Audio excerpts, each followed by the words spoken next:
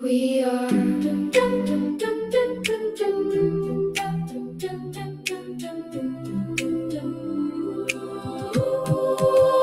I spent years looking upward, waiting for a voice to call my name. Searching every shadow, trying to find someone to blame. I knelt before the silence, and the silence never spoke. But somewhere in the darkness, my sleeping heart awoke. No angels came descending, no kingdom split the sky, just billions of burning stars, and this brief and precious life.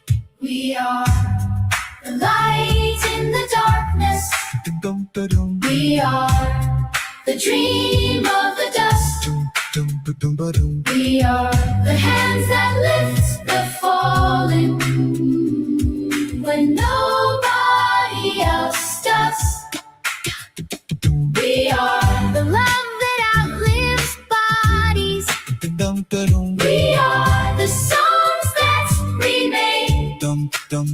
The universe became a witness the day it learned our names.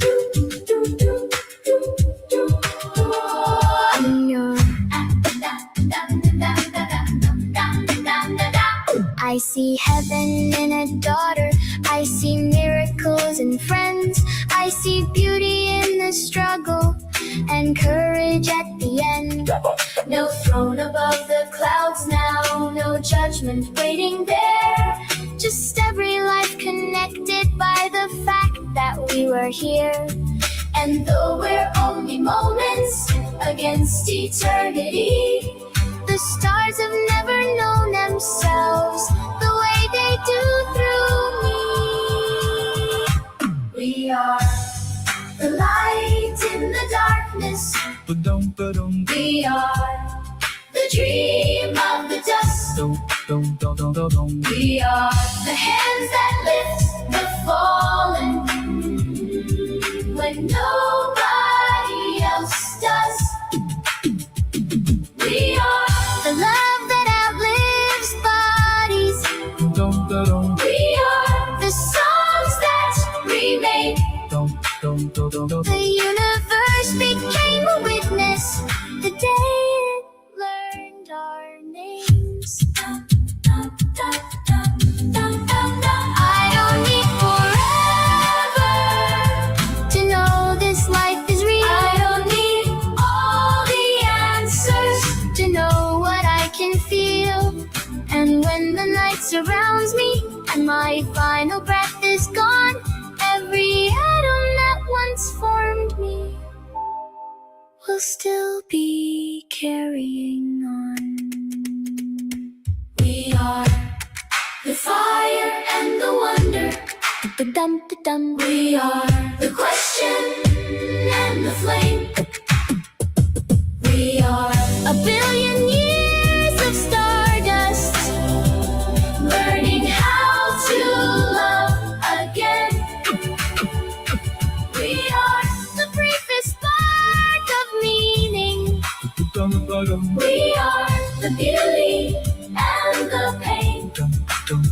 The universe became a witness the day it learned our names. We are.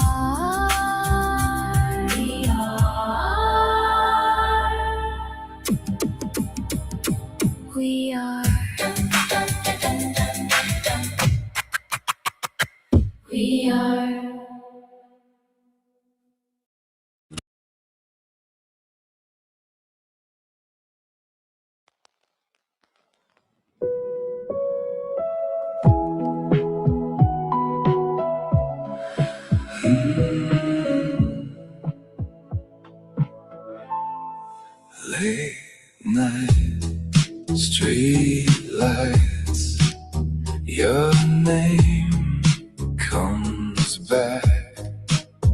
Sometimes no reason, just like that. I thought time would set me free, but you still happen to me. You still happen to me. Every song, every street, you still happen to me.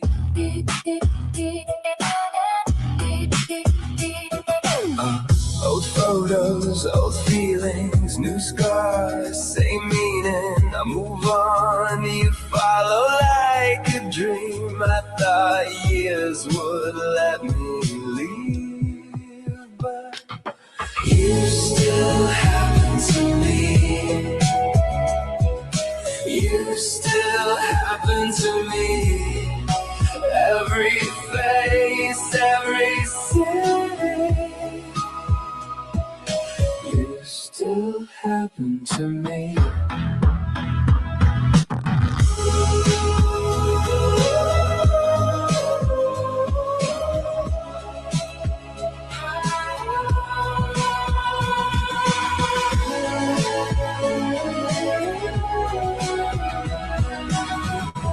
Maybe love never leaves. Maybe love changes shape. Maybe we're just memories learning how to stay. You still happen to me. You still happen to me. Even now, even here, you still happen to me.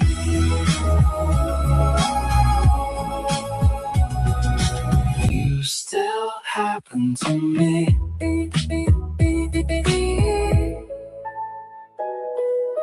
You still happen to me.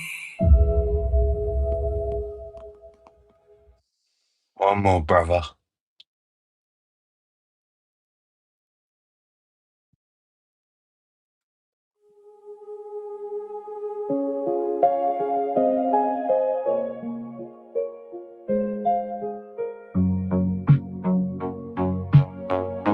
And one last song. This one's I saw you in a dream again, standing where the river bends. You look the same, but older somehow. You smile like you already knew every road I wandered through, every scar I carry now. Maybe we're still out there, living different lives. Past the years, past the nights, somewhere we're still parallel lines. You and me, side by side, in another life. Past the pain, past goodbye, somewhere we're still parallel lines.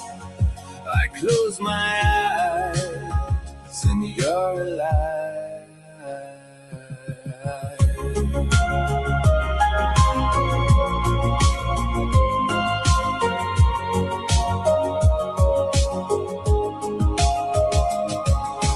Pictures fade and seasons turn, some lessons only lost can learn. Still I hear your voice sometimes, like a station through the haze, broadcasting from another place, a signal crossing space and time.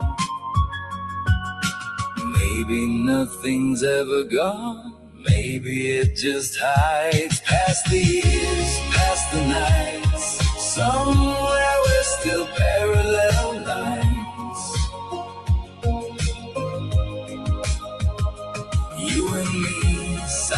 side in another life.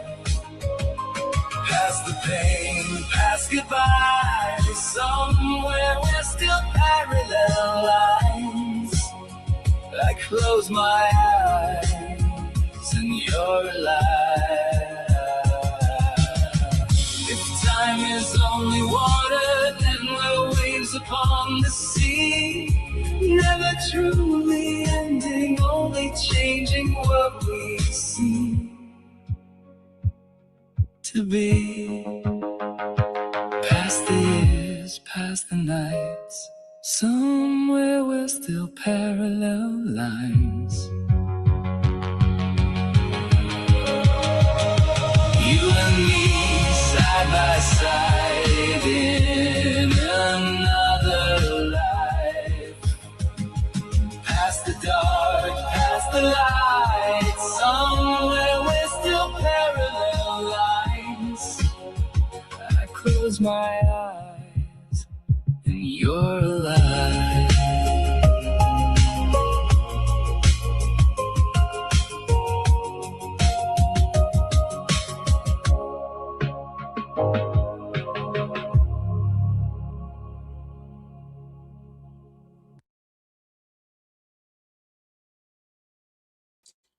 It was good Hey, stuff. Will.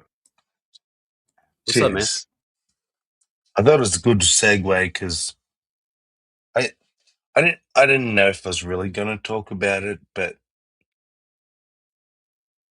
Jill kind of triggered me into wanting to stream at the least. Yeah, we need to write a song about stuffing a boot betwixt Jill's buttocks.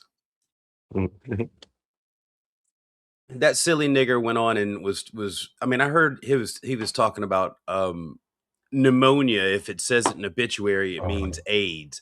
What a dumb fucking retard. Yeah. I'm ashamed that he's allowed to breathe air with normal people. He came on there just to be a bigoted piece of shit. He doesn't know anything about Midnight. Has no idea that Midnight wasn't romantically active most of his life. No. And even so, I don't know that he actually physically had an affectionate or romantic touch from anyone his whole life. In Jill the way has that this he's thinking, yeah. And Jill has this in common with Midnight, because I'm sure his marriage was an arranged marriage. There's no way that anyone met Jill and wanted to care about him ever. Yeah. I'm sure when Jill says he has children, he's referring to his poodles. So there's your Christian, there's your Holy Spirit. He shows up to Wild Hearts to insinuate that Wild Hearts' friend was gay and died of AIDS, not knowing anything about it, but almost guaranteeing that kind of confidence that he knows what he's talking about. Jill is an ignorant motherfucker, and he's got some payback coming. He just doesn't know it yet. And you probably heard me, and I think I've said it before as well, and you may have even been there in the stream. I actually know. I think it was just me and Bond were the only people I knew there, but when he found out, he literally, his first response was, "What Midnight?" And they said Midnight Sparkle. And he said, "Oh, what did he die of? I had no idea." And they said, "Pneumonia." Oh, well, you know what? When they say pneumonia, it wasn't. It was literally his brain's response to the whole fucking thing. No, yeah, The very I get. first response. That's what I think's triggered me a little. Not triggered me, Well, but he's so fucking wrong, because the condition that Sparkle had was far too obscure for most people to even recognize what it was. So it was pulmonary, and therefore it was just more convenient to tell people that it was pneumonia rather than try and explain what that fibrosis was. But it had nothing to do with AIDS. That ignorant cunt just wanted to be a piece of shit and step on Wild Heart's grief. Yeah. And then I made a point. Tout his God as being some sort of fucking answer to the problem. What a piece of shit. And I wonder, I think I know the answer, but I have to wonder how he feels knowing that his own community, like even Veckel, his bestest, most buddy husband, like sort of denounced that and said, no one knows who Veckel was, who But Midnight was. Jill, No one knows. it doesn't affect Jill because Jill doesn't have friends. Not even Veckel. Veckel may like Jill. Okay. Jill just has a tribal membership to the Christian club. He's very much on the Yeah. fringe, but he says all the shit that the Christians wish that they had the balls to say, and all the bigoted stuff just to expose what Christianity is and how these motherfuckers think. Jill's a prime example. Jill Jill is only in that group because of his affiliation, not because of any emotional capacity that he has to be friendly towards anyone. He doesn't have such capabilities. Such a sad existence. He's a waste of human flesh. That skin could have been much more applied to a person with a brain. Yeah. And it was bad timing, Jill. Not that you care, but I keep saying I was just starting to tolerate you. Like, I could be calm around You were you. even defending him in streams and stuff. Yeah? Yeah, you See? were basically saying that And Jill's fun. Jill's a fun guy, yeah, and he can like, be. I want him around. I wanted him around, but he's, I think he's sort of, I think I'm most There's a disappointed that I sadistic was surprised. motivation. Yeah.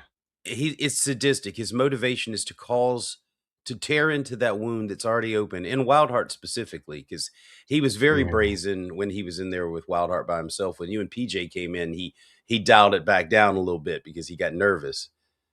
But he wanted to hurt Wildheart about Midnight Giant. That's why he was in there. That's what he was doing. That's his only motivation. Because as Yep. soon as you guys Yep. came in, his cowardly ass fled like the bitch that he is. And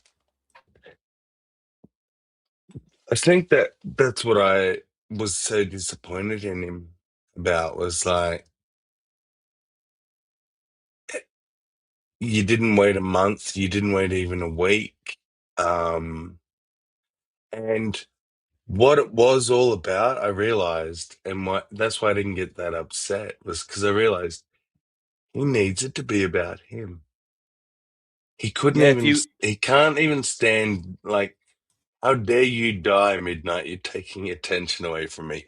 How can he claw the attention back to his Well, he pathetic did. ass? He did, Yeah. and you got to hear a prime example of Jill lying in real time when he tried to invent a family member of his that died of AIDS so that he could get away with saying the shit. Oh well, I had a family member. First, he said it was a sister of his, like a sister of his, I don't know, of his dad's brother or some weird shit. And he's like, no, it's a cousin. It's a cousin. Like, put it further away so it's not directly in my household. His Mm. story Yeah. changed as he was describing it. And it's the same thing that woke people do. Well, I have a black friend, so I can say that. Yeah. Well, I Yeah. had a family member that died of AIDS because they were gay, so I can apply this anywhere I fucking want to with, no accountability at all. Yeah. Jill has the same problem of a lot as a lot of his people, complete lack of accountability. Yeah. And his knowledge is so out of date, like I keep saying. Um, of all my close relatives that have died, the majority died of cancer. The cancer got them. But then the ones that cancer didn't get them, my uncle, my daughter, my dad, blah, blah. Like, so many people died because their bodies shut down because of treatments and so on and so forth. Whatever the reason your immune system drops, the first thing that gets affected, one of the main things that gets affected is your fucking breathing system. Lungs they're breathing in the outside world. That's why it's basic science. If he was a real teacher, he would have these basic concepts and understanding. But he doesn't. He doesn't realize, pneumonia is the most common killer anyone who's had their immune system depressed. Well, you can't expect Jill, the bus driving Niglet, to know that. Mhm. Nope. Yeah, don't give him that much PJ, credit. He's pushing a mop. Morning, He's Will. not driving a bus. y- He can't drive a bus. I'm glad you guys went in there with Wild Heart and set Jill straight, man. I didn't hear about it till after it was over. I woke up and listened to it, and I was like, that piece of shit. Yeah, I had to say something. I don't know. Yeah, it just pissed me off a little bit where he was going. Well, I think you were out of all of us. You were closer to Sparkle. Y'all were more regularly Yeah. in communication. So, I mean, you know his struggles, and Yeah, we had homosexuality wasn't a struggle. no, He didn't have, yeah, he no, didn't not have like a hardly at partner. all. He had that almost He- under control. He didn't really. I mean, thing was about him on that. He was just lonely. He was just he wanted to have a date, but on what he was looking for, what he wanted, he was set. He knew what he wanted. yeah. But he talked to me about girls all the time. Oh yeah, yeah. Yeah, so I mean, I think Will, he just wanted love. Hmm. man, Totally did. and Yeah, I wanna say this on the record. I am old school like you guys. I grew up in a very masculine time. Every single time I talk about my relationship, I say the name drop it. I still have that old indoctrination, like I'm a bit ashamed, I'm a bit embarrassed, so on and so forth. You know, single-handedly, Midnight was the one and only person who gave me the strength to publicly, and I still did it very slowly, like people finding out. Here we go. Another announcement because you already all know, but I haven't actually told you all to your face. Me and Joppa got married a couple of years back. We eloped. We didn't tell a soul. Um, because I was so embarrassed. But Midnight was like, I met him and I was like, man, this guy, he's surrounded by Christians and really conservative people who are all like frown on that stuff, but he was so fuck you all. He'll come into your stream and sing the words, I am so gay. So yeah, I just wanted to state that. Like he really he had no did a qualms lot. about it. He just proud of it. Yeah.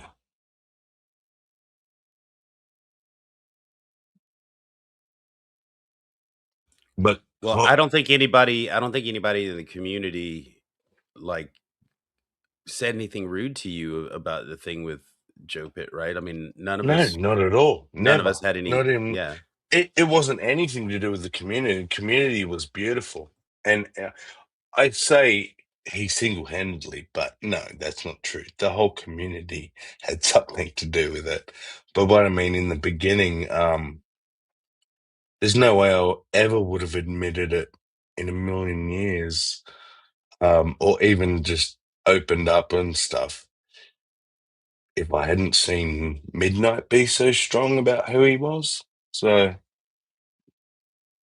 yeah, he kind of inspired me, and so I took it and ran. And Well, let's when I also realized can it we can pissed we Christians off, I went, can we keep in mind slightly. that Midnight was bisexual? He Exactly. was bisexual, and he was also, despite being bisexual, very much alone. Yeah. Yes. Yep. So I don't care what his Yeah. orientation was.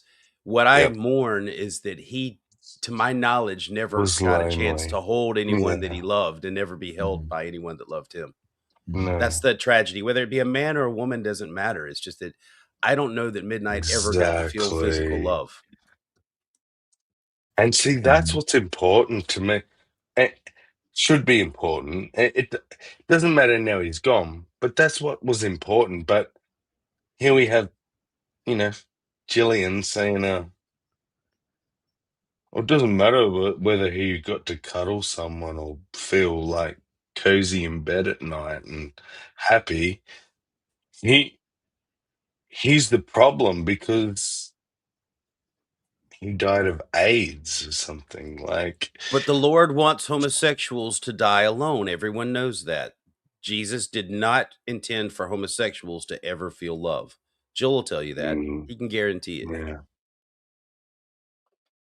The JWs say the same thing. They say even in the paradise, gays will still be gay, but they'll just know how to overcome it, sort of bullshit. Like, I fuck. think my anger with Jill is based on my abhorrence to the fact that I was in the cult. I was in the tribe. I probably said hurtful things Mm, to other people when they were mourning about their loved ones. Nothing like that, I doubt, but I know I told people when I was a Seventh-day Adventist that their loved yeah, ones weren't in heaven yet because that hadn't happened, and that might happen in one day, but like right now their loved one is dead and they know nothing, and it hurt people's feelings. Not like what Jill yeah, did, but it's still to know that well, PJ is the only one here that's innocent of not being a part of that hideous system. But it's disgusting to yeah. watch Jill now run around and feel proud about the shit that he's doing. I know. I don't And know if did I'm you madder at get as myself or far? madder at him. I know that. Oh my God. See, you're in the same dilemma. I'm like, am I pissed at him or am I pissed at me that I didn't know he would do that? Like, I thought he was even better than that. But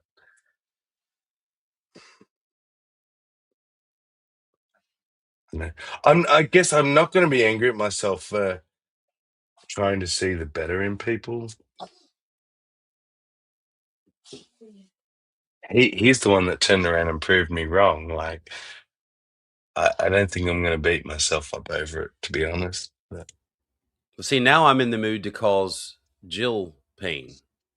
yeah. And I don't know if that's wrong or right. I don't know if there is a wrong or right. But right Well, now, I want payback on Jill because what he did was atrocious.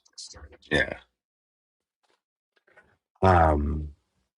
I want him to at least like he tried to say, okay, maybe what I did was insensitive. I was like, oh my God, Jill, that's a miracle. And the fact I said that, like, he turned around and goes, oh no, well, then I'll double down and started saying all the horrible shit again. He Like, only well, there's no point. apologized to Wildheart for offending him. He gave that Yeah, bullshit. Like, there was no respect for Midnight when he apologized. It was just, I'm sorry, Wildheart, if the truth that I said hurt your feelings, but you need to understand that it's your fault. And I blame you guys for that. Remember, did you hear that when he was blaming y'all for, Yeah. yeah, like people getting AIDS and dying all over the yeah, fucking country? yeah. What sort of fucking retarded deflection is that?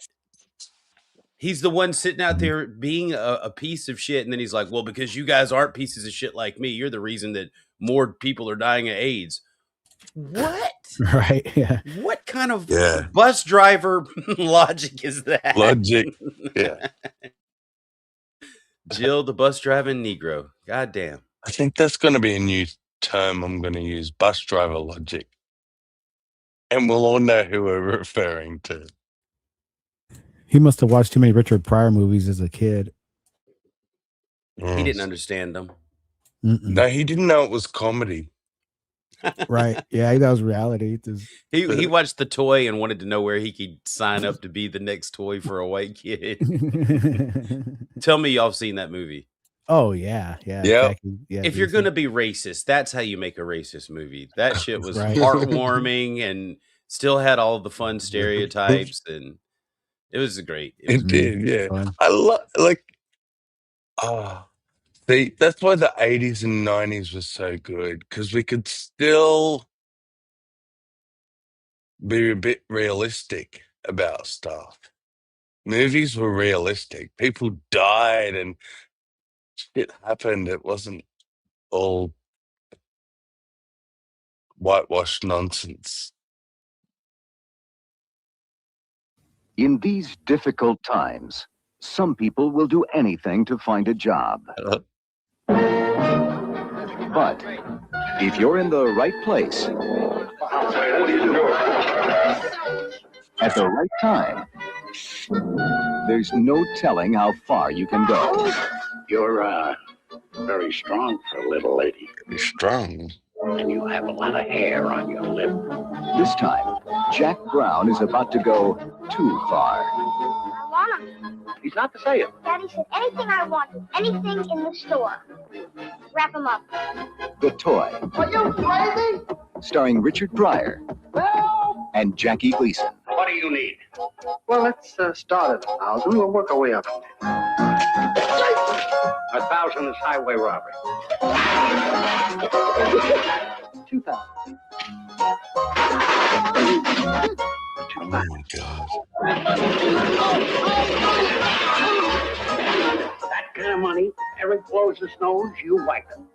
Oh, $3,000. That's a deal. I was embarrassed and humiliated. You acted like money was the most important thing. I was wrong. I only have the boy for 1 week a year. Well, you ought to get better lawyers. You shouldn't have to have him that long. If you want a friend, you don't buy a friend. You earn a friend. The Toy. He turned their house into a home. I like you, Jack. Pretend I'm Eric. Oh my God. I love you. Yeah, I couldn't make that movie today. You laugh. It's just getting weirder and weirder. And their home into a battlefield. I remember watching this as a child.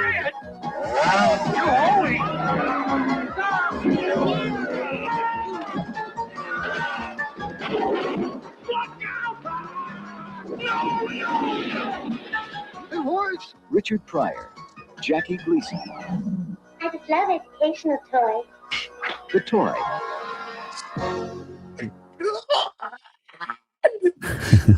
I'm gonna cut the. Oh, we lost someone. I think. You didn't lose anybody. No. I just put the thing No. back.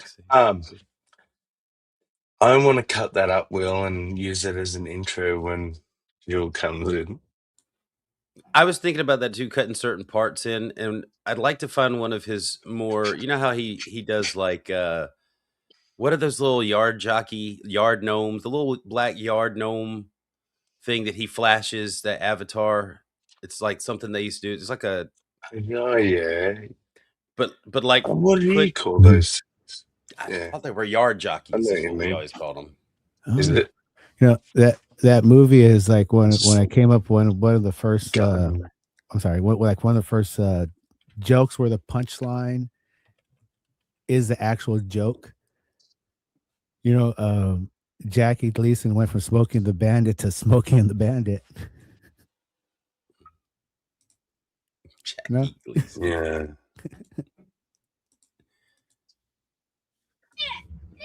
Where? Yeah.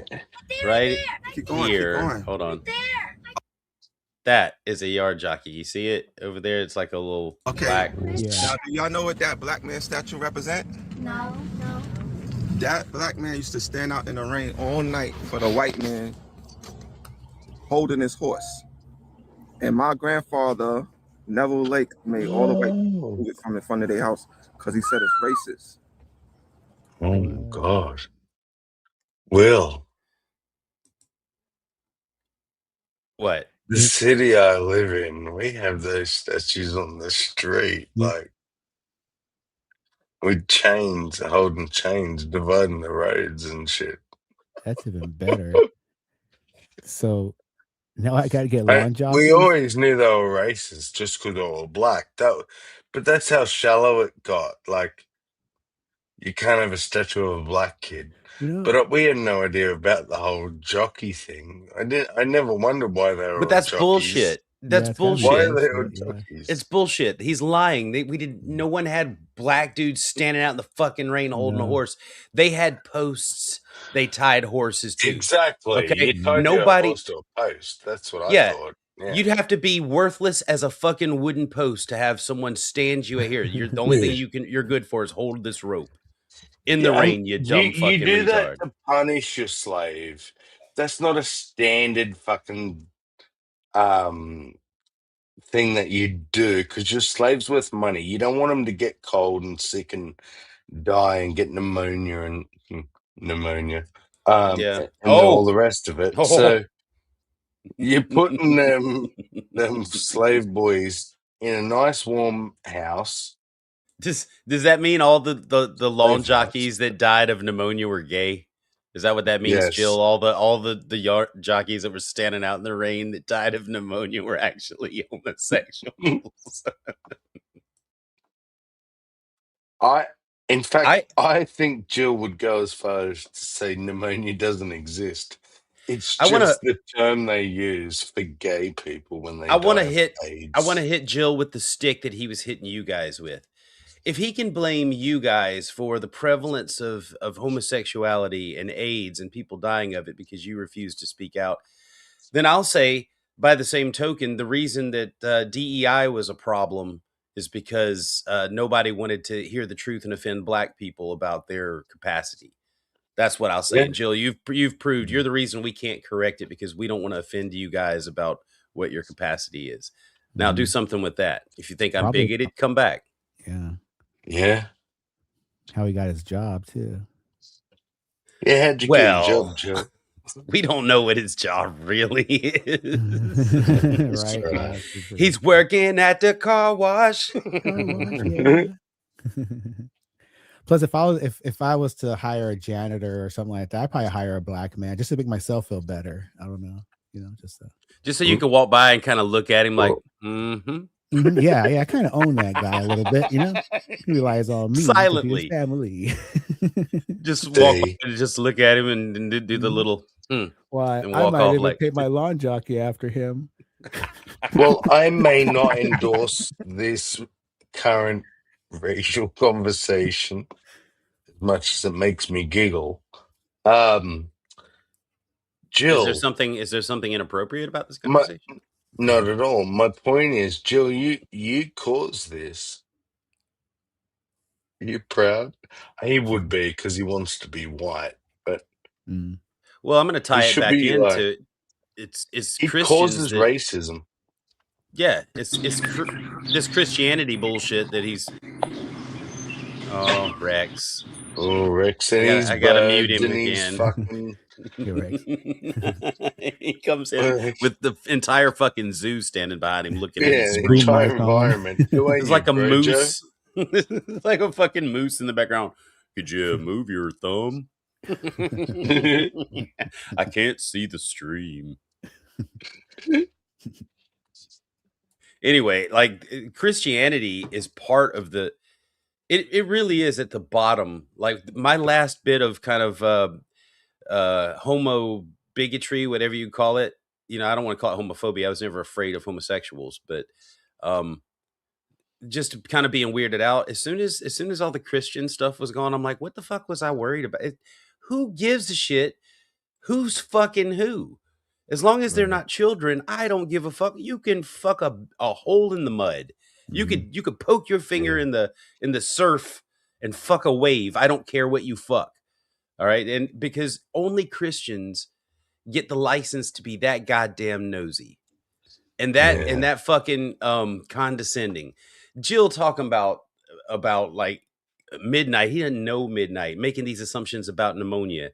I mean, should we just assume that every time you can't figure out what the word literacy means as opposed to illiteracy, that it's somehow related to sickle cell anemia? Should we just assume that, Jill? Some sort of black disease that only blacks get, and that's why blacks can't think right? Is that what we should assume, Jill? My response to him was, we could stop assuming that the majority of death and heart disease amongst Black people is fried chicken, but why would we? When it's clearly Kool-Aid. It's the most likely thing, right, Jill? So that means all Black people died of fucking too much fried chicken. Just the idea that anyone that it says pneumonia, especially coming off the heels of COVID-19, when everything was called COVID-19, whether it was or wasn't. Now he's going to be like, well, if someone dies of pneumonia and you see it in the obituary, 99% of the time it means they had AIDS. Where the fuck was he saying that shit? Wild Heart stream about Yeah. 2 hours ago, but I want to know Yeah. where And he's Veckel's like. stream a couple days back. So He was he's like, doubled down on this. he said, ask GPT. Ask GPT Yeah. if in Oh, the and God. then here's the key. Yeah. If in the 80s and 90s they use pneumonia to is it the 80s or 90s? Jill, Exactly. holy Jill. fuck, bro. You're going back and like how many is 40 years? 40 That was my years to point, find Will. relevance. Yeah. Right. This shit has not been relevant for so long. Like, I don't know where he gets his info from. I he- swear he must say, Chat GPT, pretend we're in the 80s. Mhm. Now, answer I- my questions. I see half the time Jill talks out of his ass, and when somebody calls him out on it, he changes it or switches it around like he was with does. the other. You know what I mean? He Yeah. always does that. That's why I call him dishonest. Mhm. That's been my whole thing about Jill from the beginning. And he actually introduced me to like this dishonesty amongst theists of certain kinds where they don't really care about what they believe or they don't care what they believe, but they don't care what's true. What's more important is winning the argument. And Yeah, that's it's like Jill. it's like a bunch of old men talking about bigger fish stories, and who could tell the better, bigger fish story Exactly. must have caught the better, bigger fish. Well, if I may, when I was on the ventilator, they were watching me to make sure I didn't catch pneumonia from being on the fucking ventilator. Yeah. It's a side effect of being ventilated. It just is. Yep. Got nothing to do with who you fuck or when you fuck them or how many people you fuck. It's got to do with having that fucking mechanical robot dick shoved down your throat. Lord knows if Rex. Be honest, if Rex. You've got AIDS. Just be honest. Well, but if it was tested. With all the people, the trail of bodies that Rex's penis has left down the road, I think the worst thing he's ever gotten was a little small case of chlamydia. No, Or I got the maybe a bit herpes. of I got the syphilis. herpes. And he fucked his way through a crowd of women. But no pneumonia. No pneumonia. So no. Not gay. Was Jill saying that pneumonia is a gay disease, more or less? Like anyone? It's the excuse given when someone dies of AIDS. They'll say that's what I'm saying. The it diagnosis wasn't of AIDS, pneumonia. It was the diagnosis of pneumonia to Jill. Like if Jill found out he had Equals pneumonia, AIDS. right? Exactly. If Jill found out he had pneumonia, he'd probably sit back and wonder, "But am I gay?" I don't think the doctor's right because that's why I tried to point totally out to gay. him. My uncle died of it. My dad and my daughter all died with pneumonia, but it was all from cancer, all different kinds of cancer. And it wasn't the cancer that caused the pneumonia. That's what I mean. It's not that simple, Jill. No, Like it's not. every single human that dies, it's like this caused by this, caused by this, caused by this. It's never just one thing. So their immune system is dropped because if it's not the cancer killing the immune system, it's the treatment killing the immune system. So the body's ability to fight off things like pneumonia has drastically diminished, if not disappeared, basically. That's why they like when you're on chemo, you got to stay in there for a couple of weeks because you're so susceptible. Well, I mean, if you get an organ transplant, they give you immunosuppressants to keep your body from rejecting the new organ because it's not you and it wants to get the fuck out. You know what I mean? Yeah, a lot of complications and different ways of things happen. It's like a domino effect. One thing on the other spectrum could affect it that they wouldn't even think about till it gets there. If it's one thing that's going to kill you, it's going to be a piano or a bus. When it comes to, that type of element, usually it's trigger something else along the way. I hope it's the bus. Something quick, right? Yeah. Yep. Or sleep, like Kenny Rogers' dreams. Ooh, magical. You gotta know when to hold. I have that one too. Yeah. Know when It's to just fold. he's always presenting his scrotal sack to me. He's like, you gotta know when to hold, and I always feel guilted into doing it in my dream. That's when I wake up. I'm like, no, I don't have to do this. It's an option. Wow, I felt really pressured. Stop it, Kenny Rogers. Why does have to shake them like that? They're covered in a white bush, sir. Could you trim back your I don't know what to say right now. I feel really like I talked myself into an awkward position. I just want to bow out of the discussion now. My dreams are my own, and Kenny Rogers and that's my personal business. Okay. Anybody up for watching this first part of this where it goes down?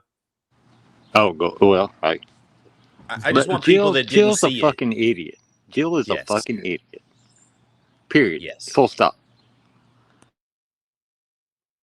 Right. I don't know if you just informed anyone of anything they didn't know, but thank you for underlining it twice.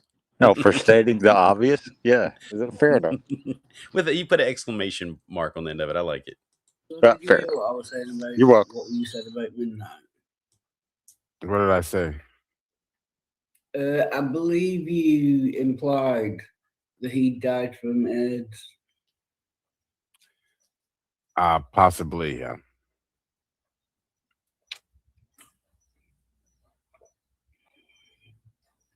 Well, you know what that makes you? What? A massive cunt. Perhaps. Oh, In your well, family. In your opinion.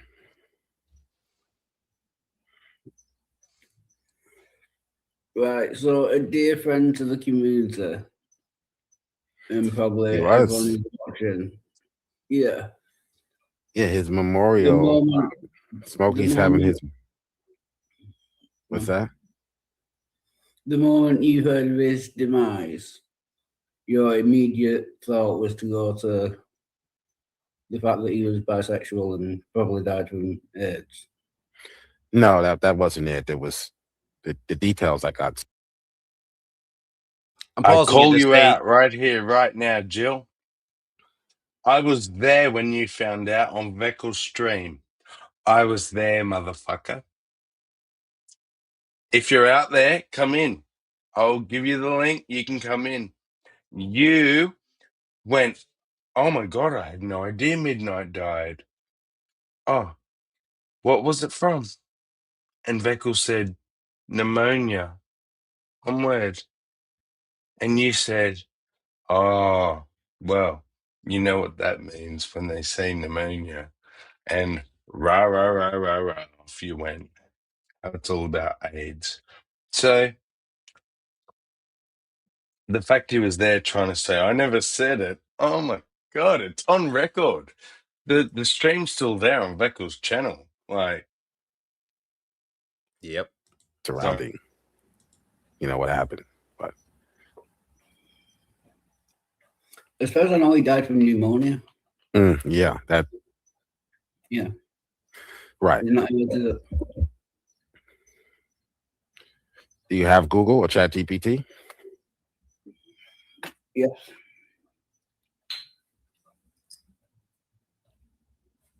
Uno second. All right, I'm on Google. What do you want me to type in? Hello? Can you hear me now? Hello, can you hear me? Yeah.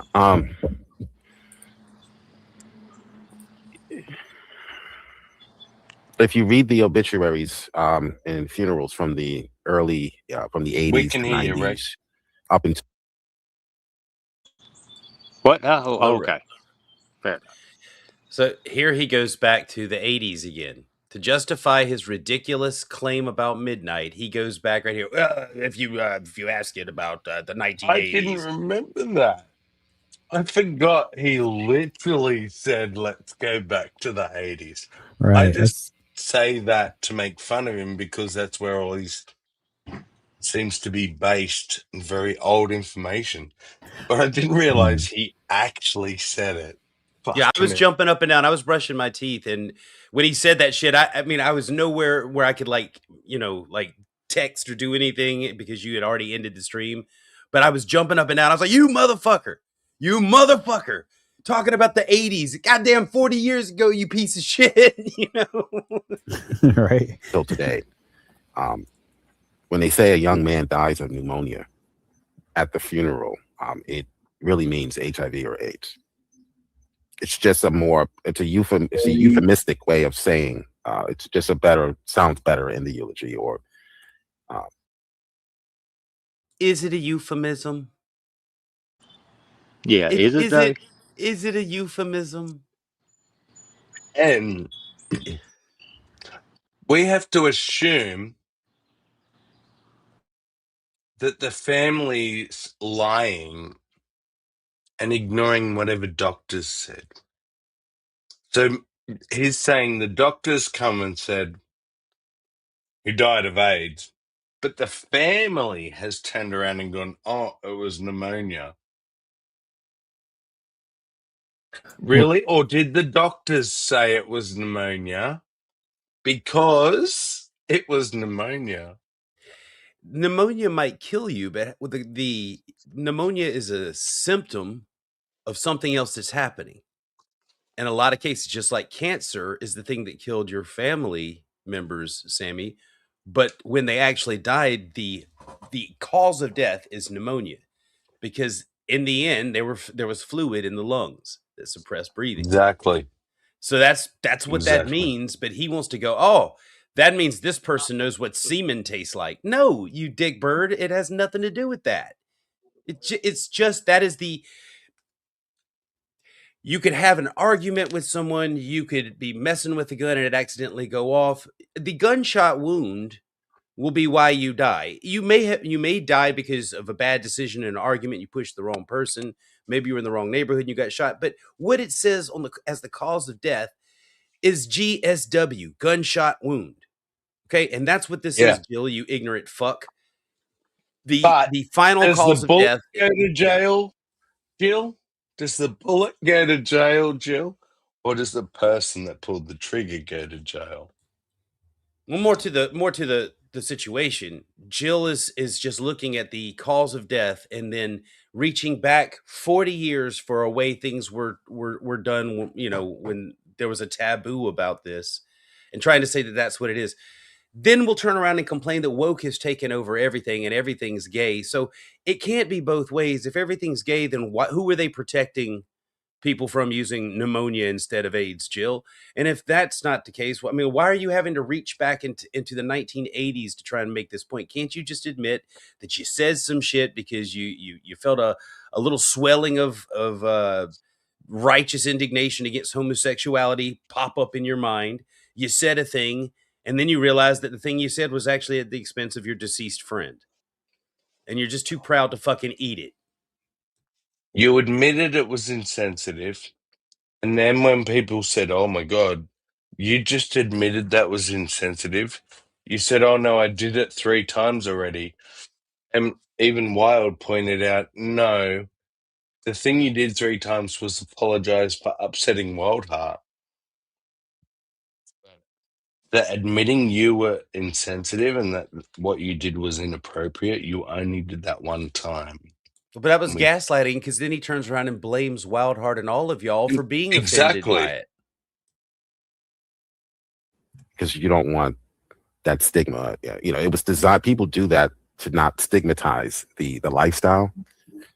Unfortunately, I believe it should be stigmatized.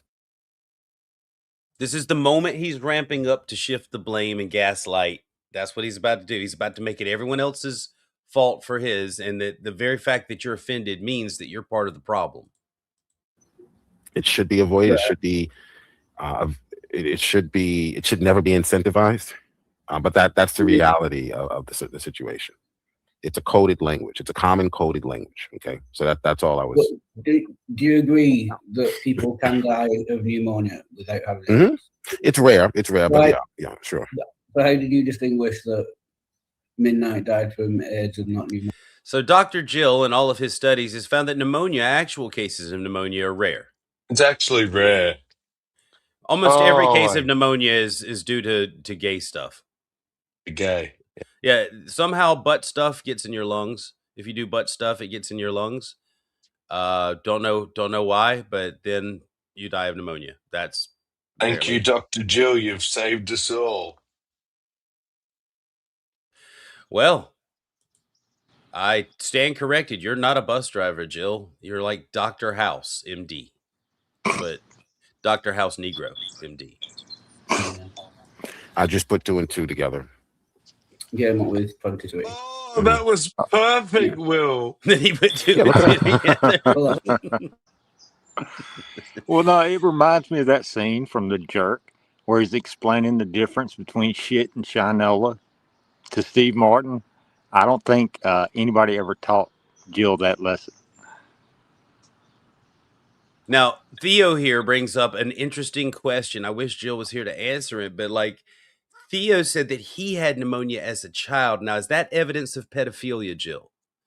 Does that mean somebody was diddling Theo as a child, and that's the only way you get pneumonia is sexual sin? I think I said that in this stream we're watching. My mum got it when she was 9. That dirty harlot. Was she raped by someone with AIDS? No, she consented. She's a sinner. Everyone knows that. If you get the pneumonia, it's because you're the sinner. You consented. Yeah, you're a child, sure, but you're sinned, sinful child. That's just the way Jill's mind works. It's not pneumonia. I just put 2 and 2 together. Yeah, I'm with 23. Mm-hmm. Yeah. Yeah, look it up. Yeah, look it up. Google it. Look it up. Google it. What's up, Green Soul? Oh, he said, "Fuck that." Yeah, Hey, Green. What's going on? Hey, Will, just to let you know, I was fucking wasted last night. All right. Just letting you know. Thanks for telling me. I'll go back and revise my notes. Yeah, I was fucking. Also, Will, I want to suck Green's cock a little bit. Wow. Did you know he was the only one? He went to Midnight's The funeral, met his family and stuff. It was very honorable. It's so cool. Yeah, I met the family. That's, yeah, but Frank is creepy that way though. Frank will just go to funerals anyway. He was going to do that anyway. It just happened to be that Midnight was. It was, I'm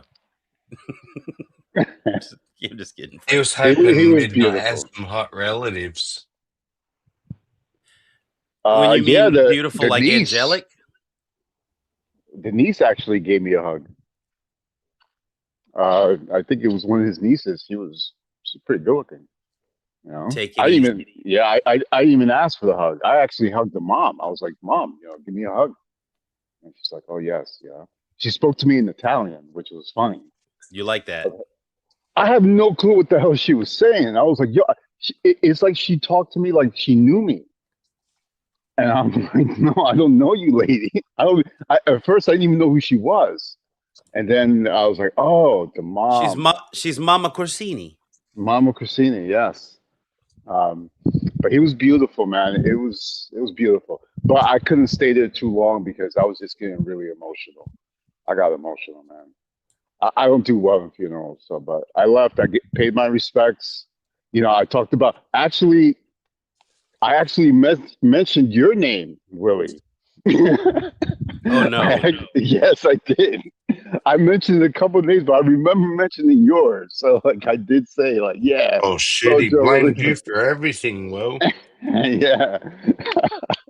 Yeah. Really free, savvy, and I was putting out names out there, Tell me you said my name. I said a lot of names, but it was really. So they got to find out that he had friends and an active. Yeah, he had life. And I was saying, how much he contributed to the community, very kind, and I would not go for it, So it was, I don't know, it was great. It was great. It was good, but it was at the same time, it was tough. Yeah, it was really tough. Yeah. But I'm the he same. looked I can't. beautiful. Yeah. 10 minutes into the funeral, I'm a mess. Like, I'm hiding behind sunglasses and shit. Because Yeah. I'm bawling my eyes out. Yeah. Oh, he looked angelic. They he looked really white. well, he was Well, not. this was He Frank's looked. first time seeing him, Will. Yeah. At Yes. first, I thought it was a mistake. I was like, "There's no way this is." And You then didn't I know came back. you'd never seen a picture of him or I'd never anything? seen a picture. Oh Yeah, it's wow. the first time. He Yeah. never saw him. I was trying to dig up a pic. I have a picture of him somewhere. I was trying to find him. Yeah. I just If you imagine want how he one, just looked. ask. He's got like hours of video footage of Midnight where he asked Tog to help him record an interview, and they did several takes. You got Midnight like just talking Midnight Tog for a good amount of time. Yeah. Actually, One thing that. Bridger, was it Yeah. Tog was showing us after your stream? It might have been a St. Tommy stream. He's showing us offline. You got to do something with this. That video? Yeah. Hello. Oh, My name is no, is that the interview one? and I will be answering the 3 interview questions Yes, that one will. that you guys have, Yes. that you 3 have. questions. Wow. You've got it. Beautiful. Yeah. Look at him. Look at that magnificent radiant cunt. Yeah. No, I had a lot of help getting it. Yeah. The only thing is, he had a strong stash, like a mustache, really thick one. Yeah, he'd been in the hospital 4 months, so that's like 4 months of straight growth. Yeah, too. And when I first got in there, I thought it was like, am I in the right place? And then I can't. And then it was great, man. One thing I didn't know about him, that he really loves Sonic the Hedgehog. They have like in his casket, he has a whole bunch of Sonic the Hedgehog like comic books and like. Oh, right on. Yeah, I was like, It's cool they did that. He really did. Yeah. Yeah, I didn't know that. Oh yeah, he talked about the movies and. Yeah, but he was radiant. There was a lot of people there. It was like he had a crowd there. And yeah, it's all I can really say. And it was I really wish I could go to the service, but I really couldn't. But like, I was glad to see him, and definitely has a beautiful family. Like, definitely had a lot of love and support. When I went into the funeral, you see a lot of pictures of him when he was a kid, when he was like a baby. And it's funny because like his family is darker than me. and it's like, dude, it's such a contrast, They're Sicilian, right? I don't know. I think so. I think they are because, I'm sure he said Sicilian. Yeah, I think so. So, it was. But she did ask, "Did you ever see him?" And out of nervousness, I said yes, because the way she was like, "Yeah, sure, I saw him." I didn't want to say I'd never seen him. But I was like, "Yeah, sure, one time," because I could just imagine how it looks. Yeah, Midnight. Yeah. Yeah, Sparkle and I talked on cam before. I mean, he glowed in the dark, but I mean that doesn't. When he was a kid, he didn't need a nightlight. I'm just saying. No, I'm telling you, when you see the pictures, like you definitely see, like, wow, and it looked like he had a happy childhood, which was nice. But hey, it's neither here or there. I'm glad that I went, and yeah, I couldn't stay too long. Maybe I was there for like 20 minutes, and then I had to I gotta get out of here before I start bawling my eyes out. You hugged Mama Corsini, and that is the most important thing you could have done. You paid respect to the mom. Yeah, yeah. That's the It was. hardest thing because they're always like breaking down and crying, and you trying to approach, and you're like, I don't want to say anything weird, but you did it, man. Yeah. But yeah, I'm always. And you Definitely. represented all of us. Yeah, Thank where you. was it Yeah. at? Where was it at? 420 Tom's show. River. Ah, It was in Tom's River. Yeah. I couldn't have made it. But yeah, you represented all of his friends by going. Yeah, I was like 420 Cafe. I was just like saying all this shit, you know, like it was funny. They He's were looking looking at at me you like like you're fucking nuts. Yeah. it's almost like they wanted to know more, and I was like, I don't want to tell you too much, you know, No, like no. I don't want to, They start yeah, watching the streams and being like, "What yeah, the fuck?" Oh shit. nah, dude. I try to keep it kind of minimal, but at the same time, kind of promoting it. How do you think How do you think she knows you so well, Frank? She's been watching you. Been following you.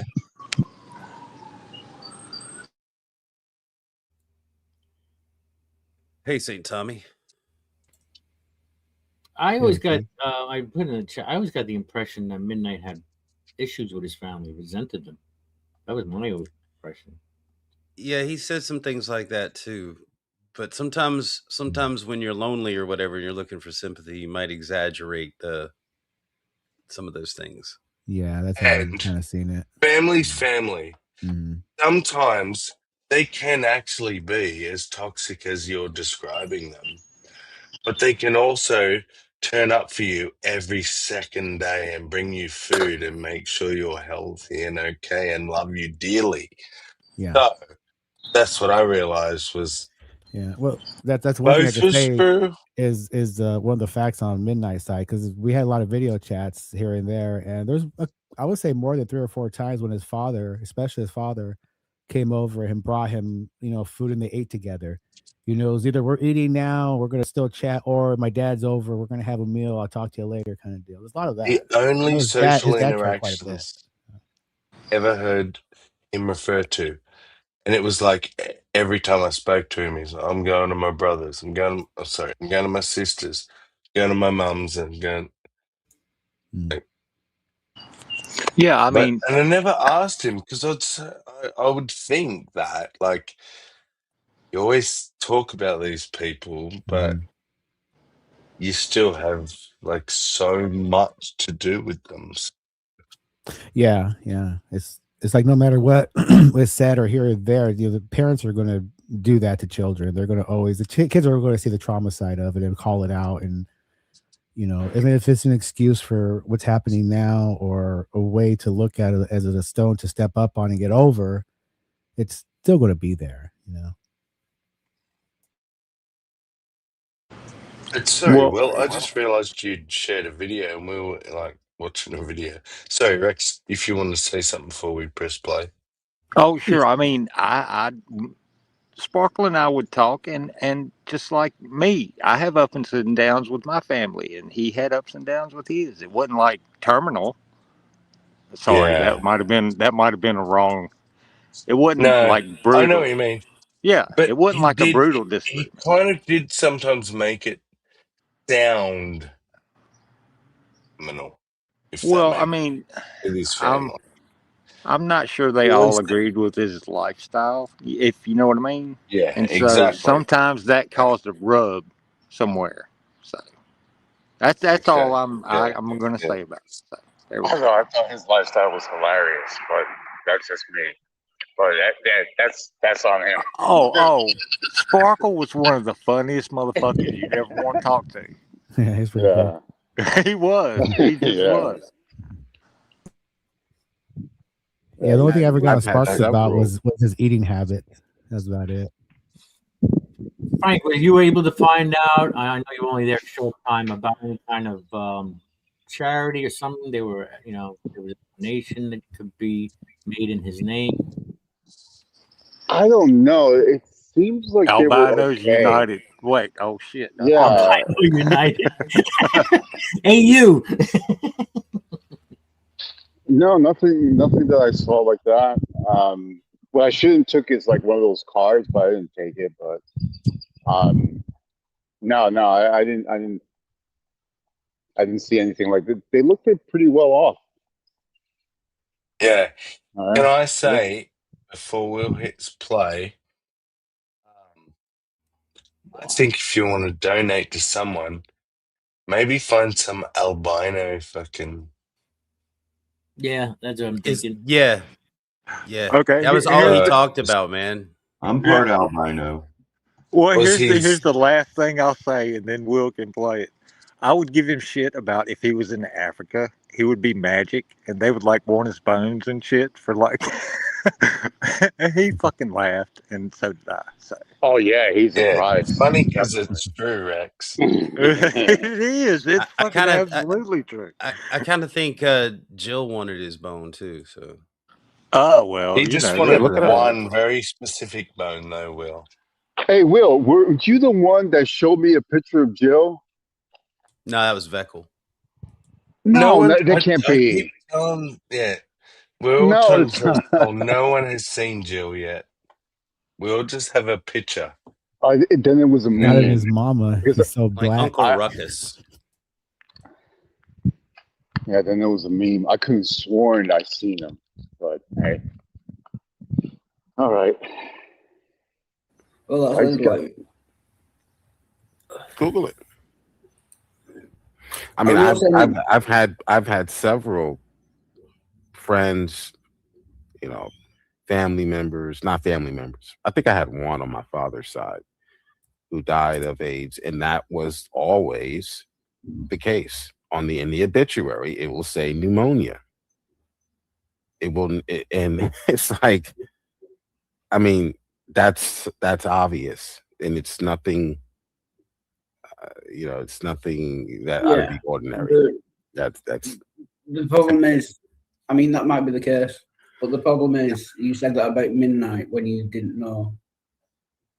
You were just guessing. I said more than likely. Yeah, I didn't say for sure. I don't know for certain. But pneumonia is not something you would die from at 40 years old. It's just not. He should Google that before he says that shit. When you People die sound of so, pneumonia. Yeah, go ahead. yeah, he sounded so certain that he sounds like dumber because of his certainty. I'm just saying, he sounds way dumber when you're so certain about something that you know shit about. That's wow. The confidence is just the cherry on the top. Yeah, yeah, exactly. So never mind. Go ahead. Obviously, just put two and two together. But the reason why this was created is more of the problem. The reason why this coded language was created was to order not to stigmatize the behavior or the quote unquote orientation. So that's just reality, unfortunately. I remember what I was going to say. It's look, it's not AIDS, the virus itself, that kills you. It kills your immune system, and then you'll catch a cold, and it'll fucking kill you. So Right, and technically, Which is possibly where you it could get comes from. pneumonia. They often die of pneumonia.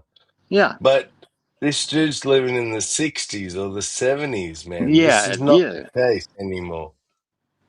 Hey, look, In cocaine fact, is bad. look up Okay. the last time someone, yeah, after a certain age, which I think is like 30-year-olds or something, no one's died of AIDS in the Western world since we developed the fucking Oh yeah, that shit they can get it to like whatever undetectable.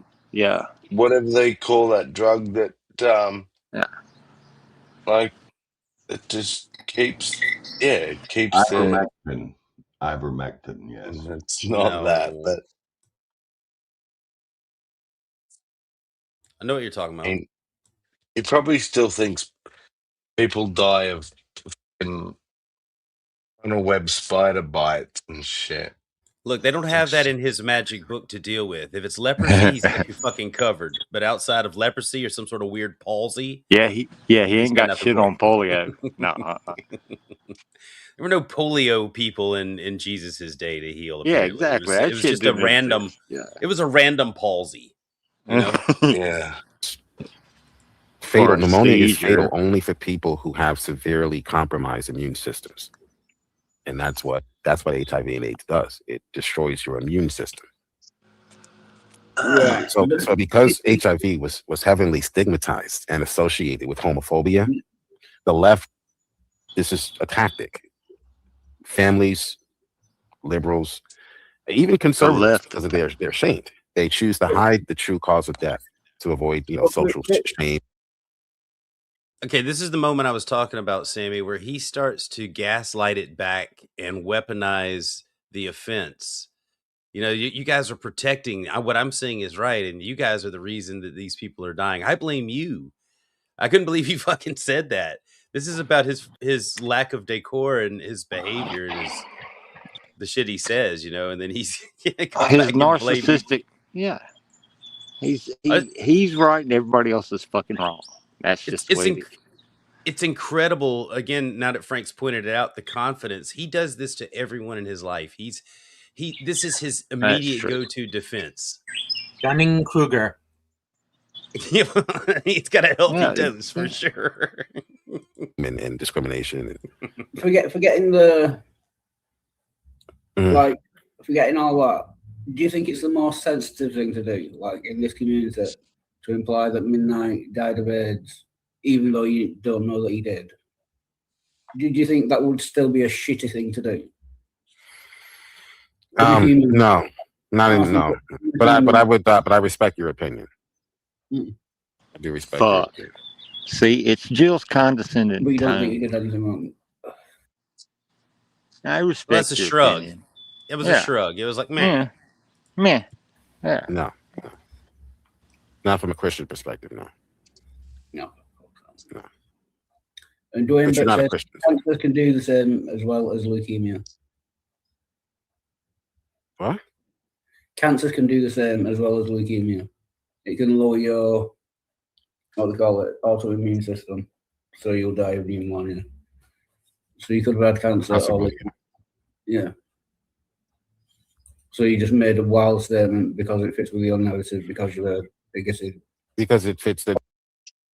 Wildheart was like right over the target. I mean, that was concisely exactly what he was. Oh yeah, he bullseyed that shit. I'm proud of him. Hell yeah. Yeah. Narrative, yes, it does fit the narrative. I'm not saying that because, like, if I know he's drinking right now in this because he is Wildheart. When I said that, I was in no way saying that you are somehow more intelligent when you're drunk. I know you've been confused on that before, but that's not what I meant by that. You just happened to hit him right in the nuts on that one. Yeah, lifestyle, his lifestyle. I do know his lifestyle, and I have several. Again, I've had several people that I've known or associated with where the family did the same exact thing. This has been the case. If you've lived long enough, if you live for over 40 years old, like myself, approaching 50, you've seen this a number of times. This is not. He's not. He has the token AIDS person. Yeah, I've that's never what had he's AIDS, reaching but for. I know someone with AIDS. That's like a white person going, I have friends that are black. Well, the story at first, he said it was his uncle. Mm-hmm. Okay, that was the first thing that he said. Now, I think it changes the second time he brings it up, and it somehow becomes like his brother's sister or some shit, which we would say an aunt, and then he quickly goes cousin or some shit like that. It just makes this shuffle. I'm like, either everybody in your family is gay and has AIDS. You guys are sinning, or maybe you're just making this shit up. Right. And that it shouldn't shock you that pneumonia was on the obituary or the cause of death. Yeah, but like Wayne says, cancer. We know what the underlying cause is. Another underlying cause. It could have been cancer. You're right. Yeah, as well as leukemia. And it's often pneumonia or a rare cancer. They'll say it's a cancer, like sarcoma or Kaposi sarcoma. So you'll see that as well. So that's another red flag. Again, that's another way to having cancer to hide or code the language. I think it's wrong to do that. So I think it's wrong to code the language. I think we should be open and upfront about this issue and about this disease and how it is spread. If not, we're doing society disjustice by suggesting, there is no consequence. So now Jill's going to insist that by going on with his narrative, going back to, Midnight had AIDS, that he's doing a service for mankind. He's remedying something by just going on with his narrative that Sparkle has AIDS. What? How's that helpful? So there is a consequence for your behavior. Hold on. Well, let me ask you something. Are there going to be consequences for Jill's behavior here? I'm considering that, yeah. There is some things being under. Let's just say that. Jill has a long history of saying horribly insensitive and beyond that, just retarded things. And I don't think he's ever heard it in a compilation before, especially some of his more horrific stuff, as hypocrisy. So you never know what could surface here in the next couple months. Well, I'm going to say, and I keep Okay, saying it, go if ahead. you really want to punish Jill, you have to ignore him. He's a narcissist. You have to totally ignore him, not even talk about him, if you really want to punish him. Well, I'll let you do that part of it. You can be the disciplinarian. I'm going to be the mocker. You good with that? Do as you wish. I appreciate that. Consequences. God created a world in which consequences follow, like night follows day. So when someone overeats, God also creates the world where cancer exists. Yes, that's right. When someone overeats every day, and they lose a kidney, or they drink every day, to develop. We don't obfuscate. We want people to know that, hey, this behavior leads to these conditions, or could lead to these conditions. So we don't want to suggest, oh well, he died because of natural causes, even though we know. No, you don't know. He did not. You don't. And know what does that? Because we didn't want to stigmatize the behavior. We didn't want to be called homophobia. You don't want to be called fat phobia. So you don't mention the fact that his diet was horrible or his decision-making process. So you don't mention that in order to protect. Can you say welcome, Sammy, and the family or the give the Jill reputation. a couple of kicks in the nuts. So that's too bad. If I offended you, I'm sorry. Yeah, it's just the lack of knowledge on the subject that offends you. Let's just pay a little subtle attention from here in. So far, he said he didn't even say sorry. So if that offends you, too bad. That apparently was apology number 1. But let's see if we get to the point, which is in about 2 minutes, maybe 1 minute, where he just says, I've apologized 3 times for being insensitive. Wait till we see or hear if he ever says that. Other than the one time I give him the benefit of the doubt. I'll guarantee you, Google, ChatGPT will say, yes, that is true. It might be true for some people, but you don't know in Midnight's case is what I'm saying. No, I don't. No, I don't know his specific case. You're right about that. Right, so why mention it then? Apart from being a complete cunt. Why not mention it? Why mention it? That's the question. Why not mention it? Because you don't know whether it's true or not. Are you happy spreading false accusations? Yeah, that's what I said in the live false, project. I don't know. Get him all right. There is something in the Bible about gossip and gossipers and inheriting the kingdom of heaven and shit like that too. So I don't know if Jill read that part. I'll have to include that in my project. What's that term they use, Will? Maybe include speaking false witness. Bearing false witness. You turn around and say, there you go. You turn around and say, I don't know. Then Why did you say this is most like that's fair? Yeah, but That this is is that not? he'll shrug that off and say that's about court No, he would but too. but pointing out that this is just gossip. This is this very effeminate thing that he does. That's gossip. He doesn't But he you doesn't don't know think what he's he'll talking about. dismiss this as just pointing out the sinners? He's going to dismiss a lot of this. The shame is Yeah. not meant directly for him. It's for those who lift him up. Yeah. Yeah, well, if you don't know that It it's was an true, assumption. Yeah, I made an assumption. yeah, then it's slander. So, do you want to apologize Could be. for slandering then? Yeah, I just did. I said if I offended you, I apologize. No, not me. I mean, do you want to The apologize to family? everyone watching? And Go ahead, Sammy. That's the first apology, and it was I was just saying number one, and it's only to Wildheart. He hasn't apologized for being insensitive. He's not backed down. He's just said, sorry if I hurt your feelings, princess. Like, that wasn't any sort of apology. Correct. And Yeah. But the fact that you're triggered is part of the problem. That's part of the problem. Because the reason why we can't say what it was that took my family member's life, the reason why. Hello, Todd. Do a sound check. No. Hello. Okay. Hey, I got Todd. you. We can't say what it was that took my family member's life as well. Think it was?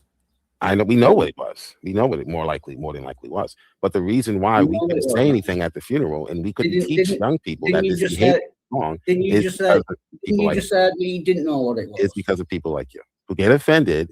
Didn't you just say you didn't know what it was? No, not for sure. Not 100% sure. But Right, more than likely so that's that's the case. slander. More than likely that's the case. And when we point that out, you get upset. Unless you know something is the case, and So you make allegations. if someone's driving 100 miles an hour and they die in a car accident, we don't say they died of natural causes in order to protect people who like to drive 100 miles an hour. Okay. So from my perspective, I didn't do anything wrong, but I understand how you can be offended from your perspective because you're part of the collective who were trying to hide the fact that this behavior leads to these types of conditions or could lead. Could lead, yeah. Yeah. More than likely. So this is the moment that Jill ascends to the moral high ground and then condescends and projects and gaslights back down. You're the problem. You're the problem. You know, you tried to make, and I think it's because he resents that Wildheart called him out and then expected an apology and didn't really accept that little penance that he gave.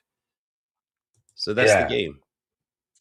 And can I get you to go back just 10 seconds so we can hear him say how it's, I didn't do anything wrong, but I understand it offended you. Just clarifying, doubling down that he wasn't apologizing. We don't say they died of natural causes in order to protect people who like to drive 100 miles an hour. Okay. So from my perspective, I didn't do anything wrong, but I understand how you can be offended from your perspective because you're part of the collective who were trying to hide the fact that this behavior leads to these types of conditions or could lead. Could lead, yeah. Yeah. More than likely. But you don't know. Okay. Go read the obituaries from the 80s and 90s up until today.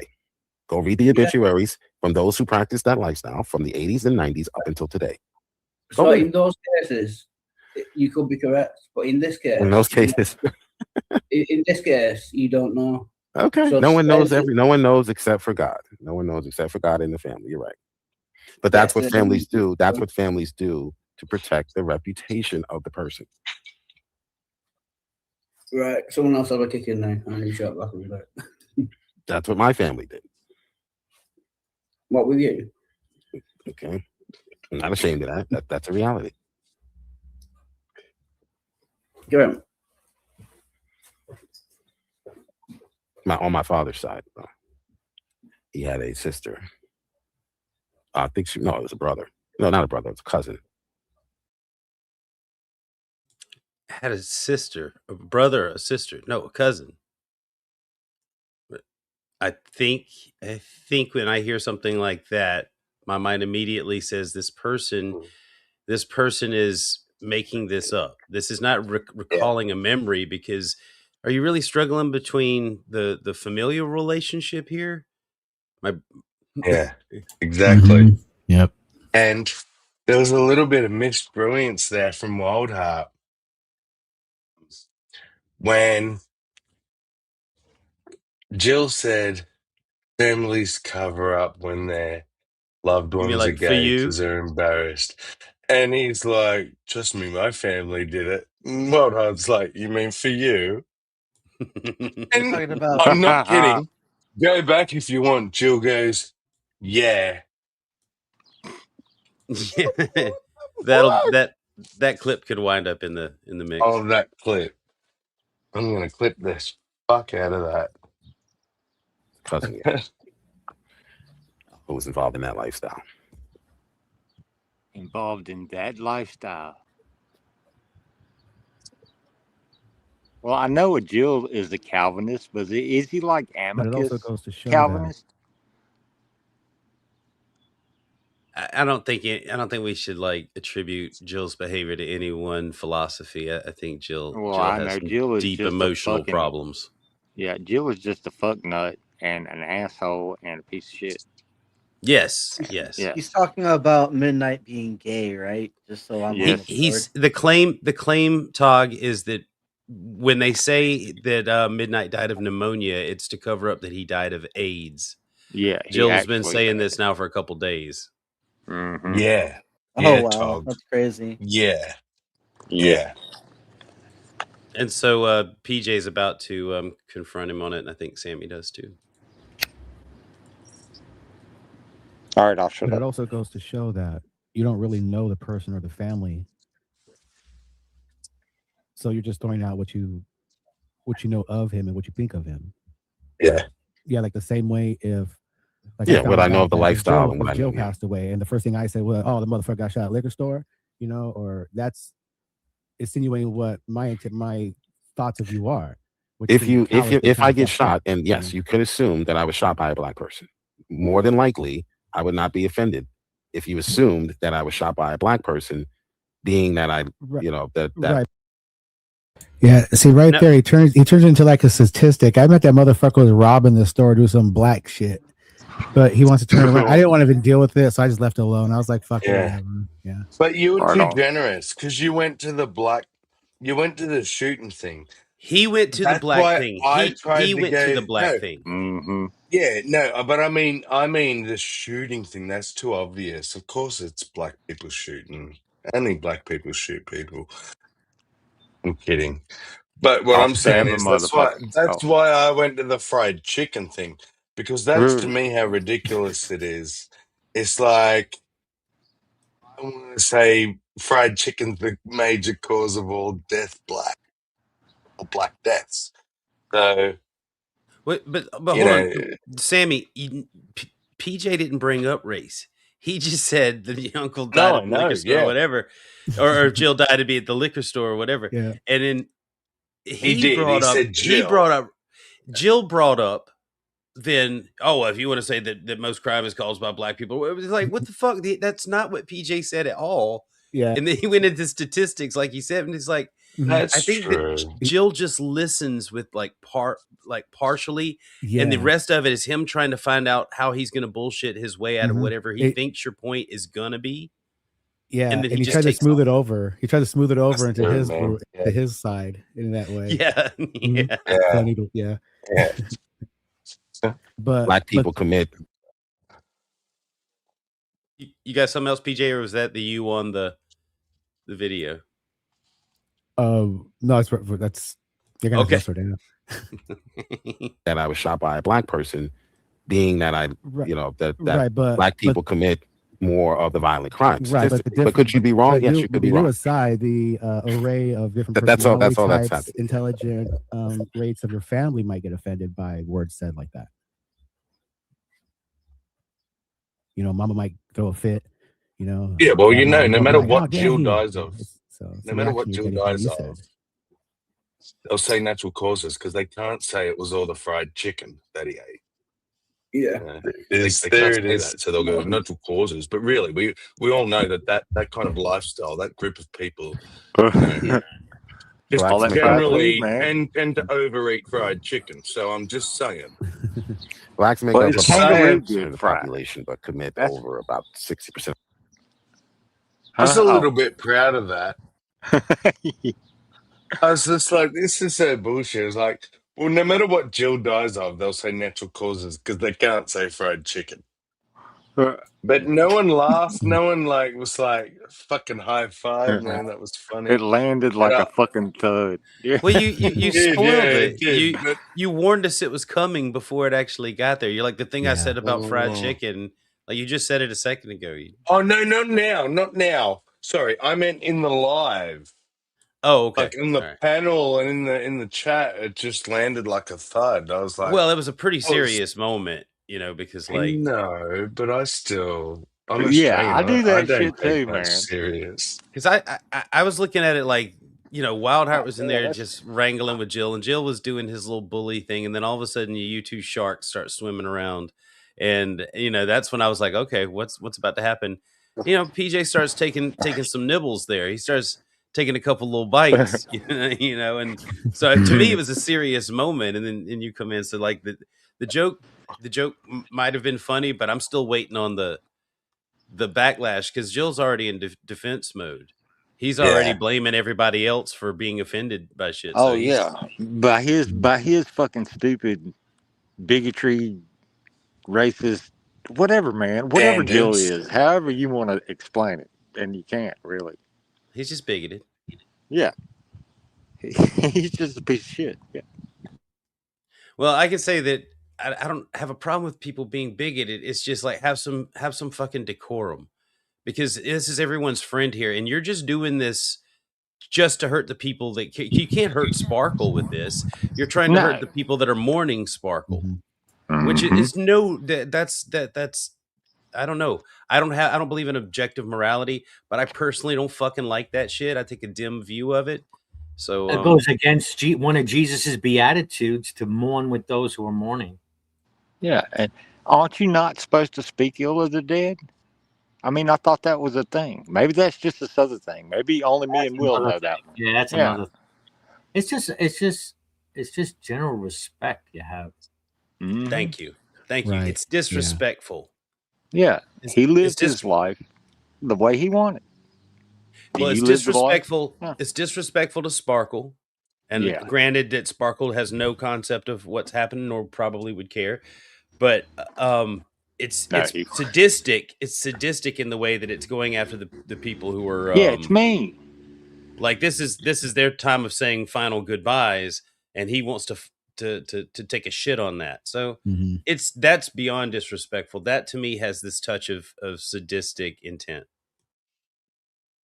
Yeah, totally. Especially the way what he's is the approaching word it. you're looking for. Yeah. I think that's all giving him too much credit.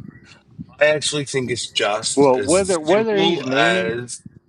Whether he's meaning I think to he's be doing or not. something, Rex. But let me tell you what I think he's actually doing. He's a little boy who needs attention. Now the attention's on Spark, and he can't stand it. Any way he can drag any attention back to him, whether it be controversy, he doesn't care. He's Jill. No one knows his real name. No one knows what he looks like. He's just Jill. He's a fucking. I know his real name. Pure troll. What's his real name? So if I am shot, Okay. That was It's accidental. Preston I was R. trying to unmute. No. Come on, man. Come on. What's Private his chat. name? Private chat his name. Yeah, you got a private chat there, Yeah. at least. You can't tell us that you know and not tell us. If you I don't wanna want us send him to a know, Christmas you can't card. tell us that you know. Oh shit! No kidding. Okay, do we have a last one? He's not gonna That's do close. it, guys. Yeah, He's not gonna do it. yeah. It is. It's in the private chat. I see it. No, it's not. It's not in the private chat. Stop fucking around and trying to get Tog in trouble. He's not gonna do it. No, it's in the Oh private well, chat. fair enough. Fair enough. Okay, I was trying to protect you. No, well, Damn it. I know. I saw that, and then I realized, and yeah, look, man. I'm sorry. Well, like You you more said, than he has to likely would be prove that it safe to. isn't the case. Allegedly. And I that's mean, allegedly. it's a it's If sort he of it sort answers of to it, that he fits. right. If he answers Yeah, to it, yeah. I imagine him. Never mind. I mean, it's probably what So his it was my Republican father named him after the president. So, I mean, I'm sorry. Yeah, I imagine that guy was real popular with the blacks. Yep. a black person rather than a police officer. Yeah, I would not be offended by that assumption, even though it is an assumption, and maybe it shouldn't be said, after someone's passing. So he fucking knows, Sammy. He Yes. fucking knows. There you go. He That knows was the he's talking admission. shit. Yeah. He And I knows what he's caught on doing. to it. Yeah. And I called him Malicious. out and I said, He's just being mean. And when I tried to call that out and say, oh, well, it was kind of a backhanded compliment. I was saying, Hold on. you were admitting this, Jill. Well done. And he just turned around and doubled down. I got an idea, Sammy.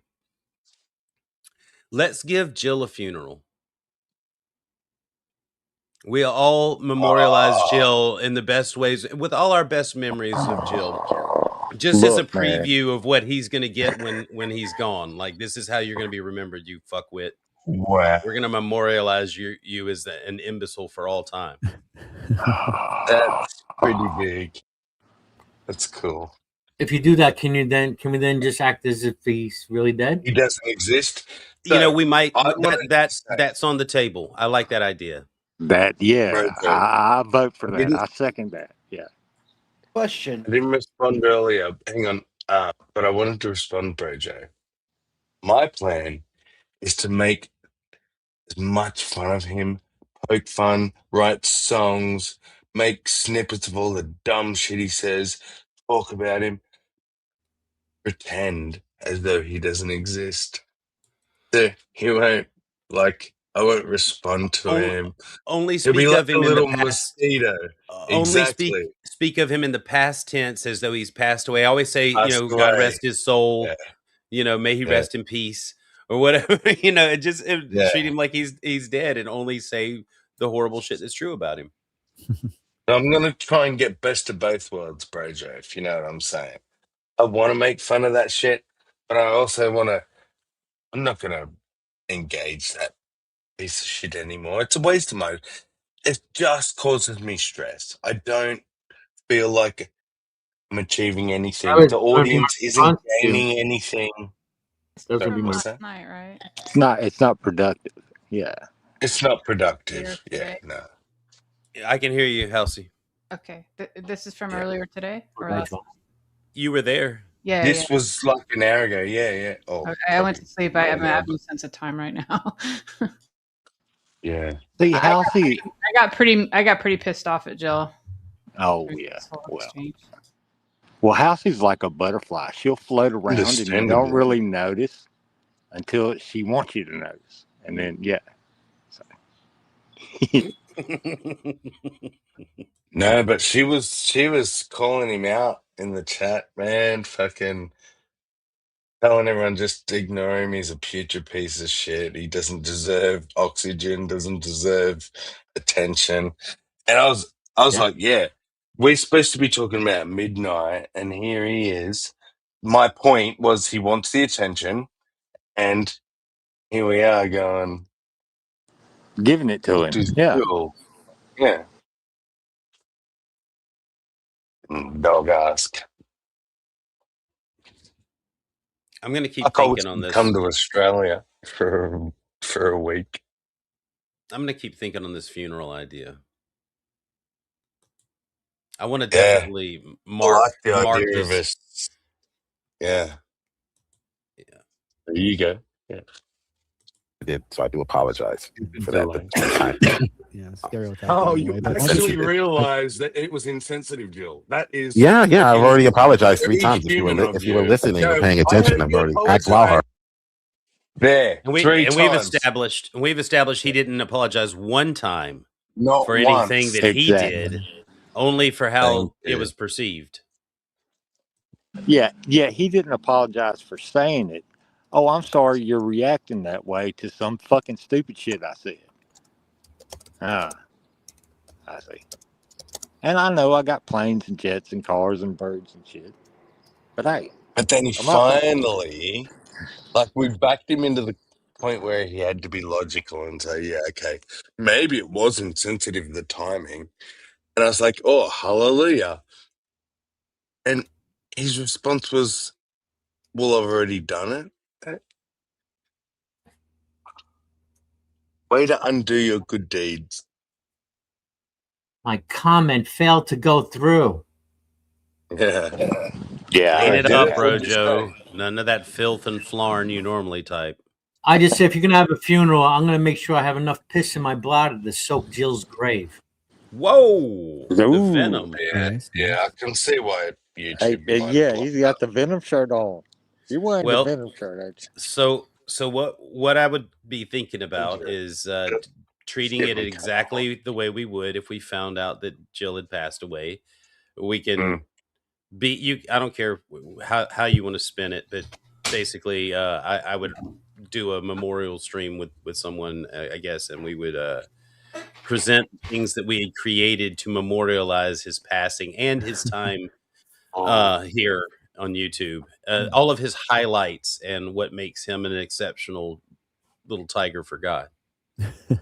What would be the cause of death? This incident? Oh, that's the best Oh, no. part. It No, needs no, to no. be something vague so we can all put in whatever we suspect that the He was in. statistics. He was Right. no. He was in a horrible classroom accident. No, A no. bus accident. It's gotta There be you go. pneumonia. It's There was gotta be pneumonia.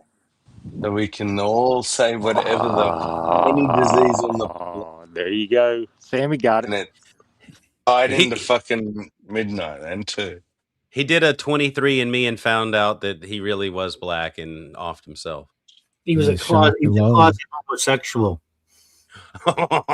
Is there an opposite to an albino? You know how those types are. They're always preaching against the very. We've got the audio, bro, Joe, of him saying that he's the top in his relationship with Veckel. We have that. And we could use that as evidence. You're like, look, it's I'm just saying, people with that lifestyle, you could. Yeah, and knowing Veckel, I don't think so. I think Veckel will be the top. I think he's just saying that. Yeah, so do I. I've Yeah. said all along, Jill He is won't the admit it. bottom. He Yeah, called himself Jill. He won't admit it. Jill. I mean, girl's did name. he? It's Jesus is Lord, and I think somebody No, else it's not. shortened It's it. fucking Jillian. Well, I know, because he's accepted it. He's consented to it. I just think He's I don't think he responded to it. That's the main thing. Oh, So. he talks about it himself in third person using that that identity. Oh, I don't you're mean scared of Jill. Look at him I running from called him Jill. Jillian. I call him Jillian, and he responds. So he responds to Jillian. All right. Well, anyway, something to think about. And then Brojo's idea is more therapeutic with it. Like when you bury him, leave him in the ground. But he's going to show up a lot of places that we are, and so. I mean, I don't always like to let Jill think that he can run me out of a room, even though he is disgusting. He's No, I know, petulant and that's pungent. that's my problem. Like, that's why I still want to make fun of him, and I also don't. It's my ego. Yes, it's my ego. I don't want him to think that I'm scared to let him in my panel or something. Mm-hmm. That's the thing I'd have to get over to do that. I have renewed faith in his ability to be shook because of that long ass stream where everybody beat the shit out of him. It was like 6 hours of him being consistently wrong about everything. And Sammy and Serb and Hillary's just fucking bringing up text, proving him wrong, pulling up facts, showing him he was fucking wrong, to the point where Jill had to resort to calling everyone racists. Oh, I'd never seen really? Jill break down to Nice. that point. Yeah. That's a real liberal thing to do. Totally is. Yep. So I It know is. it gets in. I know it wears on him. That's like Billy Madison. I hate school and I hate all of you too. And, that's the same thing. So I've seen him start to break his. I know that he gets rattled when he runs up against pushback. But then, like Brojo says, is it worth being the pushback, being the thing that has to get stressed out with his idiocy? Sometimes, maybe. See, it's also, I think, quite telling. He'll go on to Wild Heart's channel, where he knows he either doesn't get real strong pushback or gets kicked when shit gets too tough. Whereas, where are you here, Bill? I know you know my channel. You may not be subscribed, but you've been on my channel many, many times. You've never been blocked. Never blocked you. Talk about you all the time. We're talking about you right now. Or someone's told you we're talking about you. Oh yeah, he knows. Well, Where you are just you? can't you can't let Jill do one of the fucking run-on sentences where he just starts talking and quits listening. You know what I mean? Because he does that shit all the time. Yeah.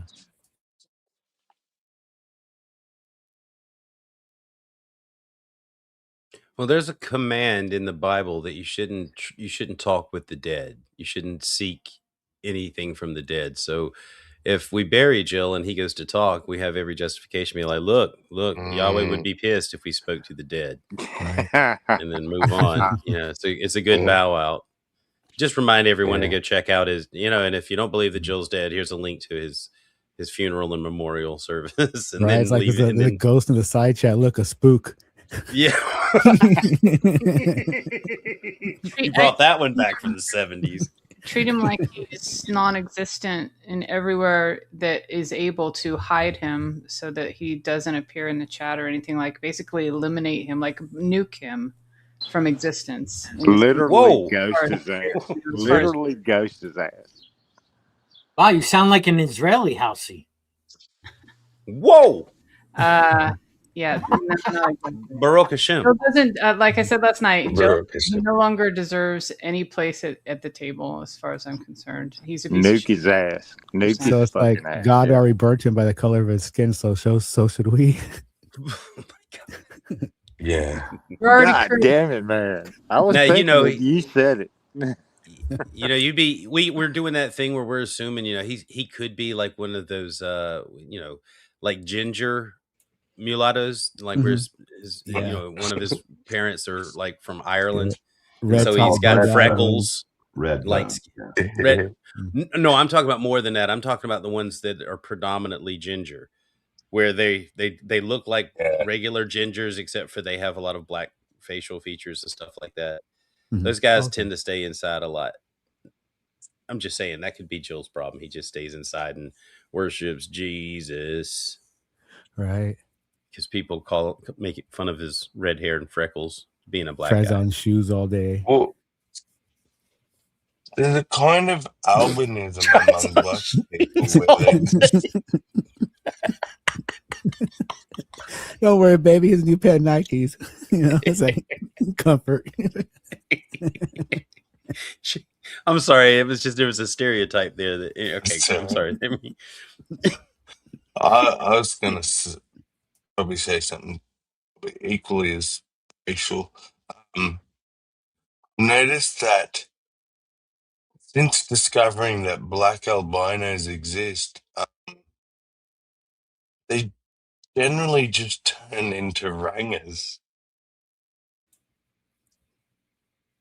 I don't know what that is. You mean like you kind of like? Sorry, that's an Australian term. Redheaded people. Like an albino black person is just a redhead. Yeah, gingers. Google, yeah, gingers. You call them gingers, yeah. I'm So glad. rangers. Short for orangutan because So they're That's what I was orange. thinking. You said, I'm yeah. glad Jill's not an anti-Semite American. right. Yeah, that's good. Okay. So as far as the Housey's got a point. He doesn't deserve a seat at the table. I agree, but at the same time, when we go visit other places, we're at foreign tables, and Jill might be there. So then I'm just trying to say there's got to be a tactful way to deal with Jill that still stings his pride a little bit, but also gives us the opportunity to continue to, avoid him like the plague that he is. Which I think treat him like you don't know him, and like he doesn't exist, kind of, like simultaneously. Like if he talks to you, don't respond. If he acts like he knows you, like say, I'm sorry, like who are you? Like just make him feel awkward and unwelcome. I don't know, like that's what I think. But I could see that Brojo's demonstrating.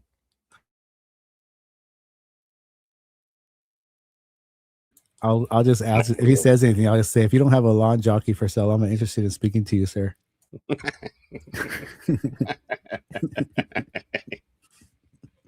don't want to bring that picture back up. Jill's one of those people that has no capacity for shame, it seems like. No, he does. He does. He feels it's his idea of losing something, of being defeated in some way. His ego is tied to that.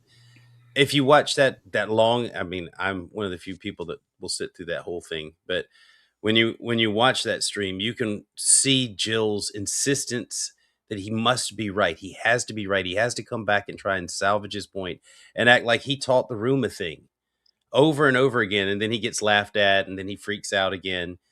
Like he's trying to salvage it for himself, but also he's got this need to be recognized by the Christian community as some sort of warrior for God. And when he gets publicly shamed in the manner that happened, which I don't know, I would have never stayed to take that kind of beating. But like he's got something invested in it.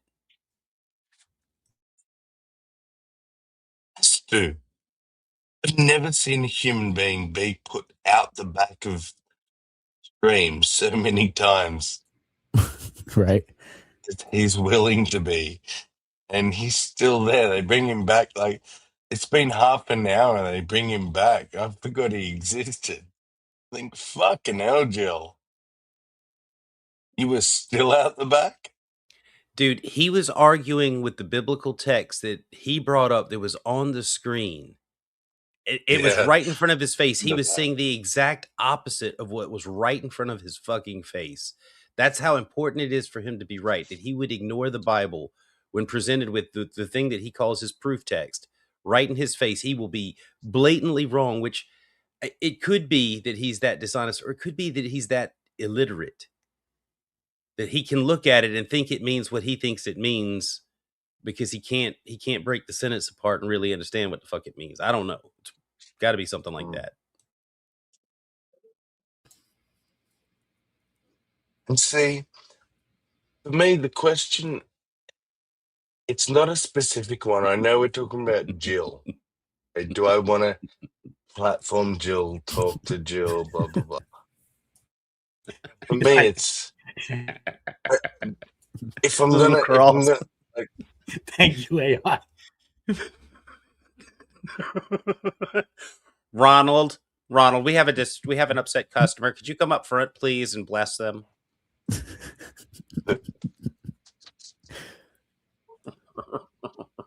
What's Ronald, wrong, sir? Big Mac not big enough?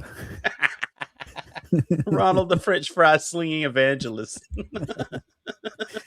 See the little rainbow pin on there? Nice. you need to put a donut in his hand too. He's on break. A McDonut. Wow, the pin, if the pin was bigger, if it was just bigger and somehow gayer. Somehow bigger than the cross. You're a naughty boy, Brojo. Yeah. Naughty boy.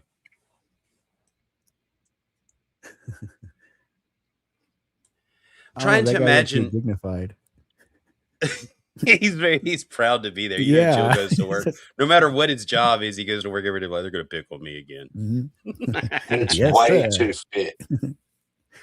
I'm just saying, Jill is not that fit. No, he's complained in the past that his wedding ring is stuck on his finger. You know, that one finger gained a lot of weight. That's what he said. That he gained a lot of weight in his fingers on one hand, mainly just one finger, his ring finger, and it, you know, the ring is stuck on there. But I don't think anybody believes that's how people gain weight, one Right. digit at a time. Oh no, my pinky's fucking full of fat. I better do something before it spreads to the rest of my. That's not how it works. Well, the time it's in your fingers. That's because it had nowhere else to go. Your finger fat ate your ring, bro. Just admit it. Exactly. He probably can't wait for the McRib to come out. He's like, why they gotta make it seasonal? Jesus. I've heard him gush over Krispy Kreme donuts in the past. That's why I always bring him up. So I know he has a big thing for sweets. He likes to say he goes running, but I don't think that that's what you would call what Jill does. Your wish is my command. Only when like Krispy Kreme is closed in like 5 minutes. Yeah, well, the running start, the There we go. running part. That's better. Not fat enough. There you go. Better. Praise size, But maybe, I would say. trust me, the running only starts when they catch him. That guy could still be a coach, but the pride thing is bigger, and that's closer. Can you plump him up further? Further, sure. Can you make him morbidly obese? AI can do anything. You know, like about like 320 to 400 or funny thing about Jill, he says that he refers to that lifestyle, right? When he's like talking about midnight. Homosexuality, yeah. No, sitting at a computer. Oh, like, no. I really seriously doubt that Midnight was out slutting around anywhere. That's what I was trying to say, House, and I felt like maybe I'm getting off the point a bit by saying it, but that's what he was implying by saying, you know, he died of AIDS. And there's a good chance he never even had homosexual. Correct. Yeah. I know. I think that Midnight was bisexual in theory. I don't think it's my opinion that he might not have ever done any contact of that kind at all. That he just accepted that he might be that way, and that was it. Like, yeah. The only thing he really mentioned about any kind of contact was based like online relationships, you know, like talking, planning about hooking up and this and that, but just basically online things that really didn't go anywhere. Exactly. Mm-hmm. There's nothing wrong with like online relationships, and there's also nothing wrong with like, you know, being a virgin or chaste. But I really don't think, you know, for all I know, Midnight, you know, possibly even was a virgin. That's why I felt bad, like saying it, because that's not the point. Didn't even have to come up. But I was just saying and all that in as like his whole thing, Jill's whole thing was most likely. Most likely. Yeah. He was operating you know what? with If you actually albino knew, statistics.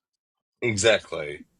If you knew fucking Midnight, it's most likely his genetic condition that got the better of him, which is what everyone thought. Yeah. And he was, and talking to him, Still he was fat enough. Yeah, he was trying to lose some weight to get off of, because they wanted to put him on. He was on like a pre-diabetic type medication. They wanted to increase something, so he was trying to lose weight for that. So he, you know, that's the only medications I knew he was talking about, and never mentioned anything about anything like that, and so doubt very much.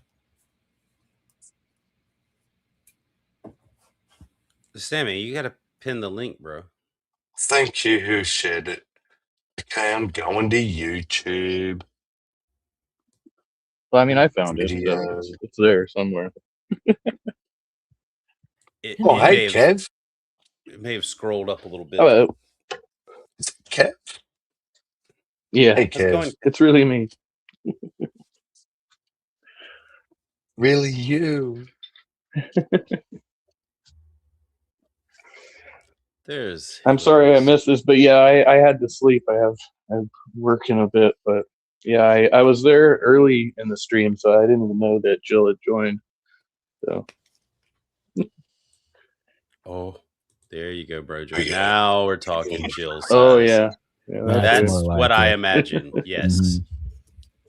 There you go. Yeah. Yes. Hey. Is that heavy breathing he does? Jesus t-shirt. Yeah. What's that, Jill? I feel sorry for his Honda Jill, oh my Civic. God. Sorry, I'm so sorry. Oh my God, I just... You changed the name tag, too. Elsie, I called you Jill. Whoa. Sorry. Yeah, I said, what was that, Jill? How dare you, sir? Obviously, How dare you? look what's in my face right now. Like, he was can you top of blame me? mind. Yeah. All right, by graphic. Go ahead. Now you have to say top of mind like 50 more times in the next 2 minutes. Yeah. What was that house? It's That You was probably don't even remember what you said anymore. Karine Jean-Pierre kept saying that Joe Biden calling out that woman's name that had died was top of line. Is that what you're talking about? That video we watched for that compilation? Yes. It was just top of mind. He definitely was yeah. thinking about Jackie being dead when he asked, "If she here, Jackie, where's Jackie?" Oh, they took the cross away. Well, that's because you can't have two pride pins and a cross. Is the dead bitch here? Oh, There's some things even Jesus won't promote. That was beautiful. My God, there was some beautiful shit in American politics in the last couple of years. That's what I miss the most about the Biden era, because like no matter how bad he was fucking up the country, every interview was goddamn hilarious. I wanted to be mad at the guy, but I also felt sorry for him. He was I think he's a piece of shit.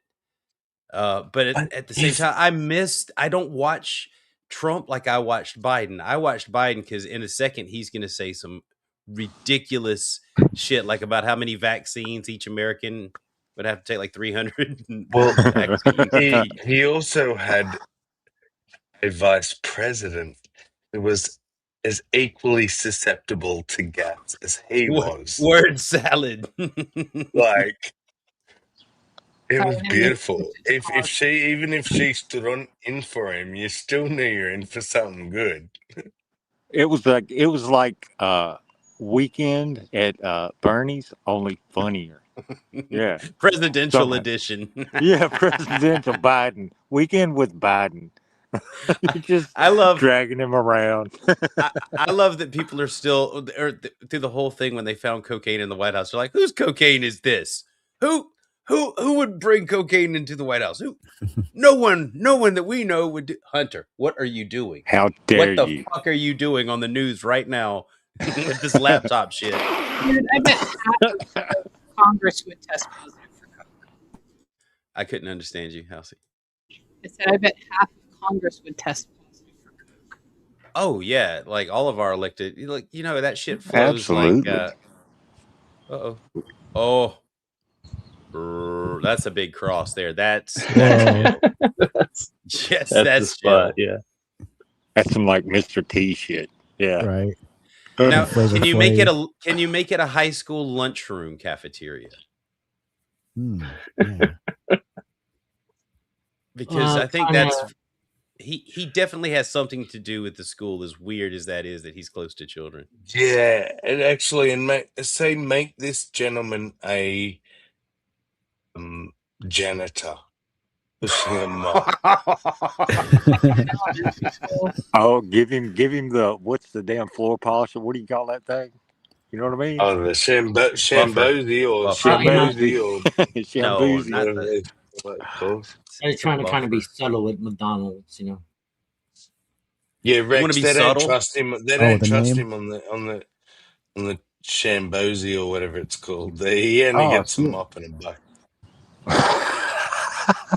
And the dust. You're talking about a when Zamboni? kids puke. Yeah, That's for the Zamboning. That's the one. ice No, rink or something. it's there's a version that's like they use in supermarkets and that, and it goes and polishes the floor.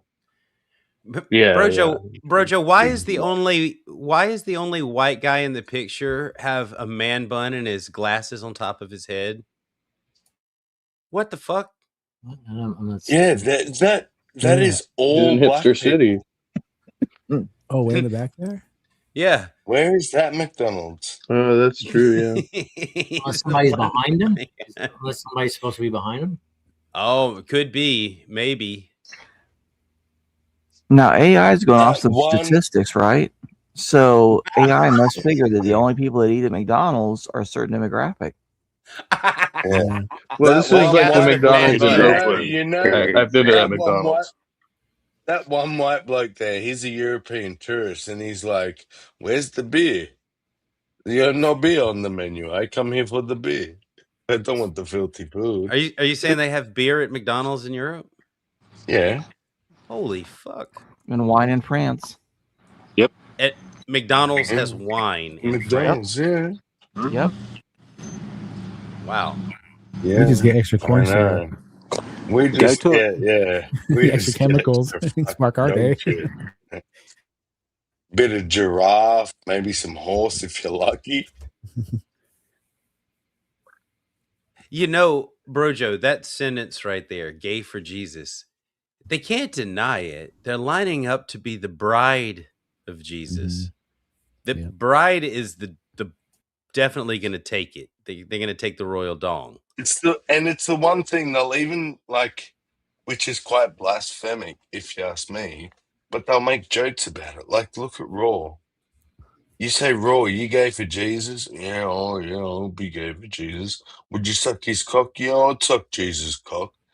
Like, Raw, I know you're joking, bro, but you're not supposed to say that stuff. You know, a lot of Christians do say They that though, literally are that they would do gay. it. Like, Yeah. The Christian women are more like unabashed about it. They're like, Jesus is the only man for me and all that shit. But yeah. the dudes have to like. Jesus ain't interested. That's the point. He ain't interested. Like, they've missed the point. People have sucked cock to pay their rent. If I'd suck cock to avoid eternal torment and fire, probably. I'd be like, you know what? true. I'll take a load to the face, I guess, this time. I only got to do it once, right? Jesus, I only got to do this once, just the one time. As long as it's a one-off. Yeah. I don't know. You only have to spill it one time. Yeah. The thing is, well, you know, Oh well, it's there's not always a a second one-off. coming. Yeah, exactly. once they realize There that you you're go. gonna do Heroic. He once they shoots. know He you're gonna do scores. it, it's like that will cunt. He'll cop a load to the face. Well, at least I have to wait I'll 3 go- days for him to get it hard again. That's true. Fair enough. Fair enough. You got to raise it from the dead. Hey, Will, you killed that fucking shit. Okay, I'm just saying. Yeah, I've heard sermons where like women will say that their marriage is a three-way. It's them and their husband, but Jesus is actually the man of the family. Whoa. I've heard women get all squirmy and weird talking about the potential of how good Jesus will smell. I noticed that Christian men tend to use God in the marriage as like the one that gives them authority over the woman. They bring the Jesus, the God part into the relationship to say, now look, woman, you're gonna have to listen to me.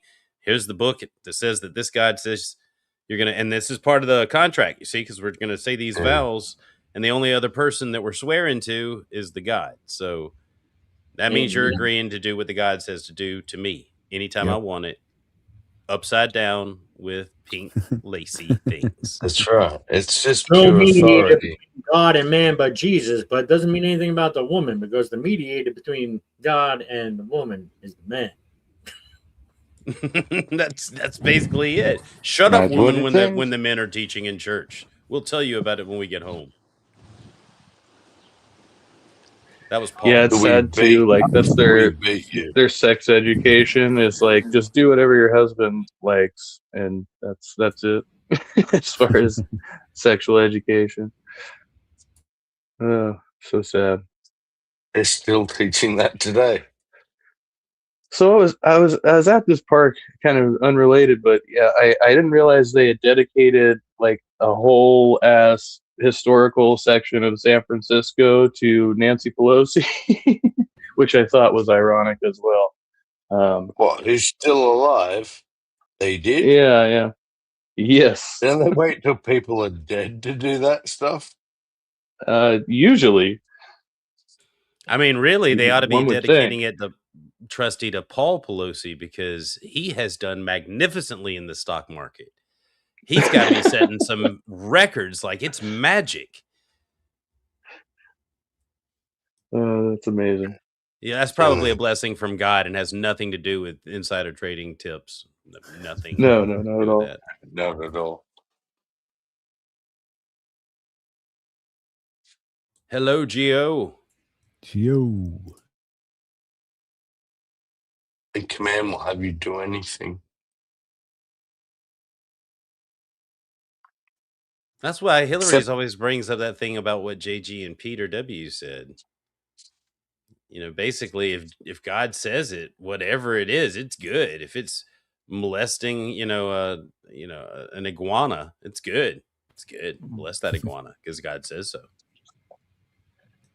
Yeah, such a fucking stupid argument. And then, yeah, of course, like when God tells you to like drive your kids into the river or something, it's not good, right? But if it's in the Bible, it was definitely good. Yeah. Okay, well, hold on now. Hold on. The last time I talked to you, you were still doing the God thing. Well, I'm going to church, but I'm not over here having conversations with the motherfucker. You know, I mean, I don't know. Are you just in it for the pussy? I mean, just be honest. I mean, that is a valid reason. Well, there is that. Although I haven't gotten any pussy out of the deal, to be clear, but it's not even the prospect. But you're talking about, that it's stupid, and divine command theory is just part of being a theist for the most part. It's good because God says it's good. He's the designer, and whatever it turns out that he wants us to do, you better fucking do it. Yeah, but the question is like, how do you know that? I guess my only point was like that if God was speaking to you directly, like, you know, if it was something innocuous, people would be like, okay, whatever. But if it was something serious, like, you know, like offing your children or something, most people are going to tell you you're freaking batty. Oh, like Abraham. Yeah. But But do you realize what you just said? Think about that. You have now become the arbiter. You've said, if it's too crazy, I won't believe it's God. But if it's not that crazy, I'll believe it's God. So you've kicked the can down the road, and you've still not answered the question as to how do you know? You still don't know. You're just going, well, I'm going to have a guess. Depending on how I feel about that specific request. If you ask me to murder 10 babies, I'm probably going to say no. But if it was one, I might consider it. Yeah, You no, see, well, like, for me, I was speaking in like terms of like the like public perception of like if you were to go and tell others that God told you to do this, how they would react. But yeah, God told me to kill my family. Was that a good thing? Definitely not. See, you used your own judgment. You didn't insert God's judgment here. Yeah, You his used your ways are own higher than judgment. our ways. You can't just Okay. assume. All right. No, I'm not correcting you, Clockwork. I'm saying that it's impossible for for we you don't to have know the the mind of God. understanding. Yeah, Exactly. we don't understand. It's good because God says it's good. If it says that you got to take slaves, you got to take some fucking slaves, man. If God says it's good, sacrificing. But we're also your supposed to livestock have the gift of discernment. That was like part of the deal. Supposed to be able to discern good commands from bad ones. Right. Is that something that you get when you believe or before you believe? Or is discernment the thing that gets you out of cults? Yeah, I would think it'd probably bring you out of cults eventually. Kevin, are you trolling the Mormons? I probably should be trolling harder. No, I'm being serious. No. I'm asking you.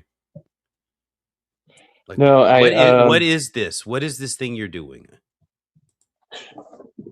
Oh shit. Well, no, I don't know. It started out as like almost an experiment, and also like throwing my hands up and be like, "Fuck it!" Like I don't have enough. I don't have the answers, and now when I'm going in there, like half the time I'm looking around, like, where the fuck am I? What am I doing? But then I take a few deep breaths, and I remember it's like an exercise in discipline. So I think I'm just disciplining myself to fucking sit through an uncomfortable situation at this point. I don't know, but it's really gone probably too far. So what you're telling me is that as part of self therapy and to develop patience, you're feigning religiosity. Basically, I guess yes, yeah, that's a yes. Well, get what you can get out of it, man. Patience. I mean, if that's something that you can get out of it, that's fine. Just be careful. They're not called cults for no reason. Exactly. Right? That the shit that they teach is meant to bring you to a circular kind of idea that where critical thinking becomes the enemy. Questioning authority becomes the enemy, and the Mormons are certainly known for their system of authority. And also, I want to ask the question. I'm not implying that you're doing this. I don't think you're doing this. I actually think you're not trolling the Christians. I actually think you're genuinely searching, and you're genuinely searching where you're searching at the moment. But whatever the case, there is often the case, and I've been very guilty of this myself too, where depending on the stream I'm in, I will change my point of view or what I like. Are you going in the Christian channels and saying, no, you're a full Christian, and then coming here and saying, no, I'm just kind of trolling the Christians? And I'm not saying you're doing that. I think it's just a good question to. Well, if it's an experiment, Yeah. you got to go full bore with it to get the whole experiment, or else you really won't get everything out of it. So, man, I say get those 4, 5, 10 wives. But that's expensive because they really are serious about their tithe. Yeah. Yeah, that's true too. I'm supposed to give them money and shit.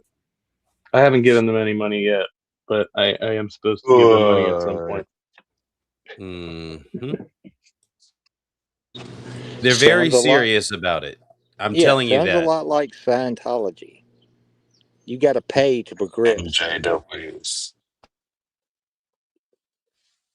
I mean, that's really all the Christians. If they're passing their hat around like God needs the money, if you want to pass the hat around and say, hey, Susie May over here is having a hard time paying her bills or whatever, we're going to take it. But if you're just like, send your money to God, show your love for God by giving him, I thought money was or love of money was the root of all evil. Tell us that giving up the money is to help get rid of our greed, be charitable to something, but don't be like God needs your money. The fuck does God need? The other side of that is there is that kind of that strong evangelism going on. They don't really do it like from the pulpit necessarily, like in the way that other churches do, but within the individual members, and I kind of see the messaging is that they're very much like, oh, we're in the end times, we need to spread the gospel, yada yada, and so their way of doing that is through missionary work. Scare you into it. Yeah. Kevin, why did they send the children? There's a reason. Do you know why? I mean, I'm presuming that it's because it's harder for people to be rude to the children. But there's that, but the children are typically more likely to be true believers, non-questioning true believers that are out doing their mission as their family wanted them to. And they're going to go out there and they're going to stick to their script most of the time. Some of them fall away, but they're doing a thing with a heart that hasn't been weathered through experience, time. And so sending an adult in that out there, they would not be able to sell it because they wear out over time. they're still faithful. They still go. It's their way of life, but they're in the group, and if they had to go out and deal with arguments about it, it would decimate them. You hardly ever Right. hear Mormons come into a debate situation, right? Right, That's because it's true. all Yeah. about you have to have a testimony. If you go, like it's always about, you have to have a testimony that the Book of Mormon and Joseph Smith are right. So it's never about Jesus or anything. It's always, I know this church to be right because my parents told me, or because I had a burning in my bosom. I mean, everything is all about the burning in the bosom. It's not about logic.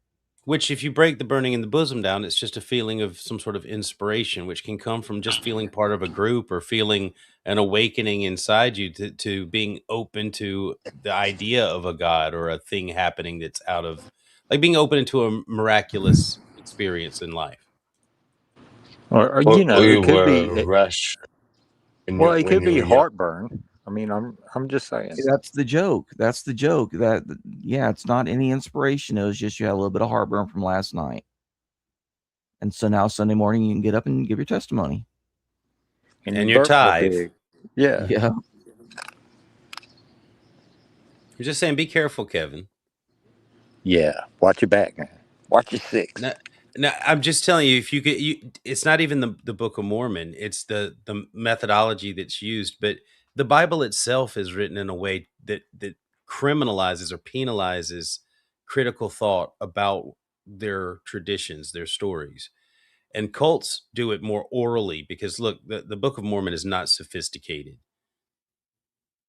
It's not. There's no grand purpose behind it.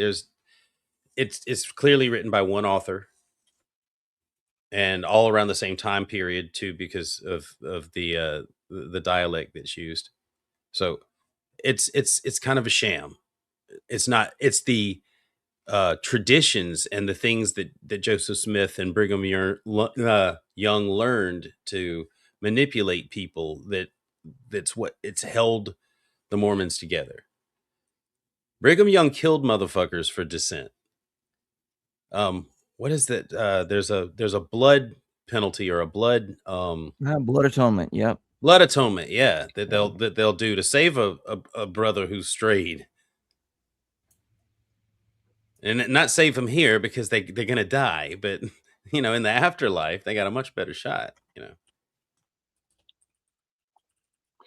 Yeah. What the thing I will say I think is the funniest about the Book of Mormon is they kind of pull out the kind of like what is it, like being saved through righteousness. They kind of pull that out of there, and like a lot of the early warriors or whatever in the Book of Mormon end up getting shafted. Like they go out and they're super righteous and they're doing God's work, and then the people in the town kill them anyway. And do God's you like, see how well, this that's the is? way. Yeah. Do you see how this is Joseph Smith putting his own character and his own experience into the text? Yeah. Oh yeah. Right. So he's trying to say that this is normal. It's not because I'm a con artist that people are shunning me. It's not that. It's whenever you're righteous. Look at this text that I found that's ancient, and it's strange. All the righteous men got treated just like they're treating me right now. So I'm righteous. Basically, it's he who shall not be named. Jill. It's a persecution complex. It's a persecution complex. They hate me because I'm right. What does that sound like? The theology actually evolved over time, and as they were getting persecuted, they started loading that in, and as families died off, they came up with sayings like families are forever. So it's okay if all your family gets killed in this life and they all die on the trek westward, because you're going to have a new planet and your new world, and you're going to have to fill it with all your spirit babies, and then all your grandkids and everybody will be there and everything will be wonderful. So don't worry about the horrible times right now. Spirit babies. I Yep. love it. Just crawling around the universe.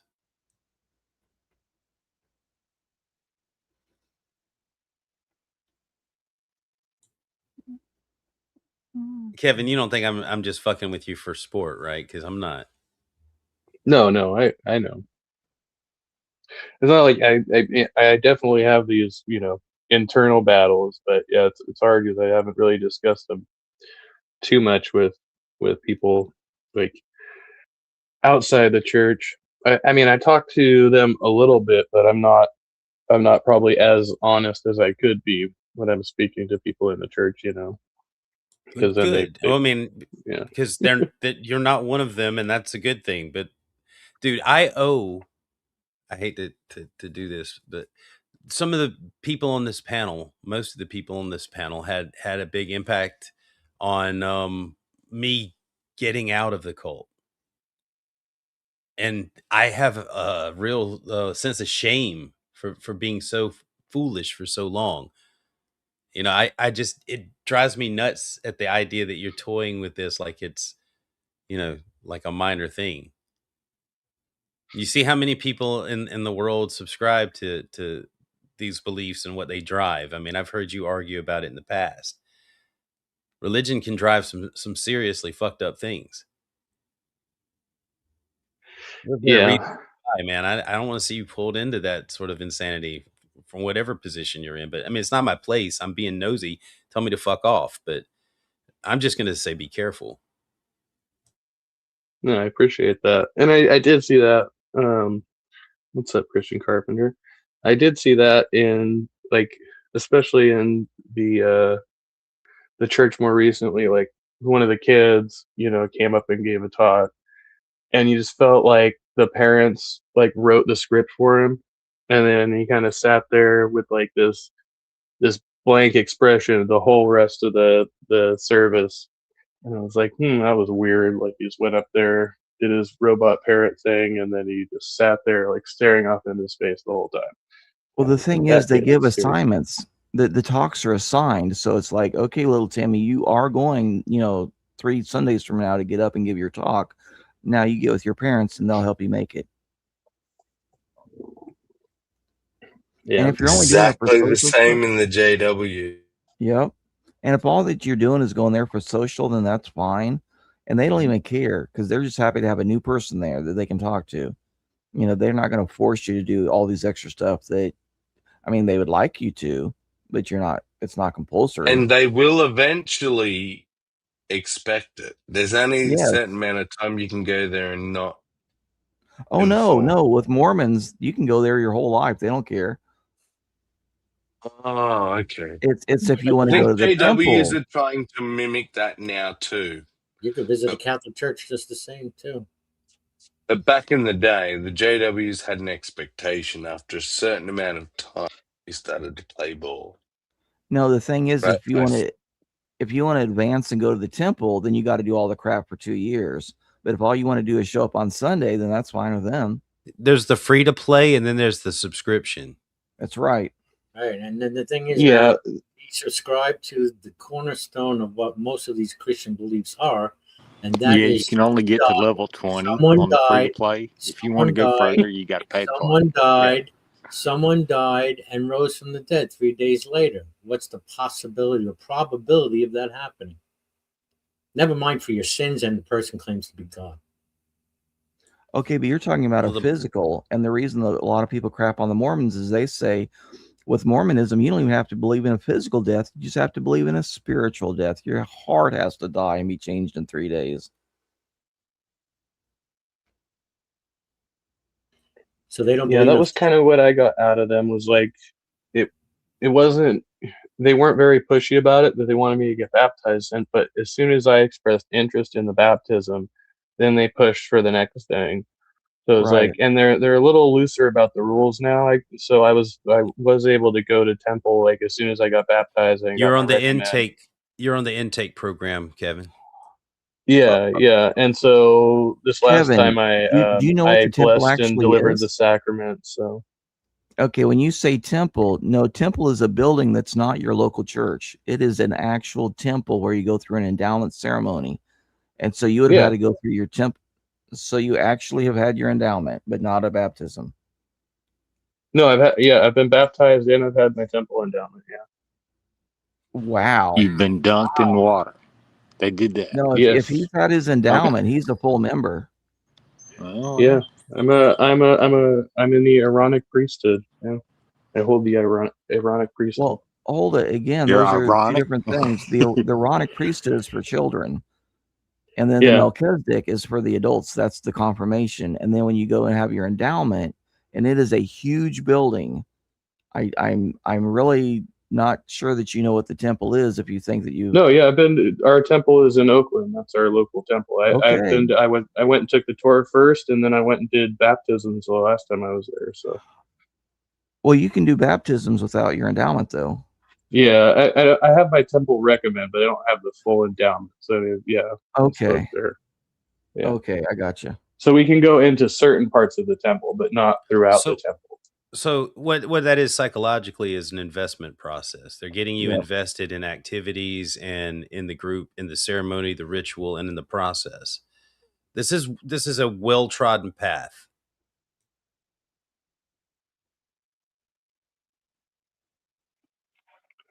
Yeah, and my bishop is like a surgeon. He's a pretty smart feller. So I was like, oh yeah, he knows how to how to talk me into these things. No, but I mean, I realize there's like the other layer to this, but it also on its face does seem so like innocent in a way. I don't know. I mean, it's designed to look that way.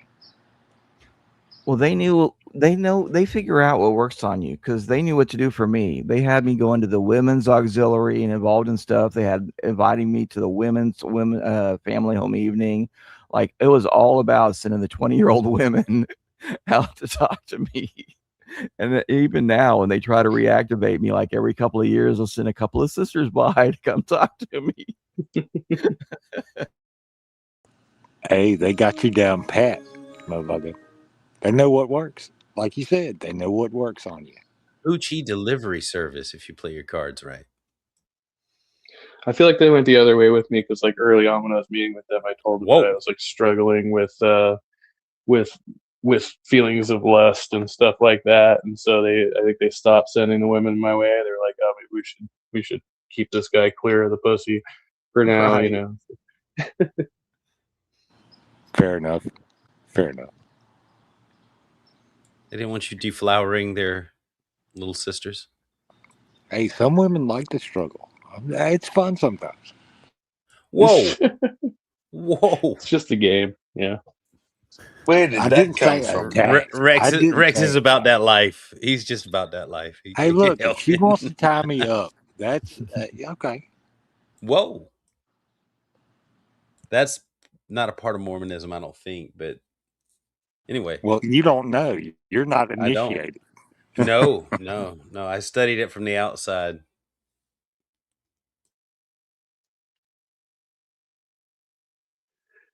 Yeah, I haven't heard any specific recommendations about sexual practice other than, waiting until marriage, of course. But, that's all kind of,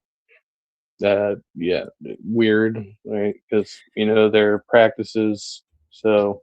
And it came to pass. Yeah. You know about that now, right? And it came to pass. And it came to pass. Say it to any of the Mormons.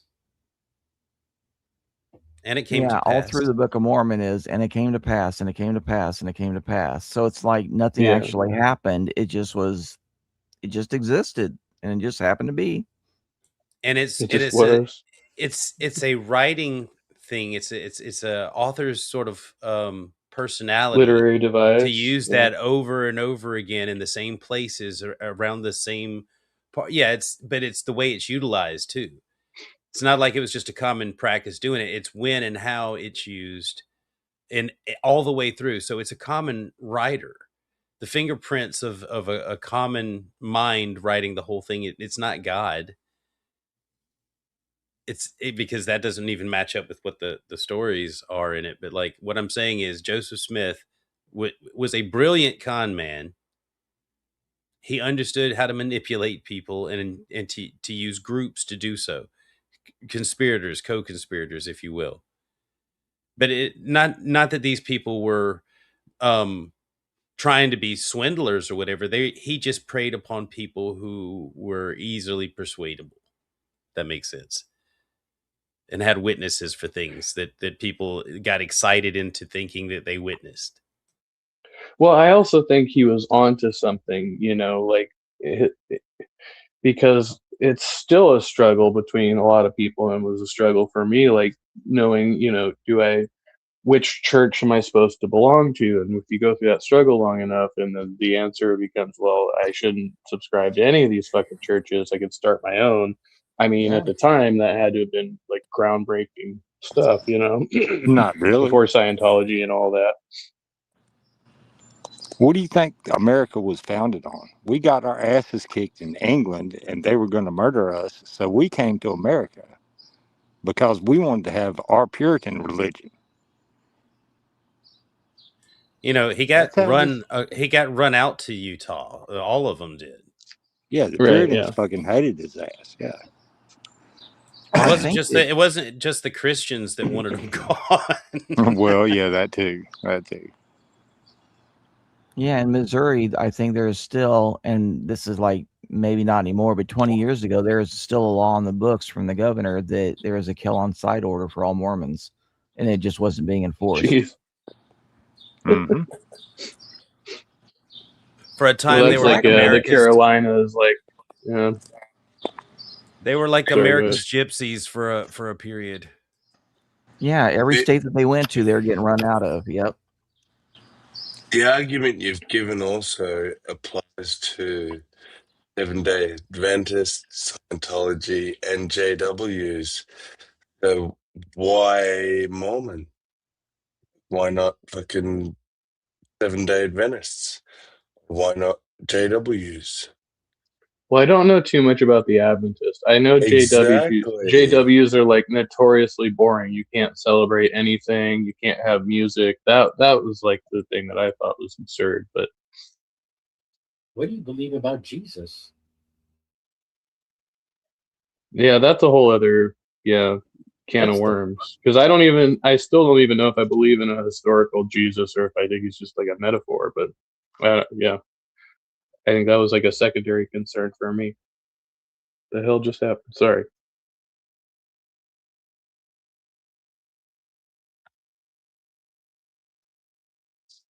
And will drop. I see. Yeah. Rex, there's Rex. Now, at baptism, I don't know how it works in Mormons.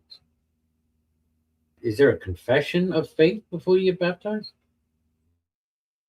There's a baptismal interview. So, yeah, you have to answer all the questions. And so, yeah, there is a confession of faith in there, or a profession of faith, or whatever. And then there's repentance of the sins, which is not super specific. It's not like a full confession, but they do ask you about specific. They ask you specifically, like, if you've had an abortion in the past, do you regret that? And you just have to answer, basically the way that you think the bishop, wants to hear. Exactly. Because that's what it's all about, is you're getting permission from him to do something. And so then he just has to okay it. And sometimes they'll be right out about it. It's like, we're going to have a discussion and there's not going to be really a right or wrong answer. We just have to eventually get to the right place.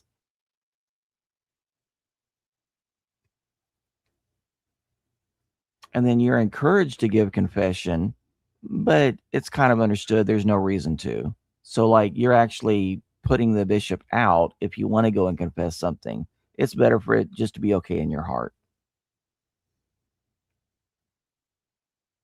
And remember, the bishop is an unpaid position. So everything he does is taken out of his day to do something for you. So if you want to go to the temple and you have to give a confession, it's not that he wants you to, it's to his, upper level people want you to. And I think the temple recommend card is only every 2 years. So every 2 years, all the people need to cycle through the office to, get it renewed. Everybody's dropping. Yeah. Yeah, I didn't mean to make it about me or nothing. I think it's technical issues. Anybody that's on an iPhone, when one person drops, the audio mutes for everybody. Oh, no. Okay, I didn't realize that.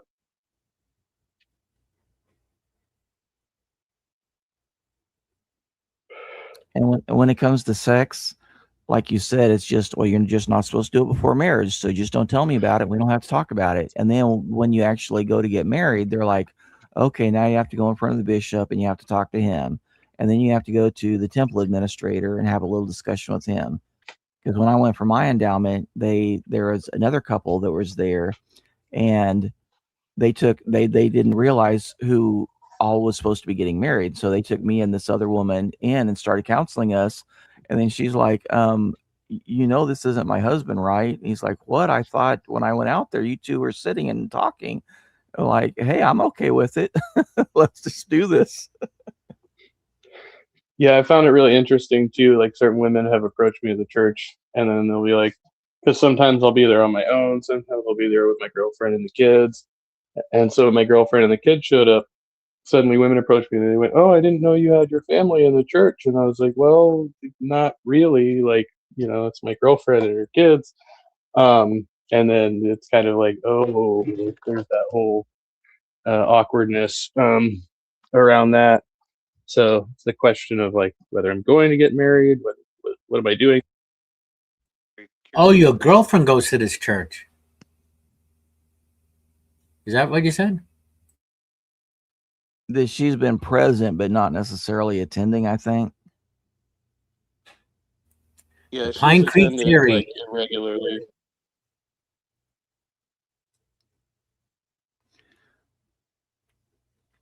Oh. Sorry, Pine Creek my Theory headset at work got again. disconnected from you there. Oh no, there's a theory, Trusty, that most men come to Christianity not by the power of the Holy Spirit, but by the power of estrogen.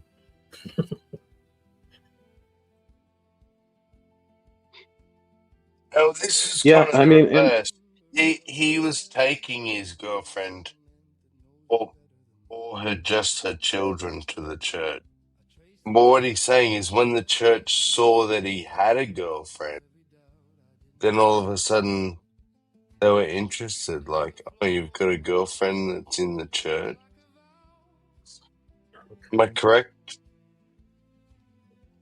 yeah, it's almost like they're interested in me in the sense that I can bring more people in with me, like the girlfriend and the kids, and so they're interested in seeing me do that. So like while they've encouraged me to make the choice and get married or not, they've also tried to keep me as kind of like their like a proxy like missionary for the girlfriend and the kids to try to bring them into.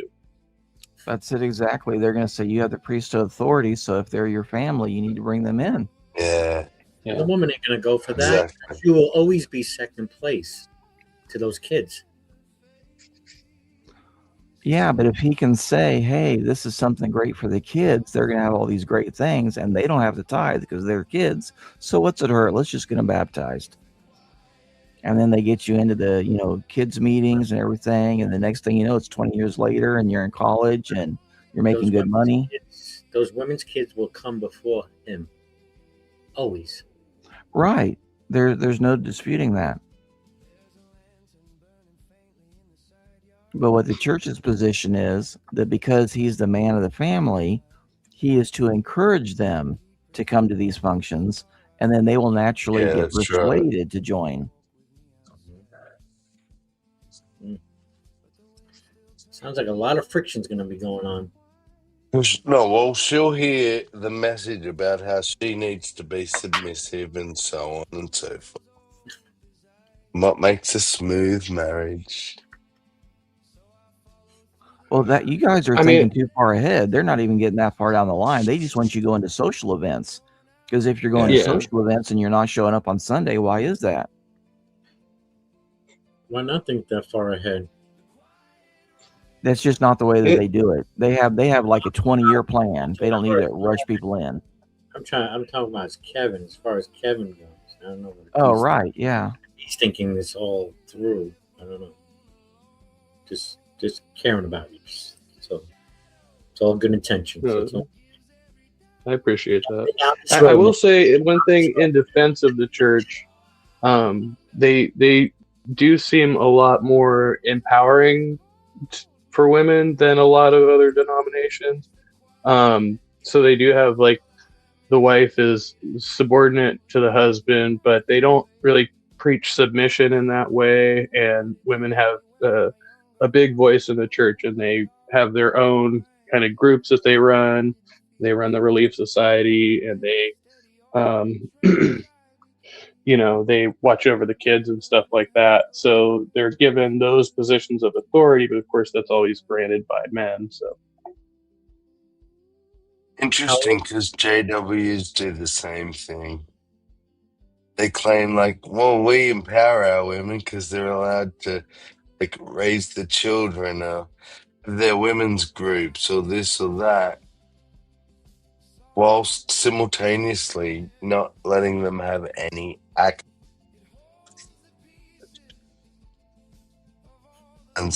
How old are the kids? Well, all our kids are preteens, between like 4 and 12. Oh, so okay, so merge. You have kids and she has kids. Is that it? Right. Yeah. My kids are older, but hers are still younger. So I'm not bringing my kids. I'm bringing her kids.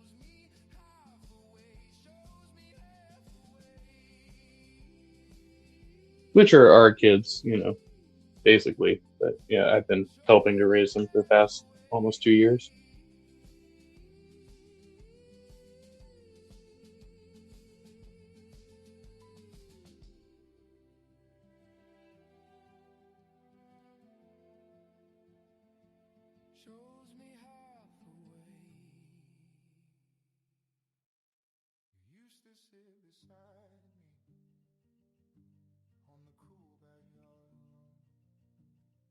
Sorry, I had to switch my laundry out there.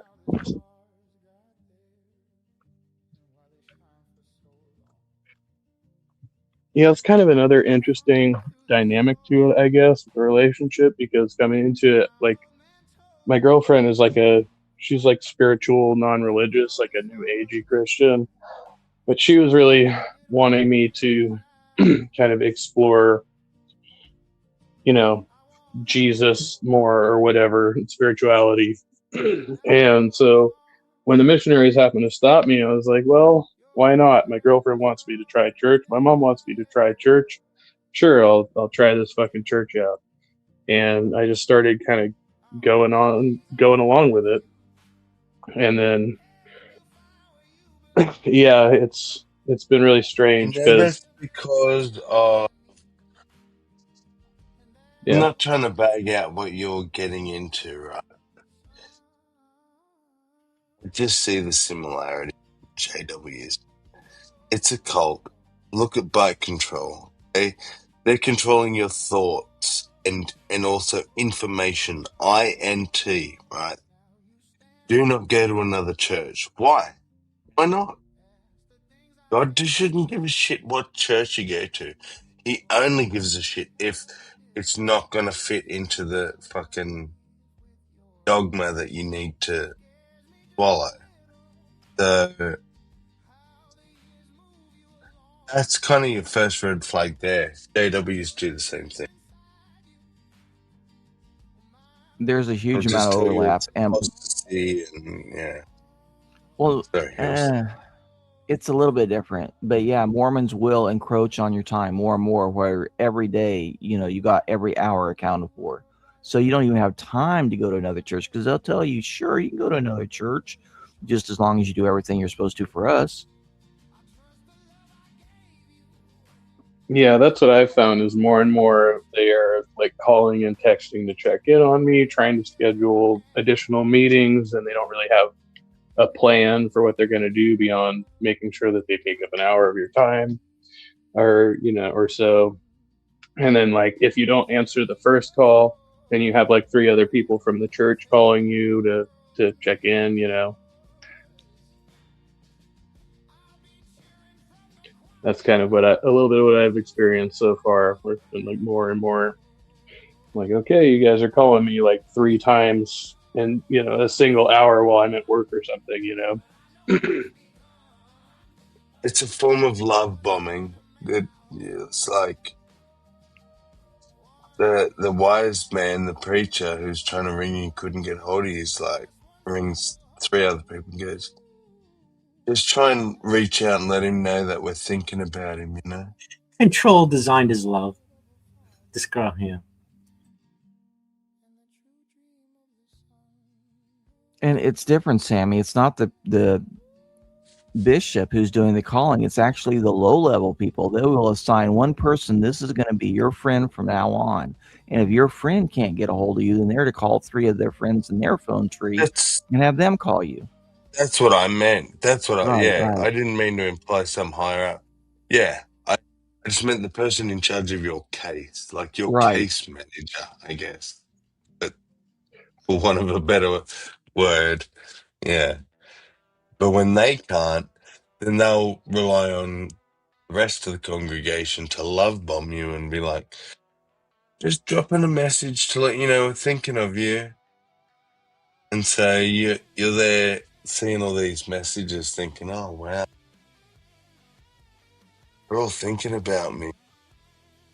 Well, that would be the nice way of doing it, but what it ends up being is you start getting anxious. You know, if I don't answer the first call, 3 more people are going to call me, so I better just answer this first call just so that they Yeah. leave me alone.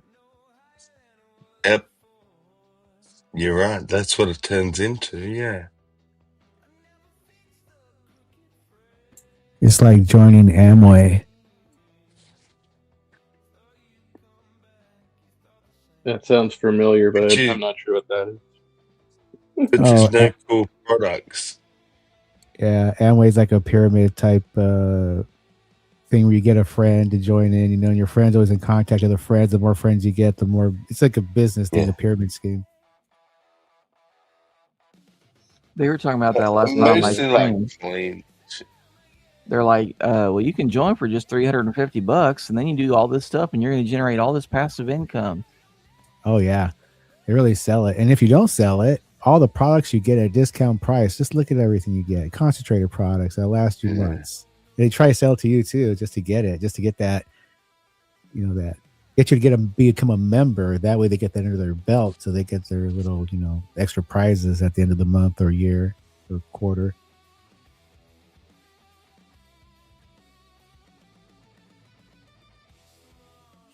Could you imagine just I guess religious fucking people do it all the time, but constantly just trying to bullshit people to sell you wares? Oh, like Scientology, the more you pay, the more you know, but you don't know shit, just made up anyway. You have to pay your way up, I think, right? You have to pay like certain amounts of dollars to get to the next level, the next lessons and things. And then they can always declare, oh, well, this level actually wasn't done right. So now, even though you spent all this money, you're going to have to pay to do it again. Oh, Do wow. it again. Yeah. Yikes.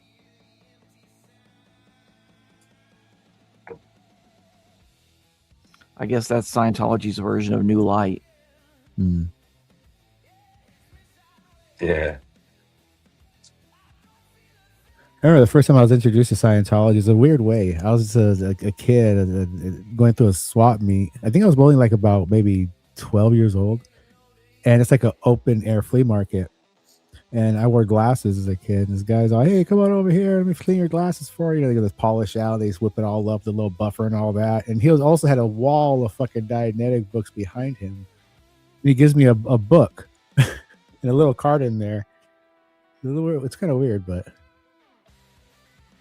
I went through something similar. I was at like a JB Dalton's, and I had a gift certificate to, you know, for Christmas to get some books. So I'm like, and at this age, I don't understand that nonfiction doesn't mean that it's not, you know, I'm of the assumption that if it's in the nonfiction section, it must be true. And so then it's making all these claims. Oh, well, you know, all disease is psychosomatic. All you have to do is do this, and we're going to heal you from everything. And I'm like, wow, for $7, sounds like a pretty good deal. Let me buy this. There's interesting stuff in there. I kind of skimmed through as a kid, but there's a lot of, like you're talking about, that mind over matter stuff, and it's like almost like a self-healing help book, like a Tony Robbins gone mystic, more mystic if he could.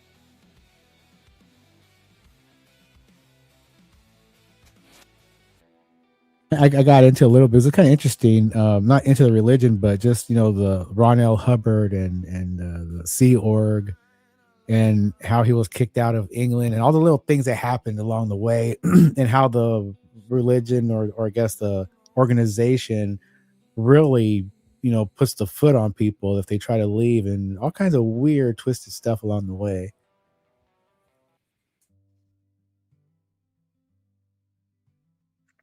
Yeah, I do subscribe to like a few of the ex Scientologist content creators. Like, there's one guy who will stand outside their centers and protest, and then basically put their security guards on blast and shit. And I find it pretty funny. Yeah, I had friends that were in school that were like, they were actually like, like richer kids, I guess. Just going to San Diego. Some kids there where they were they promoted Scientology. They call themselves Scientologists, but they were promoting it in a weird way. So I guess they were. And at that time, I never really had a religion, but listening to different religions just to get the ideas, their concept at the time of listening to these kids as a teenager at the library was, it made more sense in a weird way in reality, because the mind over matter, they get into more, I guess, like I said, a more scientific look at things and molecules and light and how things work and interact, and so it seemed more legit if you were, I guess, had more of a realistic ground in mind in a weird way, or where things made more sense in some more stretch of reality.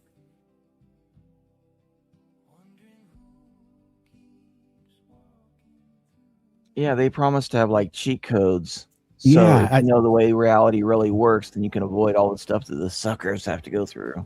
Yeah, it's almost. I was thinking exactly when you said it, I was thinking a way of putting it. It's almost like, here's a magic box and here's a manual to it. But in order to get the manual, or something like that, or a section part of the manuals, it's to know the secrets of it. It's kind of weird. How I guess they got to string people along, or else they can't keep the money flowing. It's business. Well, it's weird that you'd have to pay for it. Yeah. To begin with, isn't it?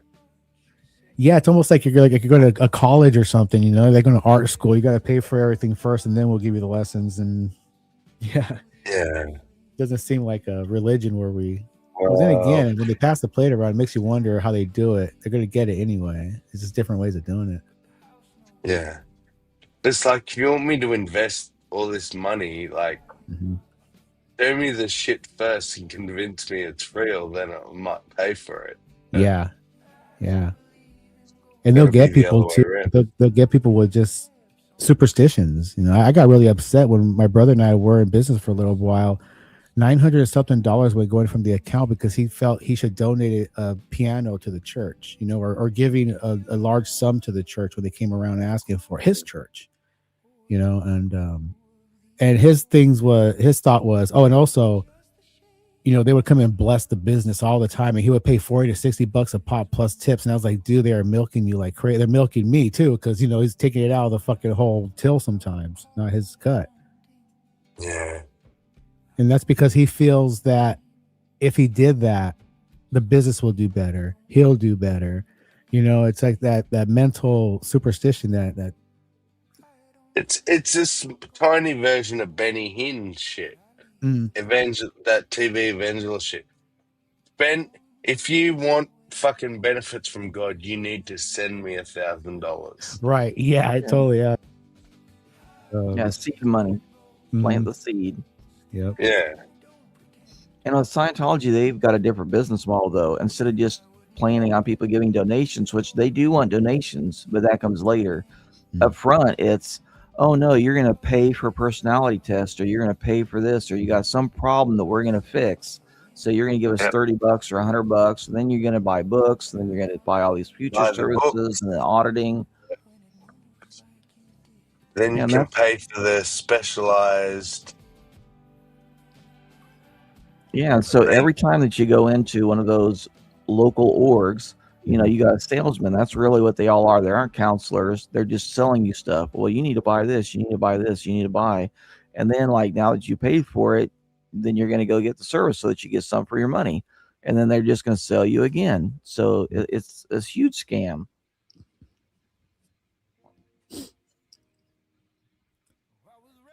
And their practices are kind of weird. They have those like documentaries where they go undercover with hidden cameras to see what they do when they do pay the money. You know, and they have them talk and yell at, you know, inanimate objects. Yep. And have fake conversations with each other and things like that. Like really weird, off the wall stuff. Or they do hypnotic it's all regression. just mind control stuff. Yeah. Hills knows what it all is. It's all hypnotic stuff designed for programming. Oh, They're totally. Especially essentially the oddity. programming you from It's day that one. Yeah. repetition. It's that confession. It's totally Exactly. programming. Yep. Yeah. The more you adhere yourself to it, the more that groove gets deeper into you, and the more you're programmed. The more you confess to someone, the more you're committed to them. Mm-hmm. Yep.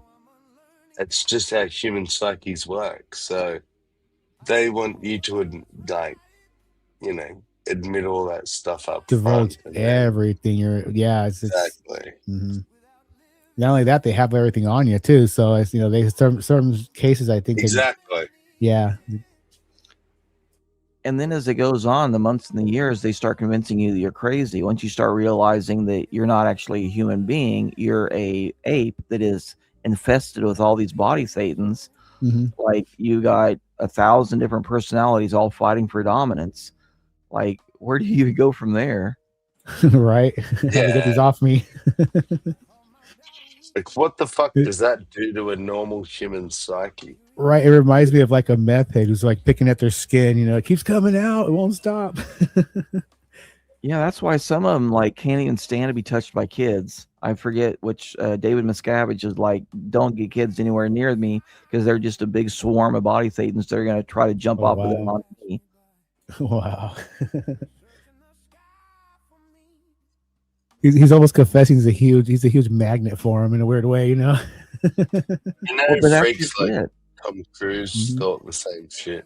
Yeah, they believe that they are pure, that they only have the one thetan that's in control of their body. So if anybody else that's impure gets anywhere near them, then they'll get dirty.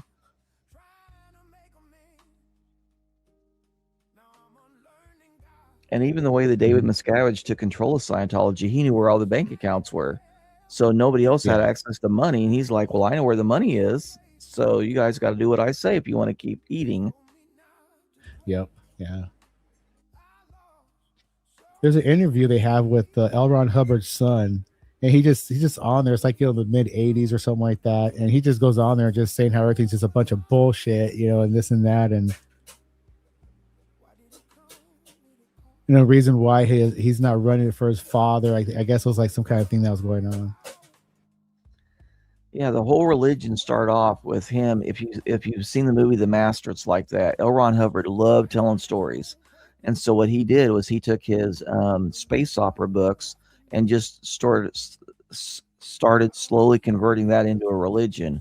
Oh yeah, there's this huge tax collector out there, and this is what's going to happen. And all of these bodies were dropped off in volcanoes, and now we're all actually looking in a movie theater, and nothing is the way that it seems. Yeah. I mean, it does make a funny story. It's a good little twisty tale. I was in the library with my ex one time, and she was looking for Stephen Hawking, and she was in the science fiction section, and there I saw a collection of L. Ron Hubbard's works, and I was like, oh yeah, I've heard of that guy, and I was much younger at the time, and so I did like pick up and skim through one of his books, and I was like, this is a pretty fascinating story, you know. But yeah, making the connection now is like, wow, that's really weird. And the whole running joke of my ex looking for Stephen Hawking in the science fiction section and being puzzled as to why I wasn't there, you know. that was the other side of the joke.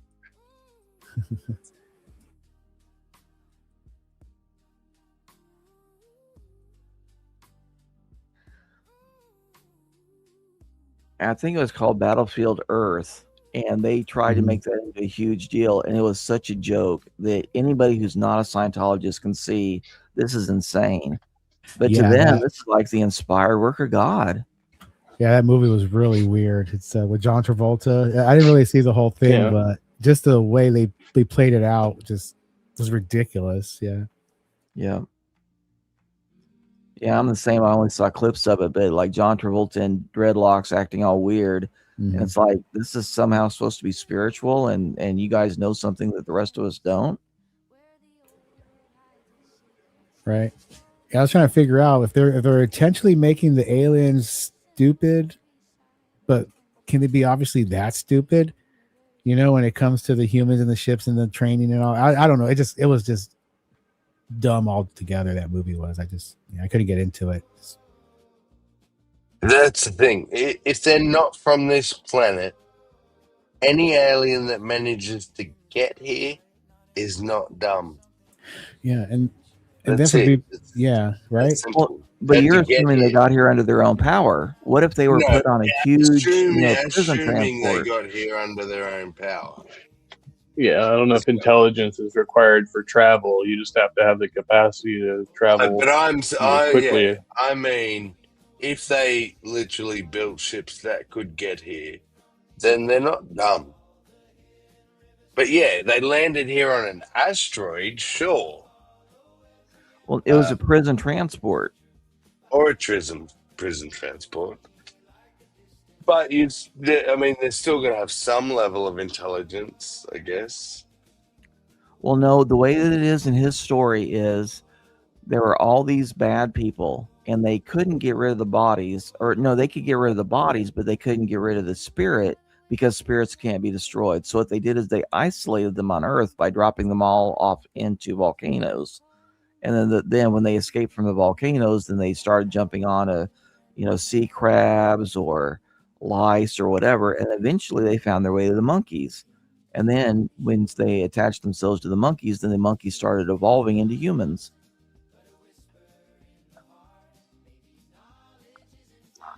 Yeah. So I feel like I completely lost that part of the plot when I watched the movie. Like, I don't know how. You have to go to like OT1 or something in order to find out. You what already it had is. to know it.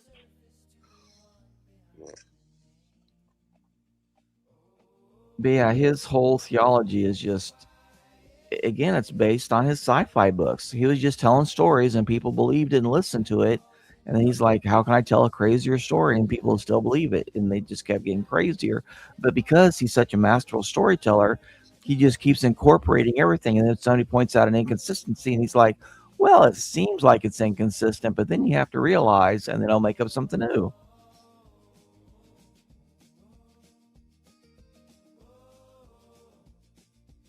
And I'm just saying, it's the same for the dude that stuck his head in the hat and spoke to magic stones. Yeah. Yeah, that's another one. It's like, it's not God that wrote the Bible. Joseph Smith stuck his head in a hat and looked at glowing stones and then just said whatever he thought popped into his head. And somehow that's the divine work of God. Well, I thought he prayed a lot and then he took a walk in the woods. That was the way if you don't know about the stick his head in the hats and the stones thing, then you don't see. You need to know what you're getting into, Kev, because that is how it started. That's the same with the JWs. They don't know how this shit started, so that they think it's reasonable. But if they understood the nonsense it began on, they would turn around and go, "Okay, this is." Yeah, no, I mean the story we're told is more like similar to Moses, and instead of going up on a hill, he goes out into the woods, and he has a friend with him. I think is kind of basically the story that we've been told. He was sitting in his house. He stuck his No, head in a hat. What Kev was talking about was back when he was like 14 and he was doing treasure finding, and people were paying him to find hidden treasure. And he's like, yeah, it's over here. And I saw this big, box of gold come up out of the ground. But if you don't believe it, then it goes back in the ground. And they're like, but we don't see anything. And he said, yeah, that's because you don't believe hard enough. And then you fast forward like a decade later, then that's when he's doing the seer stones. And we all think it's like the National Treasure, where the seer stones are like a green, lens in the left eye and a red one in the right eye, and it's like 3D goggles. But then if you look at the actual seer stones, they're just a pair of rocks. Exactly. He just stuck his head in the hat with them, and then proceeded to dictate. To Oliver Cowdery. Exactly. And that's Mormonism. And then he brought in 7 Thanks witnesses. for coming. Yeah, and then he brought in 7 witnesses and said, "See this book over there?" And they're like, "Not really." He's like, "Well, that's because you're seeing with your natural eyes, but just imagine with your spirit eyes. Now, do you see it? Oh, yeah, with my spirit eyes, I definitely see it on faith. Okay, now write this, statement that you all saw it. Okay, here we'll write." Yeah, so I mean, I acknowledge that that's pretty ridiculous. It's no more ridiculous than anything that's found in the Bible. I mean, it's on par with right. Yeah, and that's why it's part of the quad. It is exactly on par with the Bible. Because that's what they call it. The quad is like the Old Testament, the New Testament, the Book of Mormon, and the Pearl of Great Price. The question I keep bringing myself back to, and I have hesitated to call myself a Christian at all, but that actually is the point to me. Is like the New Agey people will say, like, forget all the Old Testament shit and all of that, but what does it mean to be a Christian and behave like in the manner prescribed by Christ? And are Christians really doing that? Or which denomination is more Christ-like, I guess? And is that a good thing? I guess has been a big question for me. But yeah, there's a lot of extraneous teachings that it's like, oh, well, you need to believe fully in Christ. If you don't believe fully in Christ as like a physical, material being and all of that, like, does it make a difference if you believe in the teachings? If that made any sense. Yeah. Like, what were the actual teachings for or prescription for living there, and are those good? This has kind of been my argument. What does it really mean to be a Christian? I mean, to me, again, I'm going to go back to the cornerstone of Christian faith is the resurrection. And you don't need Jesus to be a good person, to be a loving, caring, giving person. No. But if the resurrection is the cornerstone, then all of that good person stuff goes out the window, doesn't it? Isn't that the point? Exactly. Yeah. Kind of. Yeah. Not to say you can't get good stuff, whatever from the Bible. There are good quotes, good teachings, and lessons. Doesn't mean you have to believe the whole thing. And it's always somebody alone in a desert, in the wilderness, or up in a mountain. Yeah, either completely dehydrated or tripping on mushrooms. I'm sure of it.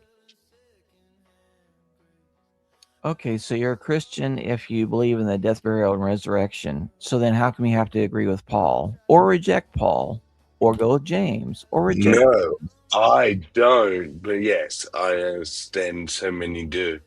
That's why my definition is, are you a follower of Christ? Right. To me, it was, if you follow Christ in any way, shape, or form, that is the definition of Christian. Follower of Christ.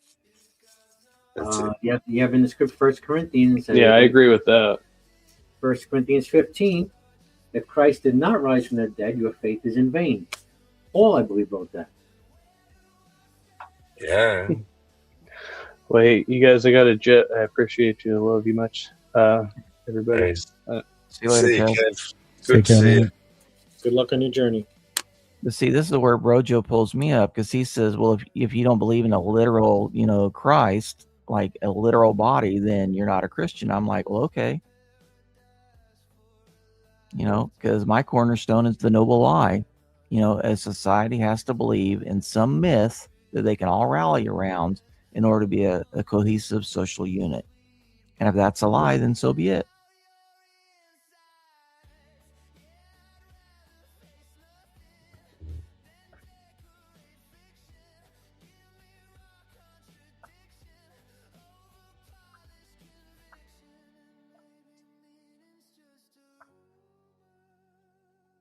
Would you say, though, that sometimes we allow our language to be a certain way, knowing that it will be perceived by others in a certain way? So, Of for course. instance, yeah. Yeah, of course. We're purposely deceptive because we're giving them what they want to hear, but we're actually saying something different.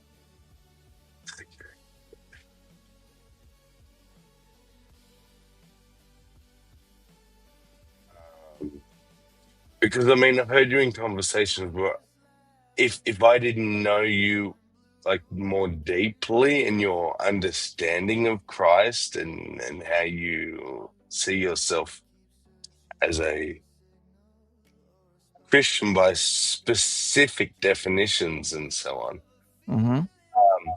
the average Joe hearing you talk would just think you were just an average fundamentalist Christian. Right. And it's like, it's... And that's why when Brojo calls me out in front of him, I'm like, hush, bro, come on. You're kind of harsh on my eye.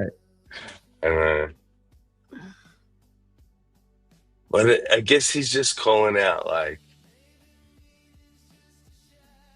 you're not given the provisos or the whatever's like, before I say this and then say it. Not that you're required to. He's just saying he wants it, I guess. Right.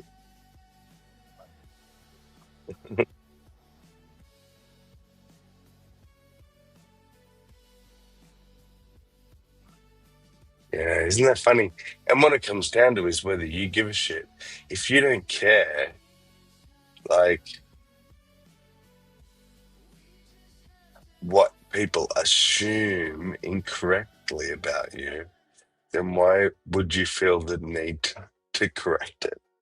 Right. What is the actual motivation I have to engage in the conversations? And that is to polish my rhetoric and improve my argumenting skills. And I think I actually, like, I'm a little bit jealous of that. Like, certain people that have that, like you, Serb, and some others, because I'm still getting stuck in the emotional knee-jerk reactions of things. Mm-hmm. It's like, how do these people stay so focused?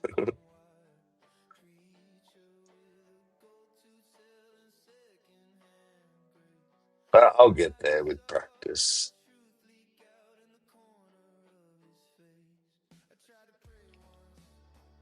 Well, pretty much your day is already tied up with other stuff. But if you read Marcus Aurelius and Epictetus, then they'll teach you all about that. That emotion, you use that as fuel to motivate you. Like, don't get caught up in the moment. Yeah.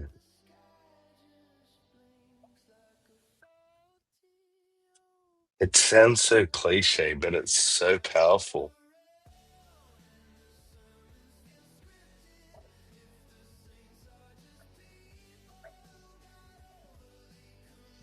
And I still get excited at times. That happens. We all do. Yeah.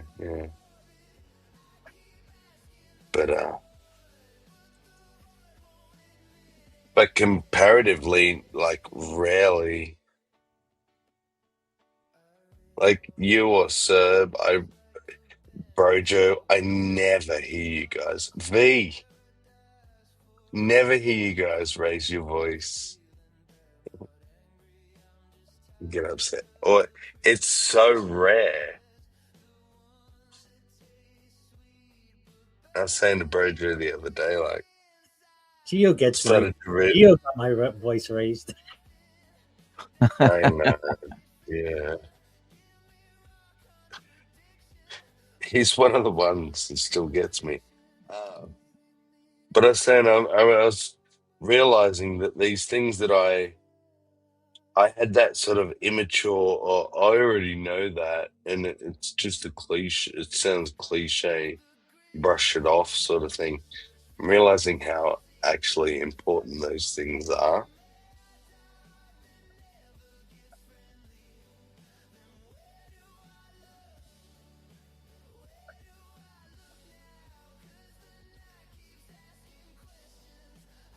Stupid little cliches, or I say stupid, see? But cliches like seize the day. Don't assume you have time with people. Don't take advantage of things that you've got. Blah, blah, blah, blah, blah. Amen.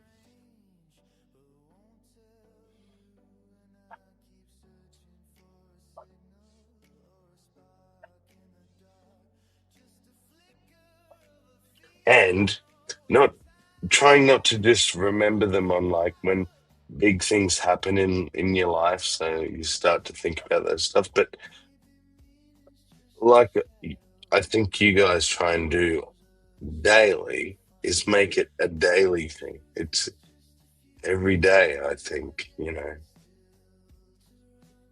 Yeah, it is. It just becomes a natural part of the practice, so you don't even think about it.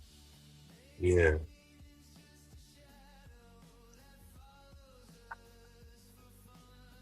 Some good shit.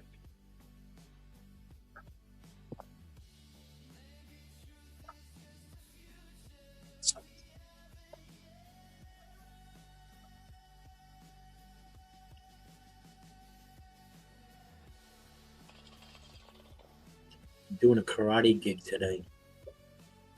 Cool. 13-year-old's got his black belt, so they're doing a celebration. So there'll be some Karate Kid music, maybe. I'm guessing. Yes, I'll be playing there, and I have to do some announcing in the beginning. So yeah. Nice. Yeah, introduce the senseis, and the mother wanted me to do it because she said, "I can't do this. I'll be in tears. Can you do it for me, please?" Said, yeah. Good decision. You're a natural at that shit. So just make sure I have good some decision. water. Just make sure I have water, because I have like 9 people. I have these lengthy introductions to get to.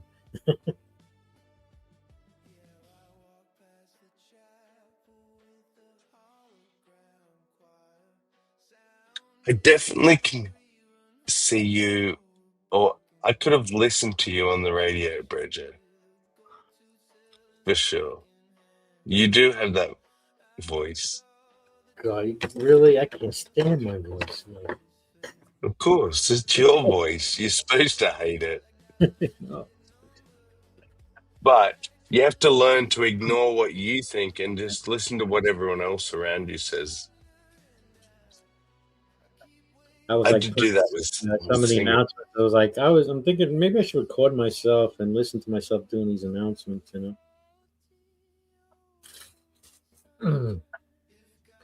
Yeah, no, I put on the UFC voice, ladies and gentlemen. That kind of thing.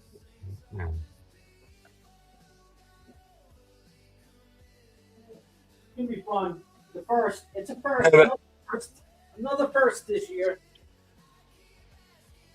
If you want to know the best sound you've got, Brojo, go back and listen to, especially now because you do a lot of shake and bakes, wake, shake and bakes, wake, bake and shake. It's very DJ-ish, like radio DJ, as in That's what I do, I guess. You're mixing the songs, and you come in, you talk. You've got that demeanor, that personality, like. That's what I do. Yeah. That's what I'm talking about. Yeah. Yes. And when I'm listening, and actually, I feel like I'm sometimes listening to a radio station. I'm just saying. Let's get our first caller in here. What's on your mind, caller? It's like, good morning. Good morning. Are you waking and shaking? Welcome to the 420 Cafe. It's Brojo. Yeah, Blah, blah, that's blah. the first couple of cups of coffee, yeah.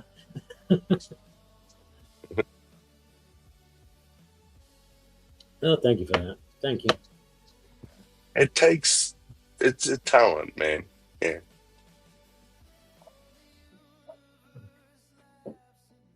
I'm lucky enough to get paid for it. Yeah. Good for you.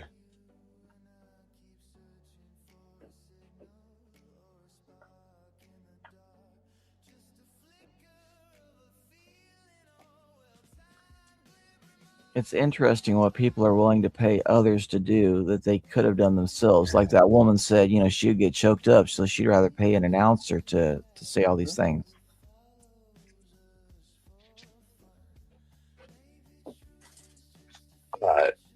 See, Brojo depends on that too. Yeah. But it's not even him going out and asking other people, hey, would you mind if I speak for you? Yeah, They're no. going to him saying, we want to hire you to speak for us. Yeah. You're right. It is crazy.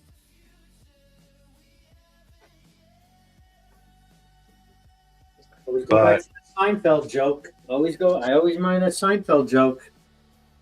Number one fear is public speaking. Number two is death.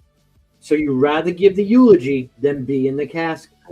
Be in it, yeah.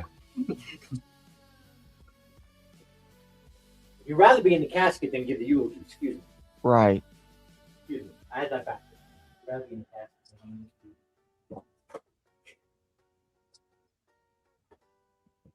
Well, what's even better is instead of Brojo being the music announcer, he's the host, and he can get a whole bunch of guest panelists to come in and talk so that he doesn't have to. Yeah. Now that's the boss move. Yep.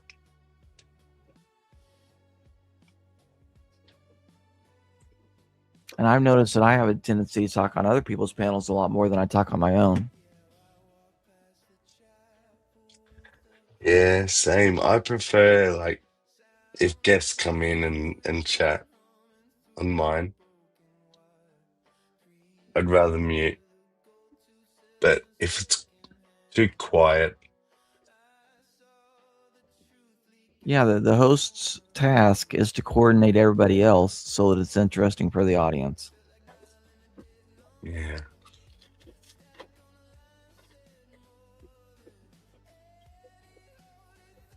GS's $24 million verdict against detective over bad arrest.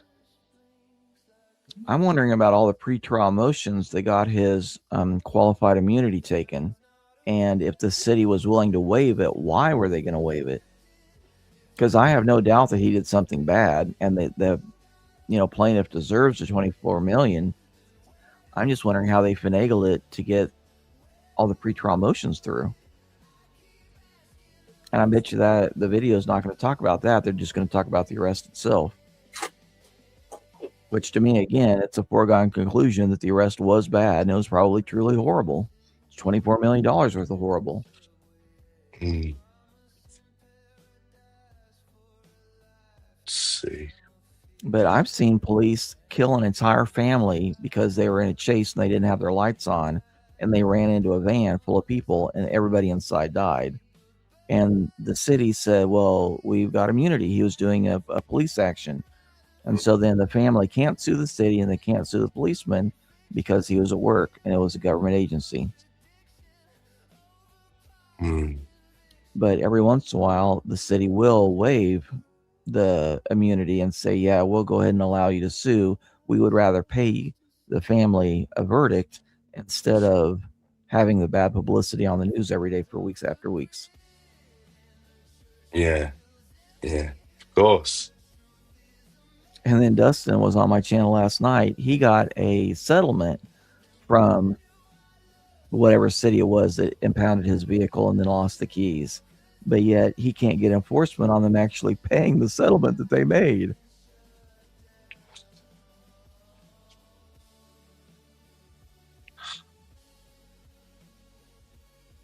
It's a joke, isn't it?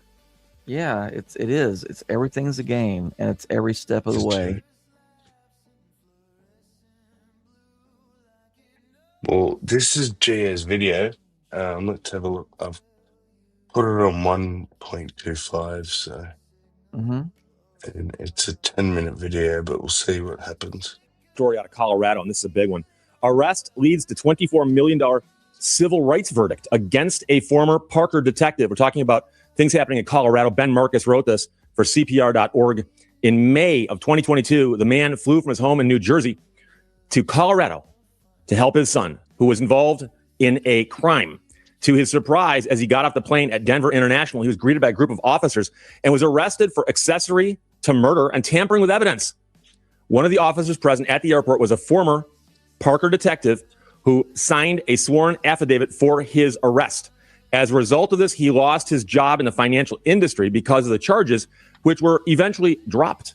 His attorneys say the case effectively ended his career in the field. So he filed a lawsuit against the detective in state court, and on Monday was awarded $24 million in damages from a jury.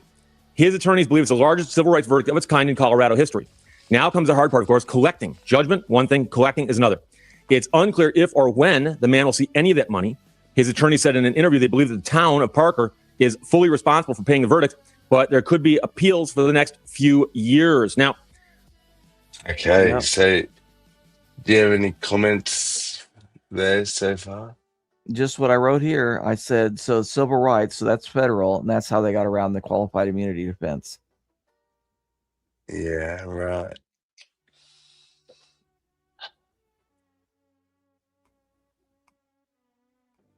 a spokesperson for the town said, while the town is disappointed with the verdict, we respect the judicial process. However, we believe the evidence presented in the case warranted a different outcome. Staff is thoroughly reviewing the trial and verdict to evaluate all available options, including the potential for an appeal. The town will ensure compliance with all the binding court orders while conducting its review. Now, here's what happened. Back in February of 2022, the man got a phone call from his son saying he'd been involved in a shooting at his residence.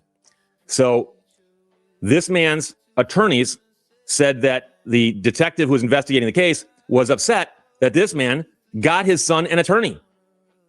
And so you have to understand, you're entitled to an attorney if you can't afford one. If you can't afford one, you get one. But sometimes the police are hoping you don't get one. So when they find out that you've got one, they're like, oh, that throws a monkey wrench in our plans. And apparently that looks like that upset somebody. This is the attorney speaking here. She was angry that he hired his son a lawyer. Do you agree with that? Absolutely. Okay. Yeah. Yeah, the whole goal is to prevent you from getting effective counsel. So once you invoke, they're supposed to stop immediately. No, yes. But I meant he's saying someone wasn't happy with that. And so there was some sort of yeah, the detective repercussions implied. Yeah, the detective was upset that that guy got a lawyer, which is his right.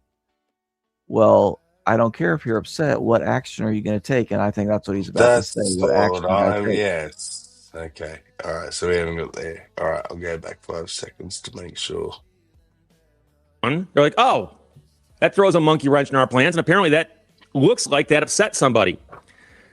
This is the attorney speaking here.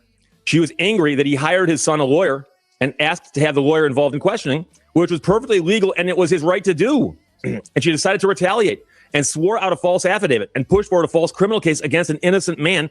And it ruined his career and dragged his name through the mud, ruining his reputation. So you have to understand, because of his job, we'll get there in a second. According to the civil complaint, the arrest affidavit relied on a witness who claimed that the man told his son to hide something, evidence, and his attorney said the evidence was not hidden because officers found it immediately, and that the witness had serious credibility issues. The only evidence that connected him to doing anything wrong was her word, and the physical evidence did not support it, says one of his attorneys. What the detective did was cherry pick which parts of her inconsistent statements she wanted to put together to craft a false narrative about our client.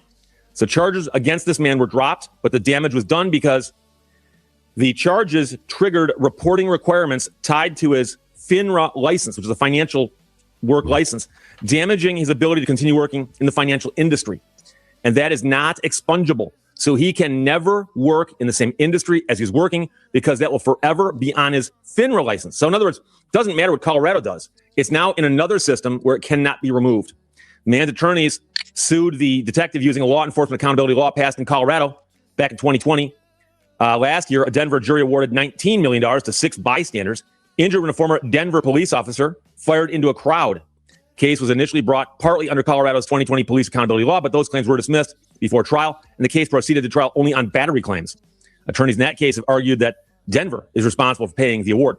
Now, here, the detective in question retired from the police department, and in a social media post, the department praised her service, saying, "This detective retired from the Parker Police Department in 2024, and in a social media post, the department praised her service. She earned a Distinguished Service Cross for her response in rescuing a victim targeted by gunfire. She was served a Meritorious Service Award, 7 Chiefs Unit Commendations, 4 letters of recognition, 3 Chiefs Commendations, and a department commendation throughout her 26-year career." That was on a Facebook post. In a statement, a spokesperson for the 23rd Judicial District, which includes this county, said they're making disclosures in cases where that detective was involved. So after learning of the May 11th, 2026 civil verdict against the former detective, the district attorney's office, the 23rd Judicial District, has begun the process of disclosing that verdict in cases where the former detective had been endorsed as a witness.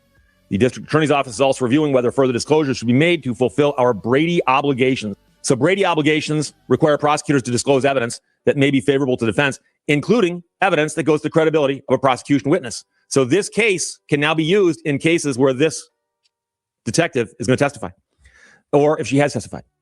So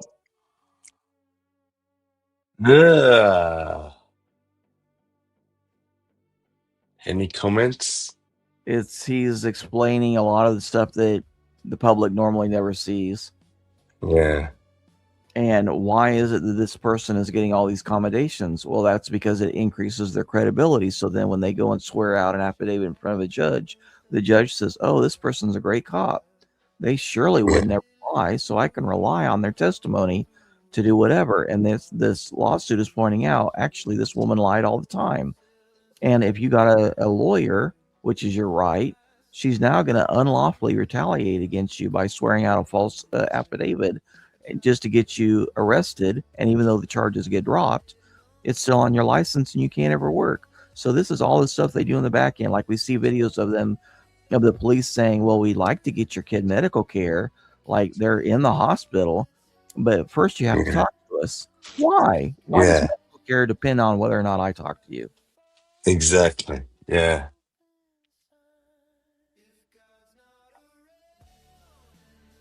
Should we watch some more? Or? It's up to you. Gio says everything's in the first few minutes. But this is the I complex stuff thought that people don't. This is the complex stuff that people normally don't get. Just like I'm saying about the cop that was responding to a call with going really fast, but his lights were off. Well, if your lights are off, then the people in front of you can't get out of the way. So if they then try to make a turn and you hit them, T-bone them, and they roll over and they all die, well, yeah, you were responding to a call, but your lights weren't on. Yeah.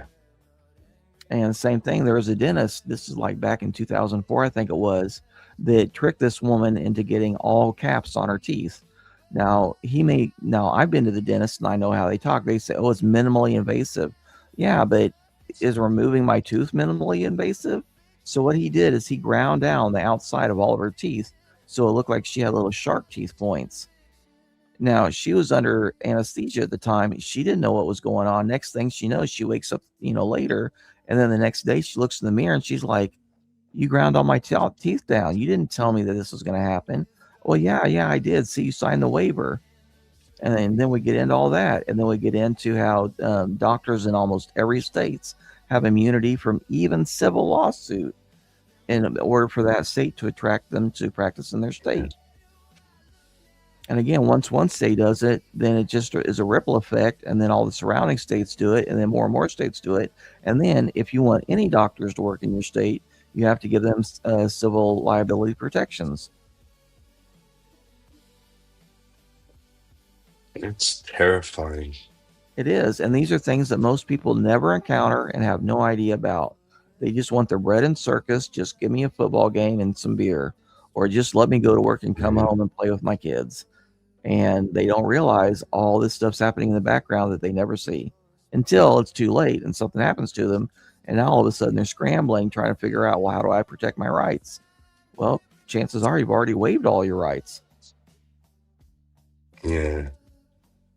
It's like the guy last night talking about how the police took all of his car apart.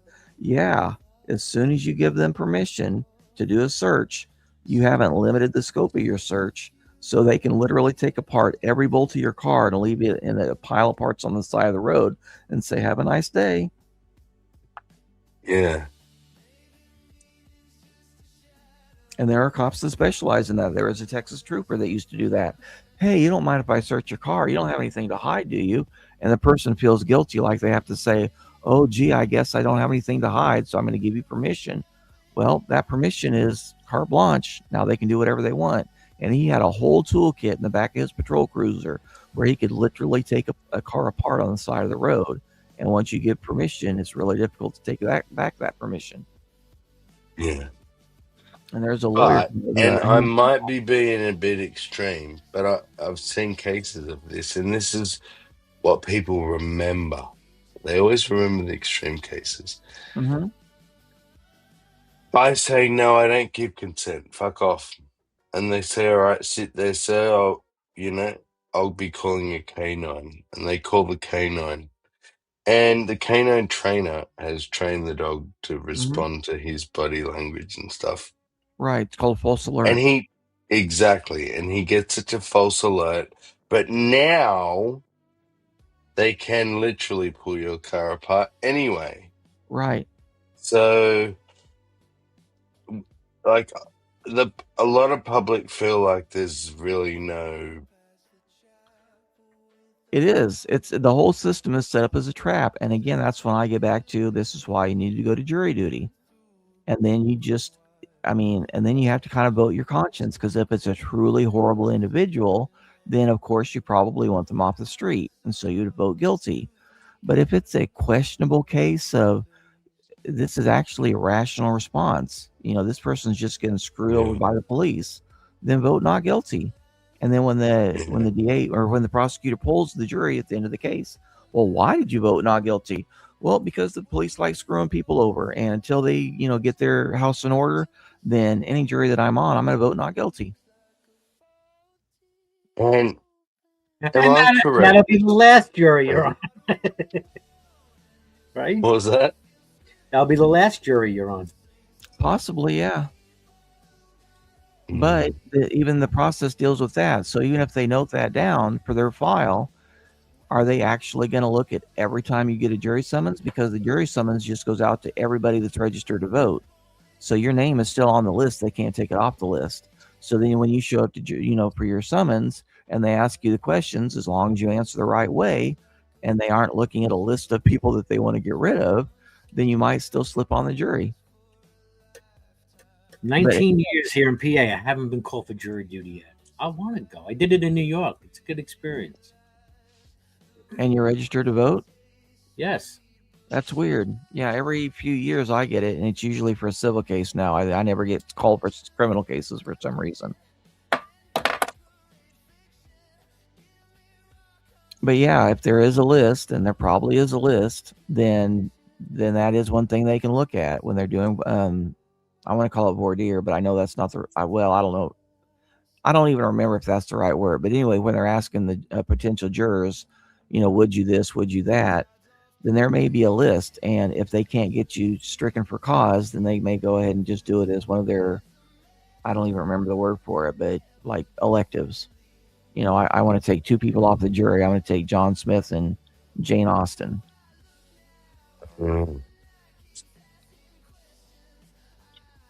But Fucking to my knowledge, dodgy.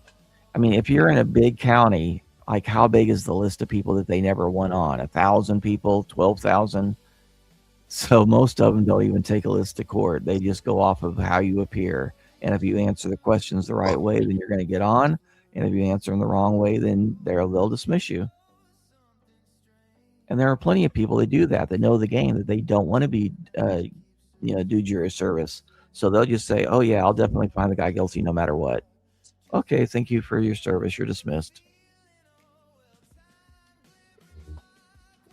But, I know that I'm not getting called for jury duty every week. So that's why I get on and tell people every time I can, this is your chance. Even as a policeman, I told people that were complaining about the system. I would ask, well, when was the last time you did jury duty? Oh, I ain't got no time for that. Well, then I guess when you get arrested and you're looking at 5 years in prison, just remember that everybody on the jury, all the people that could have saved you, I ain't got no time for that. Yeah. Got time now. That's right. You got 5 years to think about it. Because who is it that actually shows up for jury duty? It's usually retired old women, because they've got nothing better to do. And those are the people that have never had any trouble with the police. So they're going to believe everything that the police say. And you're the one that's been arrested. Well, why did they arrest you? You must have done something wrong. Yeah. Even if you didn't commit this crime, you must have done something. Because oh my God, you're right. Yep. I need to be on jury duty. You're right. Yeah. Fuck Hillary's. That's such a good point. Do jury duty, people.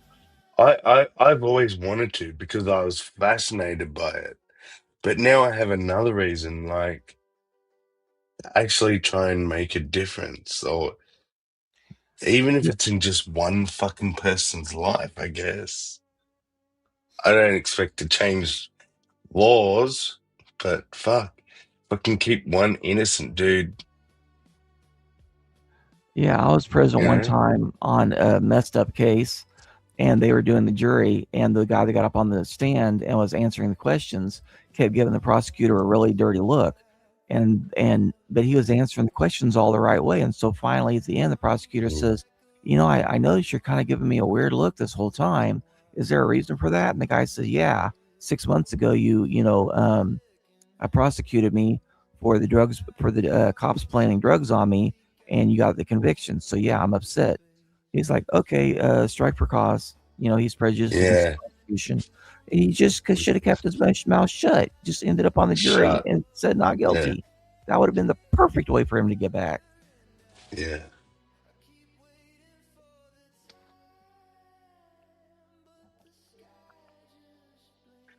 I guess people just need to be a bit more knowledgeable, don't they? Yeah. About the whole thing. But who's teaching them this shit? No one. The government's not going to teach you to go and be on jury duty and be, make your say and make a difference and help steer the, Well, in America, BLM, I think, was getting out that message. They were telling all the blacks, show up for jury duty, and just no matter what, no matter how heinous the crime, if the defendant's black, always vote not guilty. And it was working for several years. Okay. That's a bit too far to the other extreme, but yeah. But they were getting the message out, and it was working. Yeah. So just everybody needs to get the message out. Hey, actually look at the merits of the case. Because I was on a jury one time, and I've talked about it before, where the prosecution didn't even want to prosecute. But because of the nature of the offense, they felt that they had to. The prosecution put on 8 witnesses that each said the guy was innocent. Now, any normal, rational person would say, well, if all 8 prosecution witnesses say that he's innocent, he must be innocent. So then the defense gets on and basically doesn't even put up a case because the prosecution's already said the guy's innocent. So then we go back for the jury and deliberation, and there's 3 people that vote guilty and 9 vote innocent. My question is, Well, why would anybody vote guilty when literally all the prosecution witnesses said he was innocent? Oh, well, just the nature of the crime. We have to send a message to the community. Nah. So your message to the Okay. community is that if you're innocent of a crime, you go to prison. Yeah. And again, these three people were all emotional. They didn't even listen to the testimony. They just knew this was the charge. It's emotionally loaded, and so then we're going to set a message. Yeah. That's why I want to go. Because I am, if I'm going to sit amongst 11, if I'm the 12th person amongst 11 little old ladies who all think the police are fucking awesome, I'm the dude who's actually been arrested unfairly, in my opinion. Maybe not the first time, but the second and third time, definitely.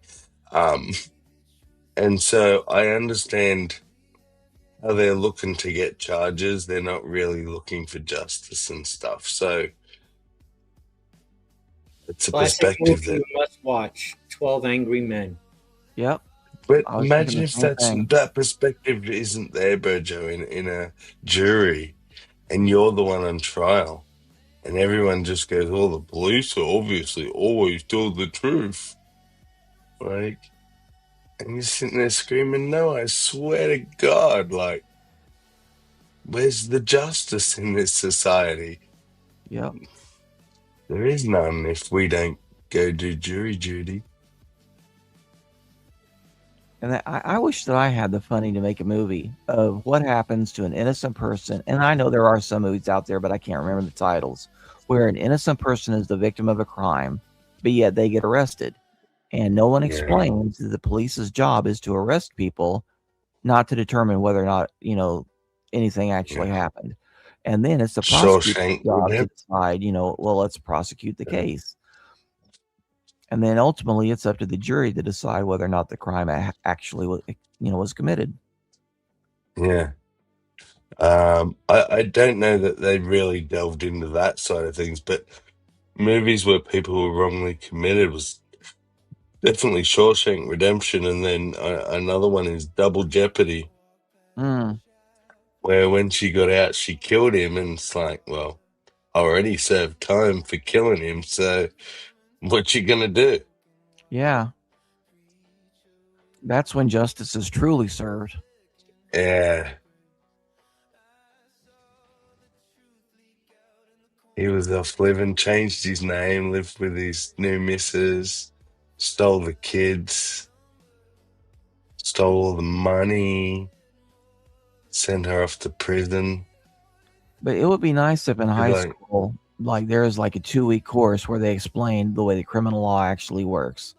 You get arrested and you think that your rights are being violated, but the system sees the arrest as giving you your rights. Yeah. You're absolutely right. And you know what I found the most crucial things I ever learned about life was from a teacher who went off script, who went off syllabus, and just wanted to tell us something. That's when I remember this shit. Like the teacher who, when I was in year 10, so like 30 years ago, before, when there was this brand new thing, and at the time it was brand new, and it was called global warming. It's like, it's not global warming. It's my geography teacher, so he understood weather. He said, it's a climate change. And he said, what it is a spreading of the equator, basically. So, like here we are in Australia where we have 4 seasons. We're going to end up like the equator, and we're only going to have wet and dry. He goes, and it'll happen by the time you're my age. And do you know, everyone in Australia the last couple of years is going, does anyone notice how we don't really have 4 seasons anymore? It's just like either wet or dry. And I just still, I know that wasn't the syllabus. He wasn't meant to tell us that. But I never forgot it. And now I see people, going spastic about climate change and stuff. And it's like, no, it's just, it's a natural thing. It's not necessarily man-caused. We may have sped it up, but it's just a thing that happens, and it's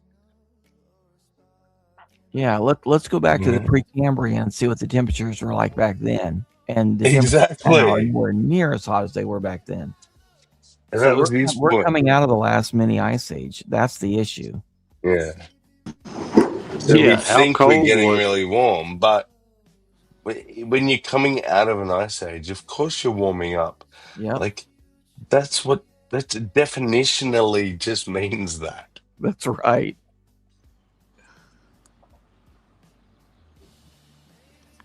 Yeah, in 10th grade, I had a wonderful, gifted world history teacher, and she had a syllabus, but it could be pretty much anything that she wanted. And she taught us all kinds of great stuff. And I had a crush on her. No, you did not. I did. I was totally crushed on her. Hey, I crushed on my English teacher in high school. There you go. I get it. We had a music teacher that all the boys crushed on, but I don't know. I was more into the girls like my age. I was more worried about the girls in the class than the teacher. I never understood that about the other boys. Like, yeah, she's cool and she's got nice titties and whatever, but she's fucking double our age. Like, Yeah, but think about all that experience. So if you're an inexperienced young boy, you want someone that knows what to do rather than girls that just don't have a clue. That just shows how sheltered I was, doesn't it? I was probably still very insecure myself, and something like that would have just terrified me. Mm-hmm. I wouldn't know what to do with a grown woman. Jesus. No, that's the thing. She shows you what to do. Well, I know, but I didn't even know that. Like, I don't know. I'm gonna tell you, like I told Brojo, you miss every shot you don't take. Yeah. Well, it's got me this far, so I'm going to keep blaming the cult. Yeah. Fair enough. Yeah, Gio makes a good point. Reasonable, articulable suspicion. And that's what you should ask. What is your reasonable, articulable suspicion? Because as soon as they hear those magic words, they're like, oh, this guy knows something. And if you notice on a lot of these internet videos, the people who are knowledgeable and ask questions, okay, you're giving me what you're claiming is a lawful order. What makes it a lawful order? Yeah. And when it comes to the press, sorry, the shove or the push, push. Okay, is that under the threat of arrest? Right. Because if so, I'll do whatever you tell me. Just tell me it's under the threat of arrest. Well, it's different in America. So I can... Yeah, you can claim duress for civil issues, but for criminal issues, even if you're under duress, if you agree, then No, not duress. Am I under arrest? Oh, sorry, I thought. Okay, under all right. The threat of arrest. Okay, but once you use the word threat, it changes it in America, at least, because you can be under you're constantly under the threat of arrest, whether you're in your own home or in the public. You're always under the threat of arrest. But once you actually are under arrest, that changes things. Yeah. No, but I mean, like, if you say you give me an order, right? I'm standing on the public sideway and you say, stop filming in public. Right. And I say, no, thank you. And you say, stop. I'm telling you to stop. And I say, no, I'm not going to stop. Right. Unless you threaten arrest. Then I will stop. And then I'm going to sue you. That's what I meant by... That's the difference between Commonwealth countries and America. In America, you can just assume you are always under the threat of arrest. There's never a time that you're not Yeah, under but the threat these of are arrest. American videos that I'm getting this from, like these auditors where they go, no, I'm not going to do anything. But if it says under the threat of arrest, like say they're in a public building filming Uh-huh. and the police say leave or something, or security or whoever Okay, says I see what leave, you're saying. and they say no, but if it's under the threat of arrest, I'll leave. Right, because now they're Because then violating it their gives rights. them grounds. Exactly. Yeah, I get you. Yeah. But again, that's civil grounds, not criminal. Is it? Okay. Yes. Yeah. So it means that they can sue. Your rights are civil. Yeah. Right. Okay. It's a crime to violate the rights, but you I can't think arrest that's the what these cop. auditors are going for. It's all Right. civil. They're not expecting the cops to do anything criminal. Yeah. Right.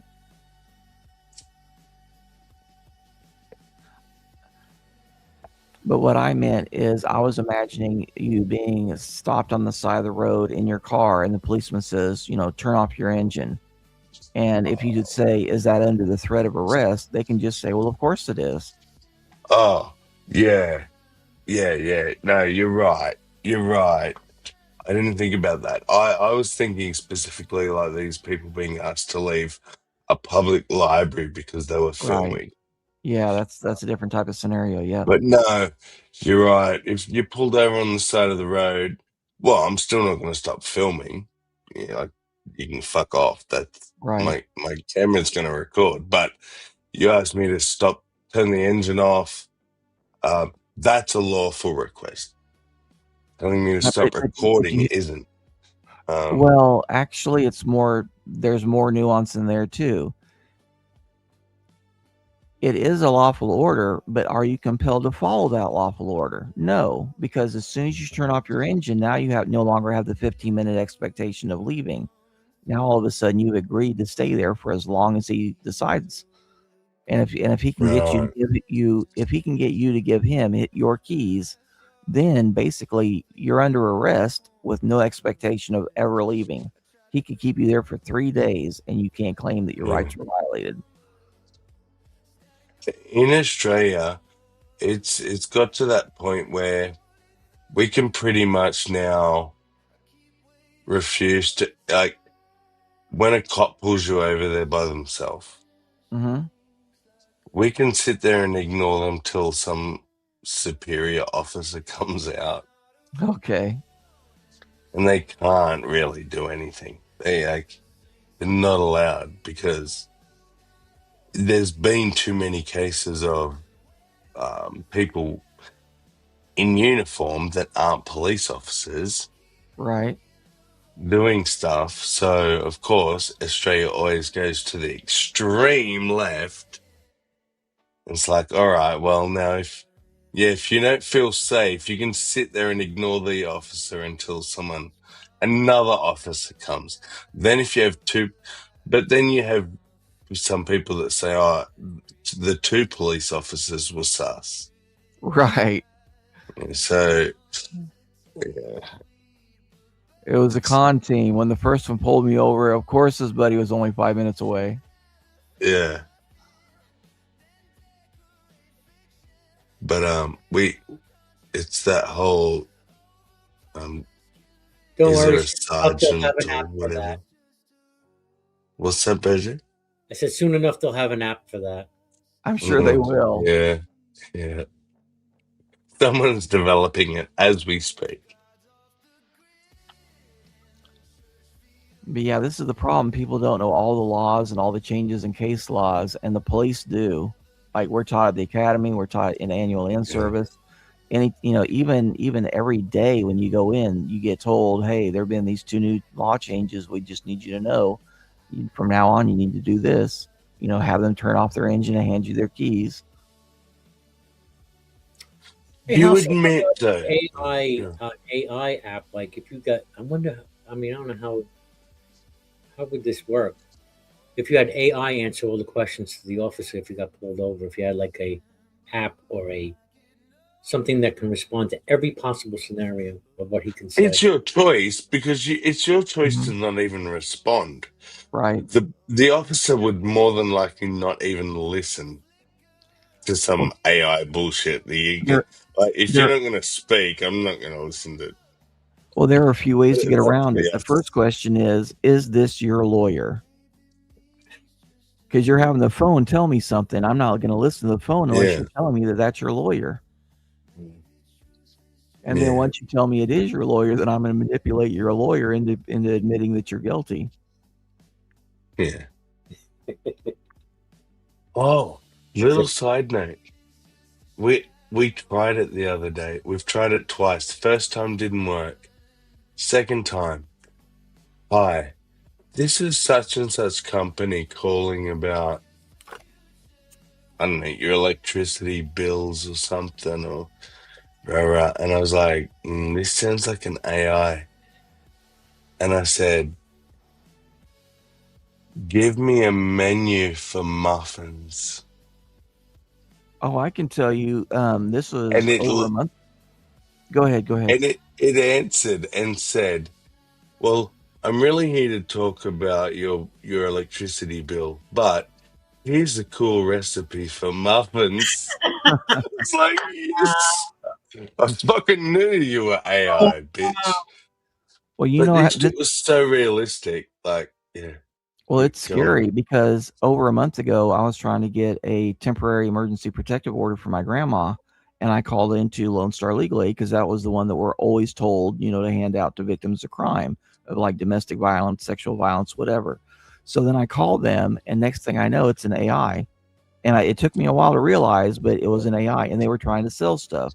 Oh, well, you've been selected because you're over 65 to have this monitoring thing and this other. And so then I started saying human. I want to talk to a human. Send me to a human representative, and it like won't do it. It just reads its script, and no matter what options you push, it's the same deal.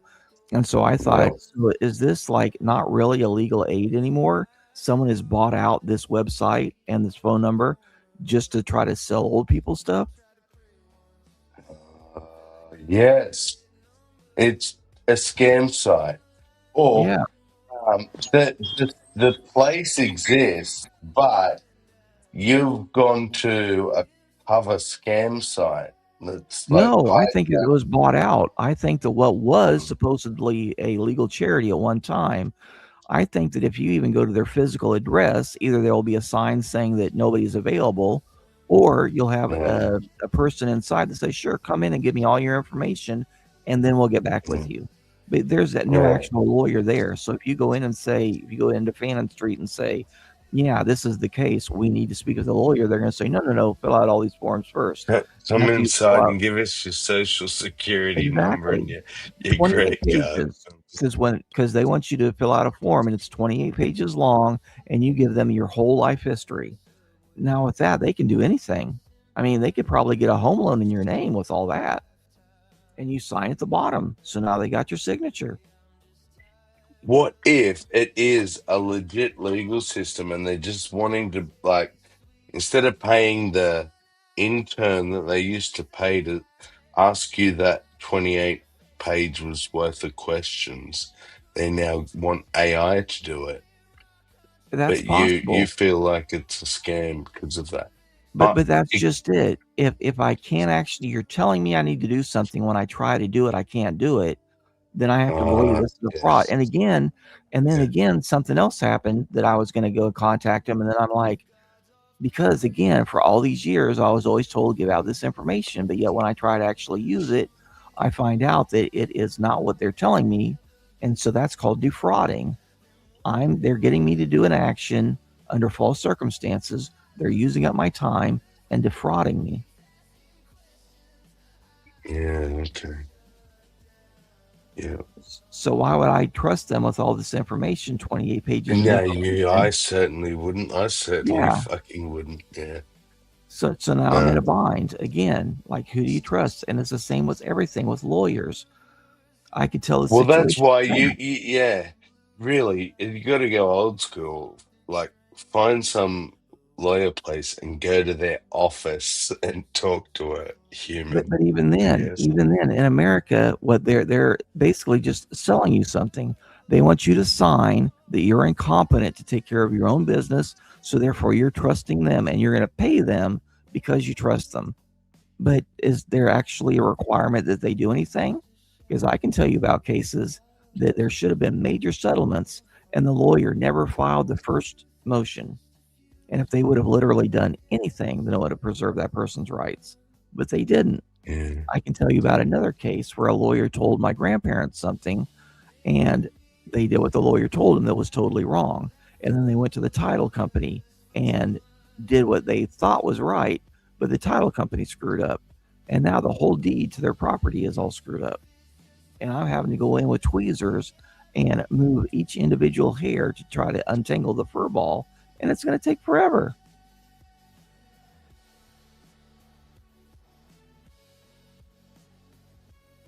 I'm probably going to go live on my own show to talk about that. And you chose to go live. And you chose to be a lawyer.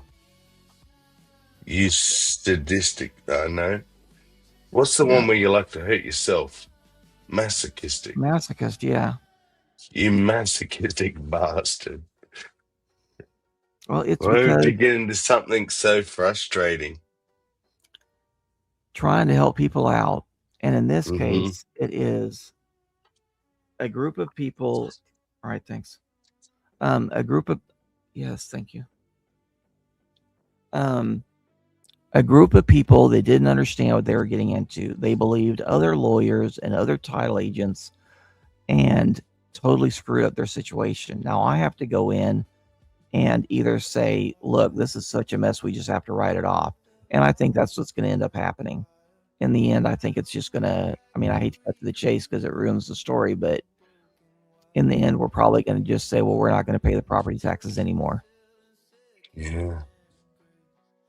Just let it default to the county and get, sold at auction because it's not worth it. The expenses are more than 6 times the income. So why would you keep an asset that you can't sell and that is losing you money every year? Yeah. 6 times too. Yep. And again, if I could go back to 1996 and rearrange all this, I would. But they chose to go to, because guess what? Like the Bible says, a prophet is never honored in his own, whatever it's called. But people that know you, know everything about you, they don't respect you. Instead, they'd rather pay somebody that they don't know that has a number behind their name, because after all, this is a lawyer. Lawyers are supposed to know what they do. No, lawyers are supposed to get your money out of you. Don't assume that they're operating on your best interests. Same thing I've seen in court. I've seen lawyers get, drunk drivers into more trouble because they'll admit to things that didn't ever happen. And so, yeah, they may get a lighter sentence for your drunk driving case, but now all of a sudden you have a drug possession case. And maybe you might even have CPS involvement where they're going to take your children because was there a child involved in the car when you were drunk driving? So now you have to pay the lawyer for 2 new cases that he got you into trouble for. Yeah, even in a good case scenario, like the only lawyer I ever paid for engaged was one who defended me for free because she was a public defender. They are the She was best. like, I was there. Yeah, I was in prison.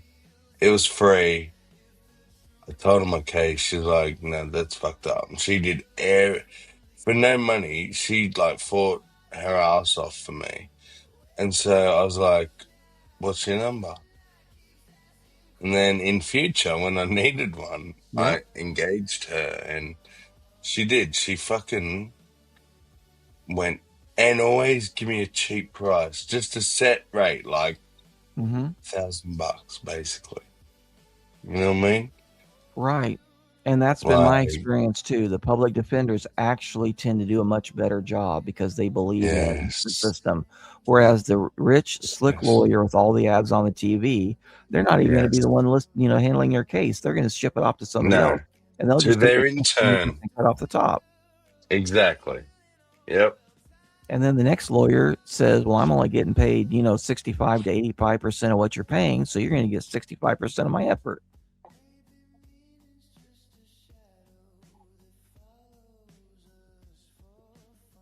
Again, this is all the secret stuff that people don't generally know.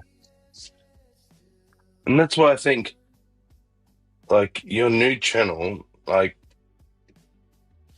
it might be cool. You might just have to come up with topics, basically. Yeah. Just random topics, like this, and then explain them and talk about them. Then, I don't know, maybe afterwards open up for questions and have a panel or something. But yeah, I know. I mean, that's the sort of thing I'd subscribe to, but it's tricky, isn't it? Because how do you know what to talk about or what? Well, there are plenty of topics, and Broja already told me what to do. I need to make some shorts. If I made some shorts for that channel, I would definitely get more subscribers. Once I get subscribers, I can get other attorneys to come on, and we can talk about different cases. And also, it can make a huge difference or no difference to some channels. True. But every time you go live, dude, there's an option there in StreamYards to go vertical and horizontal. Go both. It doesn't damage, it doesn't make less people come to your horizontal or something. What it does do is, the people who doom scroll the shorts, any vertical is put in the shorts, so that you might be a 10-hour stream, you'll still be in the shorts because you're vertical. So the people streaming can just stumble on, and if by some chance someone is saying something they like, they might stick around and listen, and that's how you get the subs, is by I need to pay more attention to that, because normally I just click the few things that I'm used to. I don't even look for the vertical. Yeah, no, it's a new thing in StreamYards. Now you can select whether you just want to be horizontal, like we are now, or both. And I was doing it for a bit, but certain people complained, you can't see, horizontal people in the chat can't see the vertical people's chat. Right. But all you do is you go up to you go media assets, you go up the top, and there's an option. Show comments on screen. Show comments on screen. Which I can't see for some reason. Oh, show comments. Here we go. There you go. And then you can even make it wide, fat. There you go. Nice and big. Covers Brojo, and it will display the comments from both streams. So there's no complaining. Just look at the screen, you'll see all the comments. So my advice is do the vertical thing for a bit. See if you get any random scrollers drop through. Because I got myself 20 or so subs just from doing a few vertical streams. So I'll need to do that. yeah.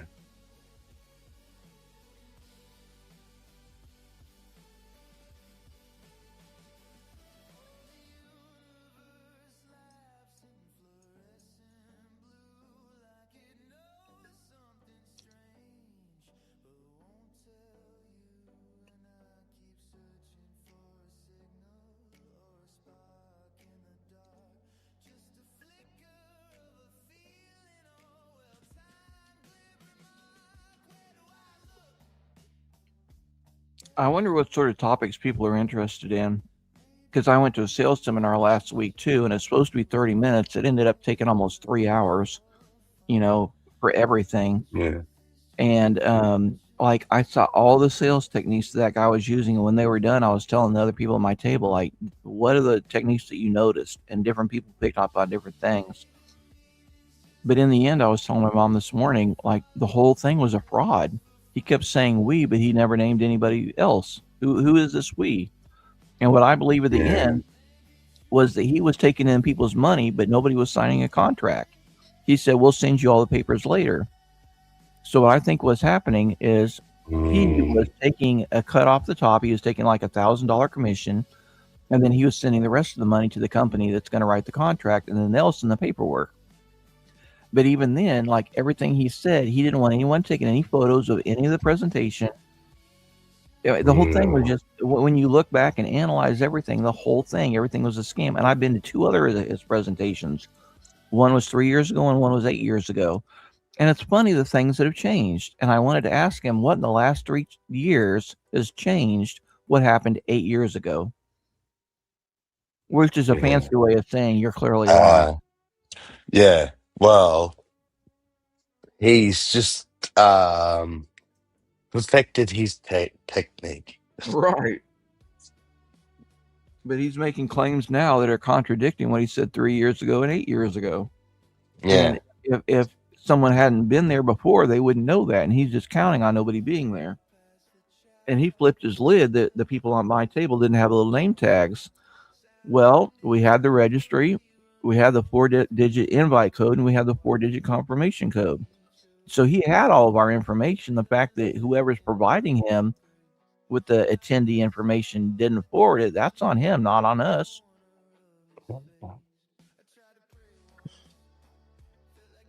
It's so dodgy. Yeah, so they're pre-screening everybody. So many red flags. Yeah, they only want retired people, and the older the better. And so he's looking for people with over 65 homestead exemptions on the property tax, and that's how they end up on the mailing list. Yeah.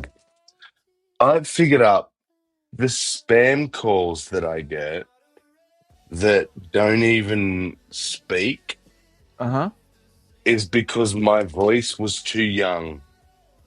It's just a theory, but I'm like, when they realize I'm not an old man or an old lady, and they're probably not going to be able to scam me, it's like they don't even bother. They just hang up. Yeah. It's like, at least go through with the scam, please. Let me have some fun. Because I do like to have fun with scammers on the phone. I'm not gonna lie. I usually spend a good 20 minutes, half an hour of their time. Yeah, my grandma got an invoice that was mailed to her farm, and at first we thought that it was a bill that we needed to pay. But then the more I looked over it, I said, well, it says invoice, but invoice for what? What service have they performed? Oh, no, this is for a future thing. Well, then do they have a contract? And again, my mom was just going to pay it because it looks like a bill, but it's actually not a bill. It is an invoice for a future agreement that no one has agreed to. A service that you haven't got yet. Yeah. Right. And then what is the service? Oh, it's just a plan. Well, what does the plan provide? Nothing. It doesn't provide anything. You're just paying them because they are asking for $600, but they're going to give you nothing in return other than thanking you for the $600. There's this one that was going around Australia recently, and I received it. I've kept it somewhere, the physical letter, but it was also like people were showing it on the internet because they were getting it and just like, what the fuck?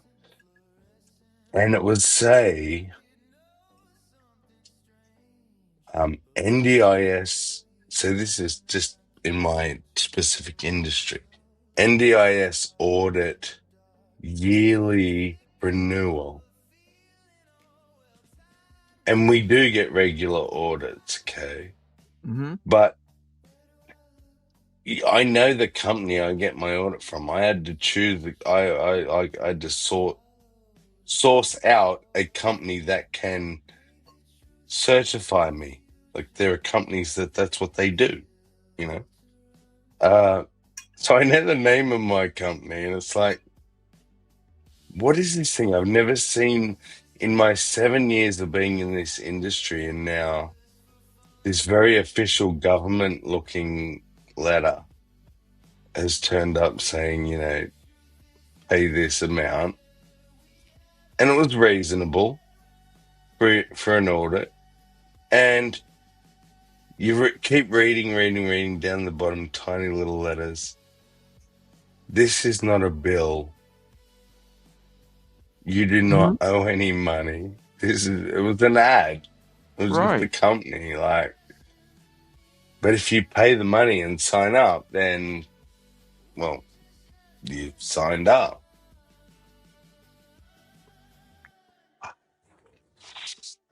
Don't know how it's. I'm sure it's not legal. I'm sure the government's probably cracked down on it by now, but it's dangerous. Because I get so many bills, shit like that. Like, often you But at just least, pay stuff. at least in your country, they require them to say that it's not a bill. On this one, it Yeah. didn't say that anywhere. It said an invoice. And again, the way they laid everything out, it was like, you owe us this money, but then when you actually read, the dates are for the future, not the past. So Yeah, if you pay right. the invoice, that is the contract. Yep. It's not a bill, it's a contract. And I got No, this is a separate situation, but I got a cease and desist letter last week. And I laughed at first because it should have been a demand letter. But the way that they worded it is almost like it was a demand letter of, you need to stop preventing anyone from being able to do this. Well, how am I going to prevent someone else from doing something? Something, yeah. So I just decided this is a empty threat. You know, let them go ahead and do whatever. Yeah. Yep.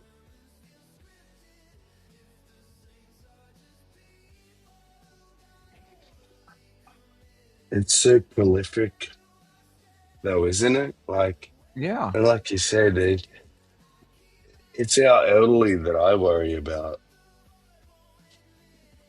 with the amount of scams and how clever they're getting, and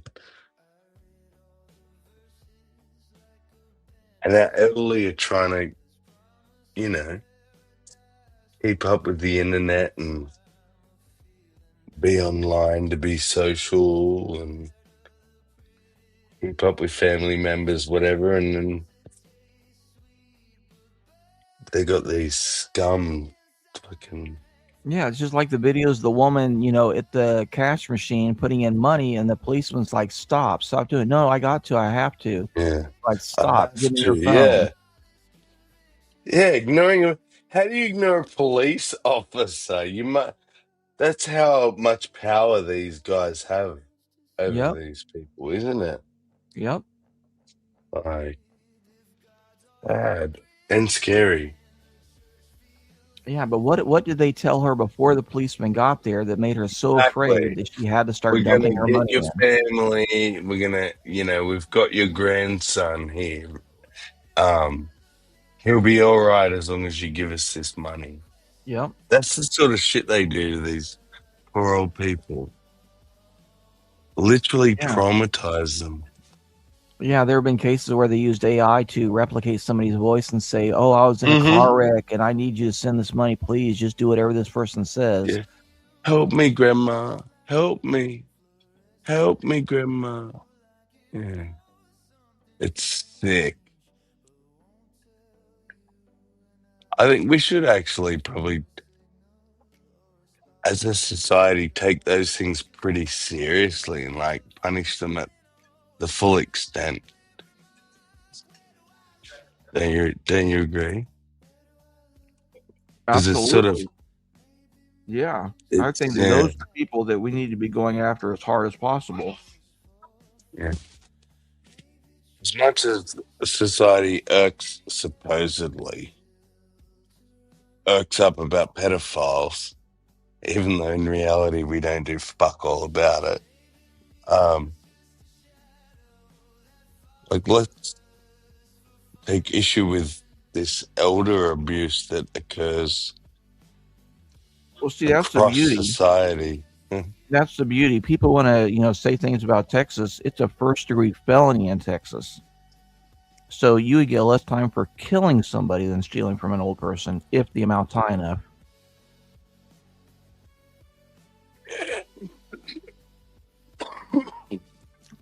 That makes sense. If the amount is high enough, and if the amount's high enough, you're going to get 20 to 99 years. Good. And if you kill somebody, you get 7. And it probably comes down to an average because chances are you probably killed them because they were trying to fucking do something that deserved you pulling your gun out for.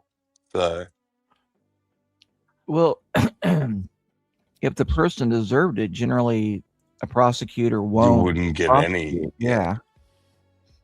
So the 7 years is an average of first-degree murder all the way up to negligent homicide. But even if you get a big sentence, you're only going to do days for every month that you're sentenced. See, you say Texas prosecutors on average, I know we're being very general now, won't prosecute someone for the sake. I mean, they're a prosecutor. It's their job. Even when they think you're innocent, they still want to No, the way it's written in no. The way it's written in the Constitution is the prosecutor's job is to seek justice. So they have to see the justice is done. But that's open to interpretation because what is justice? So then they're not supposed to go after faulty cases where they know the guy's innocent. But that one case I told you about, they knew the guy was innocent, but because of the public uproar, if they didn't, they tried to just say, well, let's let a jury take care of this instead of us making the decision. And in certain they cases fucking wipe their hands of it. Right, exactly. They're putting it all on the jury, and the That's jury not doesn't even justice. realize it. Still not justice. No, and there are cases like in Houston where a person defends his property, his wife, and his young child from someone doing something bad on his property, and so he used lethal force. But he still got arrested, not because he used lethal force, but because of the age of the person that was committing the crime was such that they were worried that there would be a public outcry if he wasn't arrested. But I'm sure they didn't charge him, or if they did charge him, they're going to drop the charges within 6 months. It'll never go to trial. Yeah. Because again, what jury would see that? Say, you're defending your wife and your young child. Did you ever see the Jim Carrey movie Liar Liar? Yes. Do you remember when his secretary realized he couldn't lie and she goes, my friend recently had a burglar fall through a skylight in her ceiling and land on a knife in her kitchen. And he sued her. Mm-hmm. And she's like, and it's people like you who made that criminal successful. Right. And it was you that got him off or something. And he was like, yeah, but I got him a good price because he couldn't lie. Right. But you didn't help the situation. But I remember that as a kid, and I was like, yeah, it just really stuck with me. And I always was proud Australia didn't do that. We're a little bit old-fashioned, so we're very conservative. But then one day, something happened. I was busy at the time and I didn't notice. Okay, with life and shit. Mm-hmm. But then, Australia just went full snowflake, followed in the footsteps of the UK, which blew me away because we don't really we have a queen, But we look up to America more. We've like in wars we support America more. America has supported us in wars more. Britain has really literally done zero. All it has ever done is ask stuff of us. So Australia doesn't have much of a tie to it. So wouldn't understand that. Does that make sense? Absolutely. Yeah. And I wish And that. Go ahead. I was just going to say, you probably might have be going to say a similar thing. And I was going to say, and I wish we would get rid of the monarchy and just like ally with America, be like a little sister to America. We already kind of are, but fuck the monarchy or fuck the UK. What the fuck has the UK got to offer anyone in this world? We have more. Man, if we went to war with the UK, we'd beat them. So I don't even know what the fuck we keep them around for at this point. Right. Yeah. And all it would take is a declaration just saying we're no longer alive. Exactly. That's it. Simple. But our government won't do referendums. Like, so we had one. I think I remember voting to fuck them off maybe 10 years ago. So here we are, 10 years later. I'm waiting for another referendum. Give us another. They know, but the next, because it was like 49 to 51, they knew the very next referendum that they're gone. So I imagine there's a lot of pressure from the UK to not have a referendum on our Prime Minister. Yeah. Yeah. Well, what I would like. They're gone, I'm telling you. Well, I'm switching back to that Jim Carrey movie where the guy fell through the skylight. Just like we have the castle doctrine, I wish it was something similar for civil lawsuit liability on your property, that you could only get sued if you invited someone onto your property. But the way it's written now is if you failed to prevent them onto your property. Yeah. Is that what's called castle law? Or is that a little different? Is that about defense? Yeah, the castle doctrine is that you're not required to flee your house if you are invaded. Because in some states, like the state that I grew up in, if someone broke into your front door, you had to retreat to your bedroom. If they kicked open your bedroom door, you had to literally climb out the window and run to your neighbors. So you had a duty to retreat, and that's the way a lot of states were a duty to retreat state. And then the castle doctrine came in like Texas and Florida, and it spread to other states. Maybe it even started in other ones, I don't know. But they said, no, your home is your castle. You have no duty to retreat out of your house, because where are you going to go? Why would you flee your neighbors? So then you're supposed to burglarize your neighbor's house and ask for help? I mean, it's crazy. Exactly. Where are you supposed to go? Yeah. And so then they extended the castle doctrine to stand your ground. Now, not only in my house am I safe, but anywhere in public, I don't have a duty to retreat. If you attack me, I don't have to run away. So your personal space, basically, which is cool. Yeah. Like your vehicle and shit should be, which is in most places. It is. In fact, your vehicle is considered an extension of your house. So that's why when the police say things, they're trying to trick you into waiving your rights. Just is that know. why you can drive around naked in America? In certain places, I guess, anyway. But as long as you don't get out of the car, they can't do. We're getting a little bit personal here, but yeah, when I used to drive on the highway, again, I was young and horny.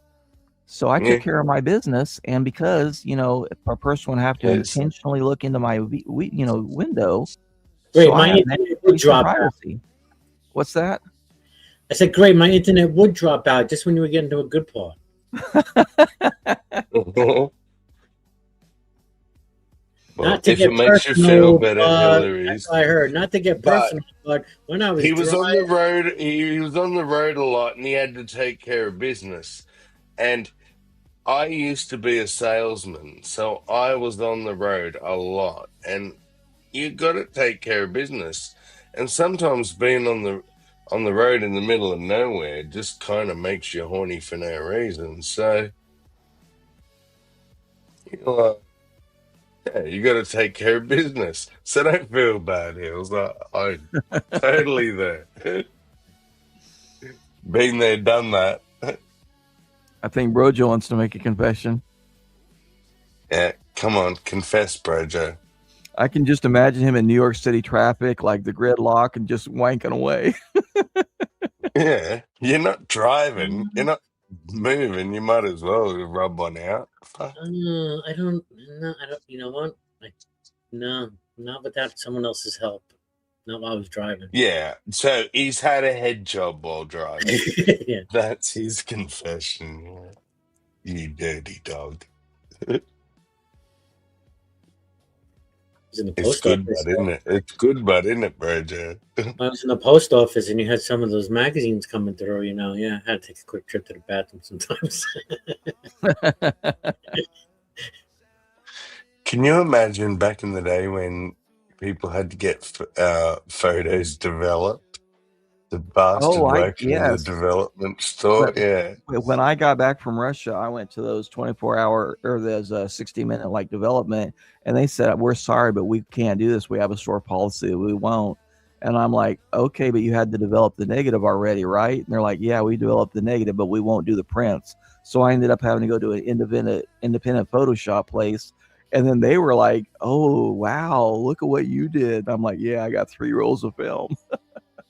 But it was all like young people and one middle-aged person. And they were like, "Wow, we loved printing your photos. This is great. Please come back anytime." Wow. See, that's that's cool if you're cool with people. Yep. Looking at your shit, but well, that's just it. When I took it to come back now. No, when I took it to the corporate place, I'm like, this is all automated. They're just going to put it on a computer and it's going to do it all. Well, apparently they have somebody doing quality control that looked at it and they're like, "Nope, we can't do this." So that's fine. I'll just take it to a small independent place. They're more than happy to. I'm worried because now all your picture on the phone, the whole world can see if they want to. That's right. They're all on the cloud, and you don't have any control over what's on the cloud. Oh, there's a. Go ahead. I was going to say, I've got all these little digital video camera cassettes from when it was like before shit was fully digital, and it was supposedly digital, but somehow I still had to stick a fucking cassette in the camcorder. Anyway, I found someone that can convert them all for me. I have 13 of them, okay? None of them are labeled. One of them is my sister's wedding.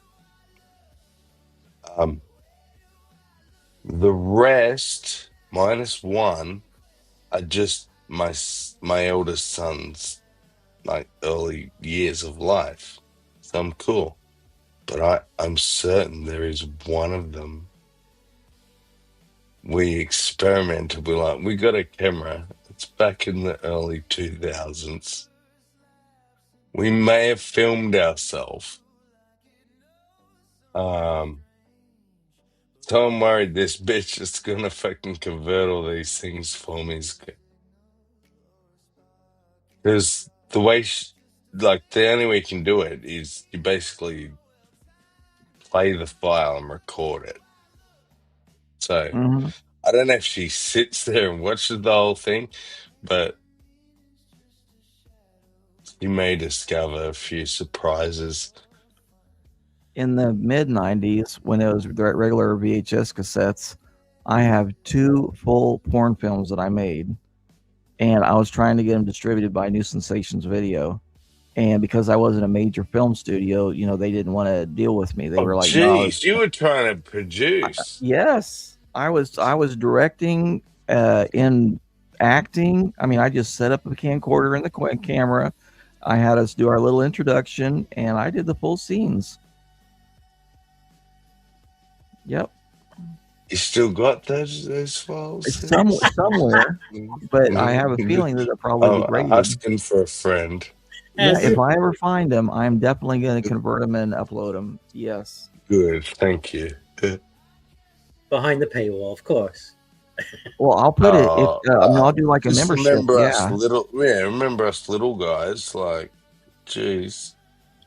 Thanks. Oh my God. Thanks, bro. Joe. I was about to get that shit for free, and then you're gonna make me pay for it. Fucking hell. No, I'll have a subscription tier. If you want to see my stories, like it's one subscription. If you want to see video, it's another. I'm gonna do the reverse of what Daniel Burning Bushes did. You know, he had an OnlyFans, then he ended up reading poetry. I'm gonna be like, Did he no, really? here are my stories. If you want to see them acted out, you know, that's behind the paywall. There you go. Daniel had an OnlyFans. He What did. the fuck sort of shit did he do on there? He said he only read poetry. On his OnlyFans? He also slept on cam. Yes. He got paid people paid him to watch him sleep.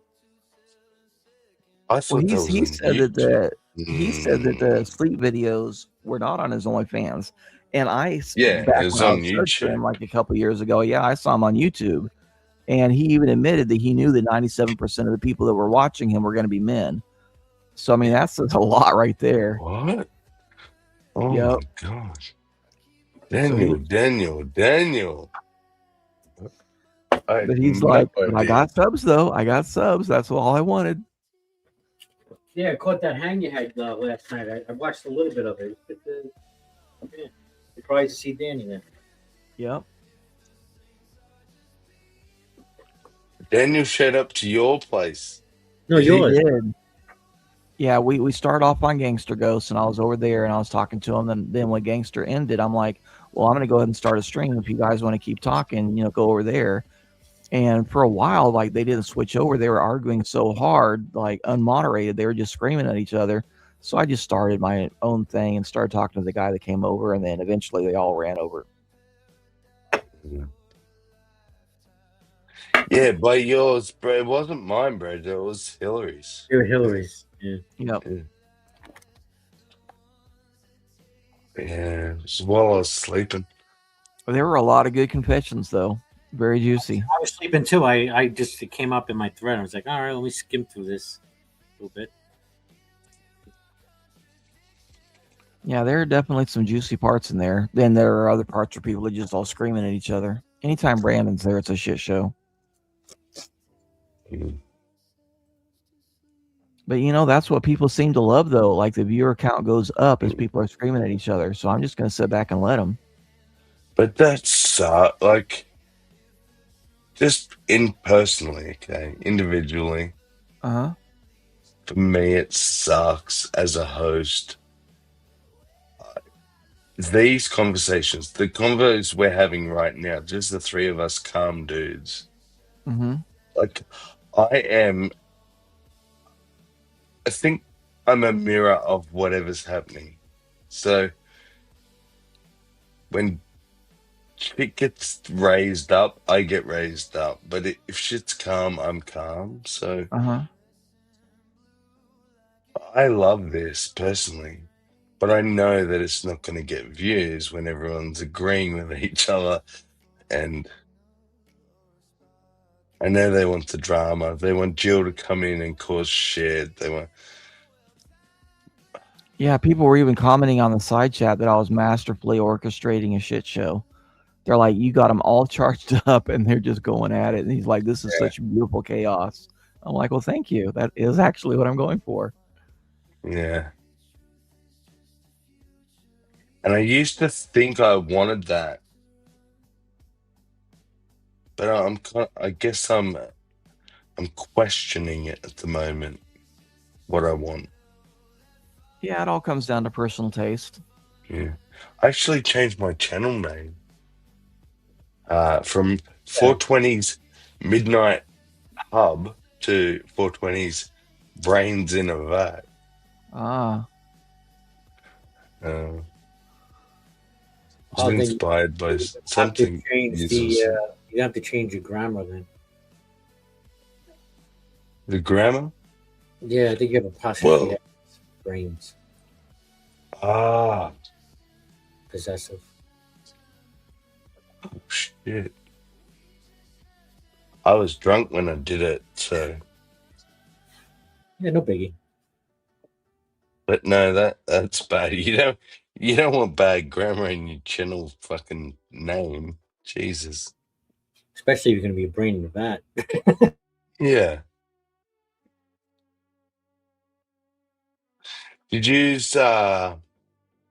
Does anyone subscribe to, what are they called? Gnostics? Oh, no. Informant? Yeah. No, not Gnostic Informant. There's some channel that's getting around at the moment. They might still be live. Let me see what they're called. Our friend, Roger, what's the name of the guy, the young guy, takes fuckloads of drugs, fuckloads of mushrooms and shit. Oh, oh shit! I haven't seen him around in a while. Yeah. Isaac. Yeah, Isaac. Yep. Isaac. Well, he was on this channel, and they made shorts of him like he was wise. I'm not kidding. They made shorts where he's like, yeah, when you take drugs, blah, blah, blah, blah, just, talking his spiritual bullshit. And they made shorts of it. And then tonight, Instant Guru Bogart was on there, someone else was on there, and the channel was defending itself, going, we don't actually defend the people like that. We're just because we platform them, blah blah blah, and they were having to defend themselves just for having Isaac on there because they were. But they made shorts of him, making him seem wise. Exactly. So they're more than It's a bit more than just platforming it. Exactly. Let me see if we can find the shorts. See, that's what gets me in the chat when people post links and they don't even describe it. I'm like, you're not just sharing information, you're promoting it. So if you're going to promote something, then you need to be able to defend it. It's I'll even say just a couple of words, my latest song. Mm-hmm. That's what you don't want to listen, don't listen, but it's my latest song. You know what the link is. Right. I can't stand links that don't have a description. Yeah. And then I get mad at myself for clicking on them because I'm like, I should have known better. I know. But here he is, look. So the channel, Finding Gnosis. There you go. Mm-hmm. It's gaining traction. It's getting quite a lot of followers. But I've only seen a couple people I know appear on it.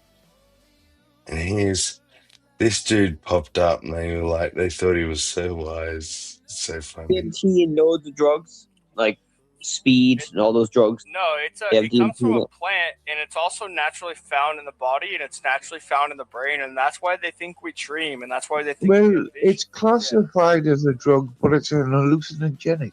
It's not. But it's chemically, found in the body. Everyone. It's not man-made chemically. No, it's a natural chemical. So but get this. Let's put it this way. What is a drug? Come on. Yeah. No, but get this. If DMT is illegal, if they studied your brain and extracted your brain, there'd be a percent of DMT. Everyone everyone has DMT in their body, so technically everyone's holding. He's messing up the law, though. That's why everybody's receptive to cannabis, because they've got. Okay, so if someone is cutting off people, if people are going around cutting off people's heads and selling them as DMT, then yes, that would probably be illegal. But just possessing it in your brain is not illegal. Yeah. That wasn't the one I haven't seen that one. That actually made him look a lot more crazy. Yeah. But This is, I think, the one I Lucid saw. dream like every single night, and then I got the electric shock magnetic therapy, and it went away. And I don't feel God anymore. And when I worship God, I don't feel Him. So it's like, did they attack my spirit? Did they attack my soul when they gave me the electric shock therapy because they tricked me into it? I was in a coma. So you have to understand where I'm coming from. I was in a coma, and then they came to me with an advertisement with this shit. Oh, this will help your brain. And they talk about frequencies and stuff. So I was like, oh, this is like new technology, like new tech with the frequencies. So I believed them. I go for my interview before I do it, and like, yeah, it'll help your memory. It might even bring your smell back. I hit my head, like I can't smell. So I was like, oh hell yeah. So I believed them. Come out, I basically feel like I can't feel God, can't feel my spirit. I feel like this is selling your soul. I feel like literally I'm 3-dimensional now. I used to be spiritual. I used to lucid dream 4 nights a week, and it went away instantly when they did it. I get home after the first day, they shock my brain, and I try to worship God and feel it, and I can't feel it anymore. So I gave up on that. I used to lucid dream like every single night. Isn't it funny how each of us have a story that we keep repeating? Yeah. Yep. Yeah. With that, hello, Frank, and hi. I'll be listening from the outside. I gotta finish getting ready. So, but I'll be listening. Gotta do what? Okay. Last one to share. Here we go. Sure that their religion or their mythology is identical to Mesopotamia. I looked at it once, and it's Similar. got the same brothers. They fight the dragon that's basically Tiamat. It's almost identical. Yeah. Every Skyfather religion that is identified, there is always the story of the hero taking down the serpent, like just taking him down, right?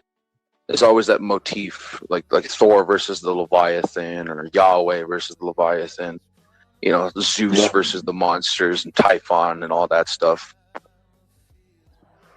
So I'm pretty sure that their religion or their mythology is identical to Mesopotamia. I looked at it once, and it's Similar. got the same brothers. They fight the dragon that's basically Tiamat. It's almost. No, I don't know. I must have watched too many shorts. See, I need to get somebody that knows how to do all this technical stuff that can make shorts for me and can like promote my stuff. Because like Brojo's right, that's all that I need to do. I just don't know how to do it. Is there a way that I can like give the keys to my channel to somebody else so they can do all this stuff? Of course there is. Yeah, there's a way to do that. Even free. You can have one other. Well, that's what I need to do. Somebody that would agree to like make shorts and do all this stuff and edit. I don't know how to do it. Let's see.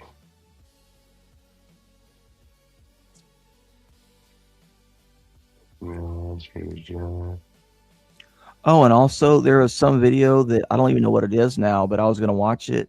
And then when I went to that tab, Raw had done a copyright strike on them. So I don't even know which channel it was for, but I'm curious. So, see, you can see my screen, right? Uh-huh. Create live stream. Choose my channel. Write a title. And then here, orientation. Right. It's just always landscape. You just go landscape and portrait. Right. So now all the upright scrollers will see your live. Okay, thank you. Which is actually more people scroll through you upright than will horizontal, like looking for lives. Do you know what I mean?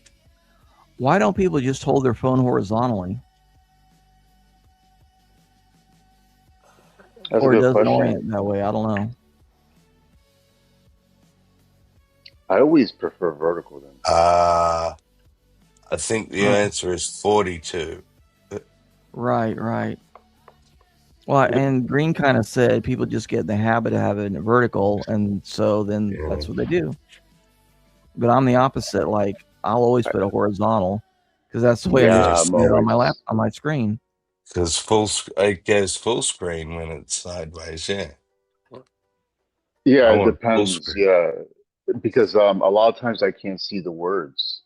Like if I'm on my phone, Uh-huh. so like I'll see the words coming down because I like to see the comments as I'm watching it. But when I do it horizontal,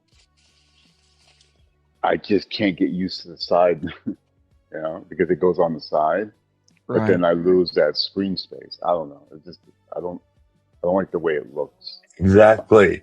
See, if you're on a phone, people want it vertical now. So if you want more phone scrollers, hills, That's then definitely what I'll do. yeah. Yeah. Yeah, it Just depends if you're on the tablet, then it's a different story. If you're on the bigger screen, uh-huh. then you could actually do it.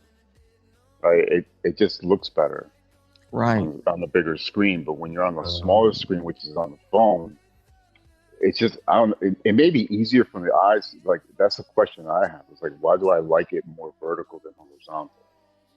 Like if it's a smaller screen. Mm. So it's just easier to like navigate, I guess. I don't know, but because at work, so I have two screens, sometimes even three, like You across need the board. somebody to give him a hug. Who? Oh, my son. He just Oh, woke up. He's talking in his sleep. oh, okay. Like I said. Wait till he gets I'm gonna, taller than you. He's cold. yeah. Oh, that's right. It's wintertime there. Yeah. And this house is like, it was built by convicts, so it's made of sandstone and Okay. it's not warm or airtight in any way, shape, or form. How's your insects over there? Because I heard you got some big ass insects, like big ass spiders and shit. Oh, insects, yeah. Like really poisonous. We just discovered that so the most venomous, okay, is not the deadliest because no one's died of it since the 60s, but the most venomous spider, the funnel web, we recently discovered it has a cousin. And usually the stuff we discover is really tiny. This is twice the size of it and like 6 times as venomous. So we now have the new most venomous spider. And guess what they called it? This is so Australian. It's called the Newcastle Big Boy. That's funny. Yeah, I'm not kidding. You can look it up. Newcastle Big Boy, a cousin of the funnel web. And Nerdy Rogan funny came thing up is, with you it. know what? Do you know where I live, Green Soul? Queensland. Newcastle. Oh, Newcastle. All right. Yeah. So I took apparently, a guess. I took a guess. I remember digging up funnel webs as a child and thinking, catching them in a jar, and thinking, these funnel webs look really, really, really, really big. But I just figured they were really big funnel webs. Now they're saying like, oh, we've discovered this new species, the Newcastle Big Boy. Like, fuck, I discovered that as a kid. I had that shit in my backyard. I could have been famous. I could have called it the semi-big boy. Right. Oh, I just didn't know. I thought it was just a funnel web. So, there you go. Yeah, Nerdy actually brings up a good point. He said, which is the most venomous type of koala? All of them, because they have chlamydia. I was muted. I can't believe I didn't say that. Yeah, that's what I said. I was like, it doesn't You matter. They've all tried to got beat chlamydia. me to It's I all tried to just share my screen and it wouldn't let me, but my antivirus is Really? constantly popping up stuff trying to sell it. Your free Uh, edition runs out in 11 days. Please select a premium yeah. subscription plan. I'm like, no, screw you. The only reason I have you is because you're free. Yeah.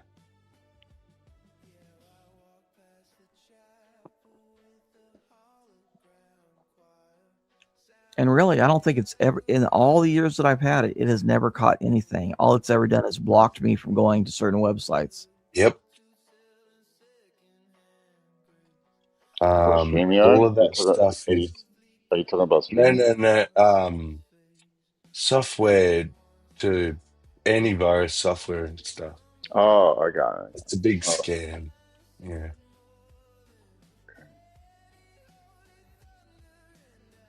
yeah, they always pop up in my shit too. Yeah, Like Nerdy this. is right. That's all it does, and it's constantly popping up on our computers saying, "Oh, you got all these junk registry files, and you need this, and we can clean up that." And oh, there's some serious critical threat. What critical threat? I got Yeah, 3 well, things in my recycle bin that I haven't erased yet. That's not a critical threat. Yeah. they just want to go into your digital space and snoop around there. Yeah, they just want you to pay. I mean, everything that they do Yeah. is a threat, really, that you got to close out. Well, all they're doing is getting your information and selling it to someone else. That then actually probably becomes a threat. Yeah. Yeah, I stopped that Facebook shit. I can't even erase it.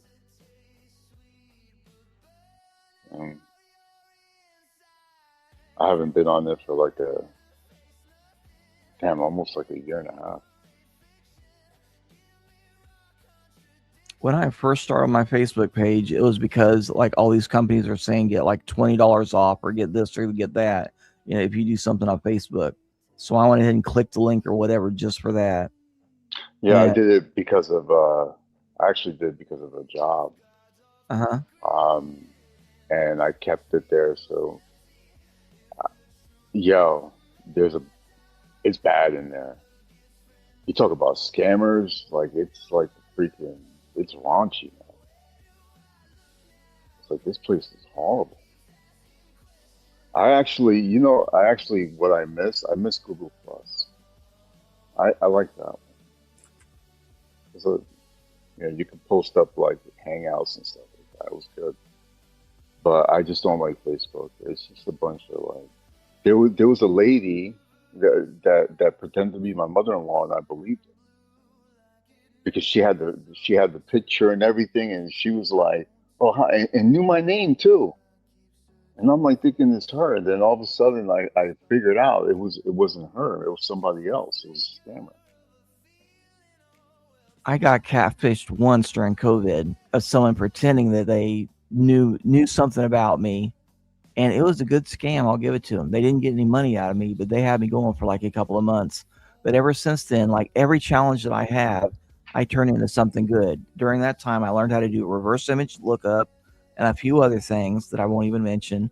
And so now I can actually know stuff about people when they're pretending.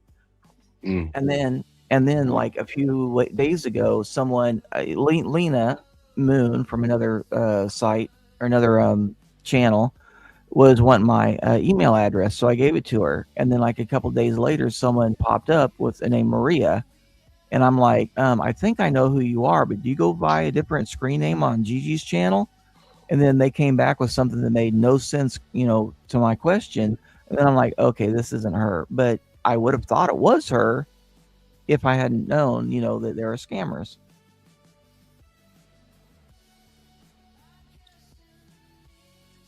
Yeah. Yeah, I nearly dude. got caught once. I was talking to someone,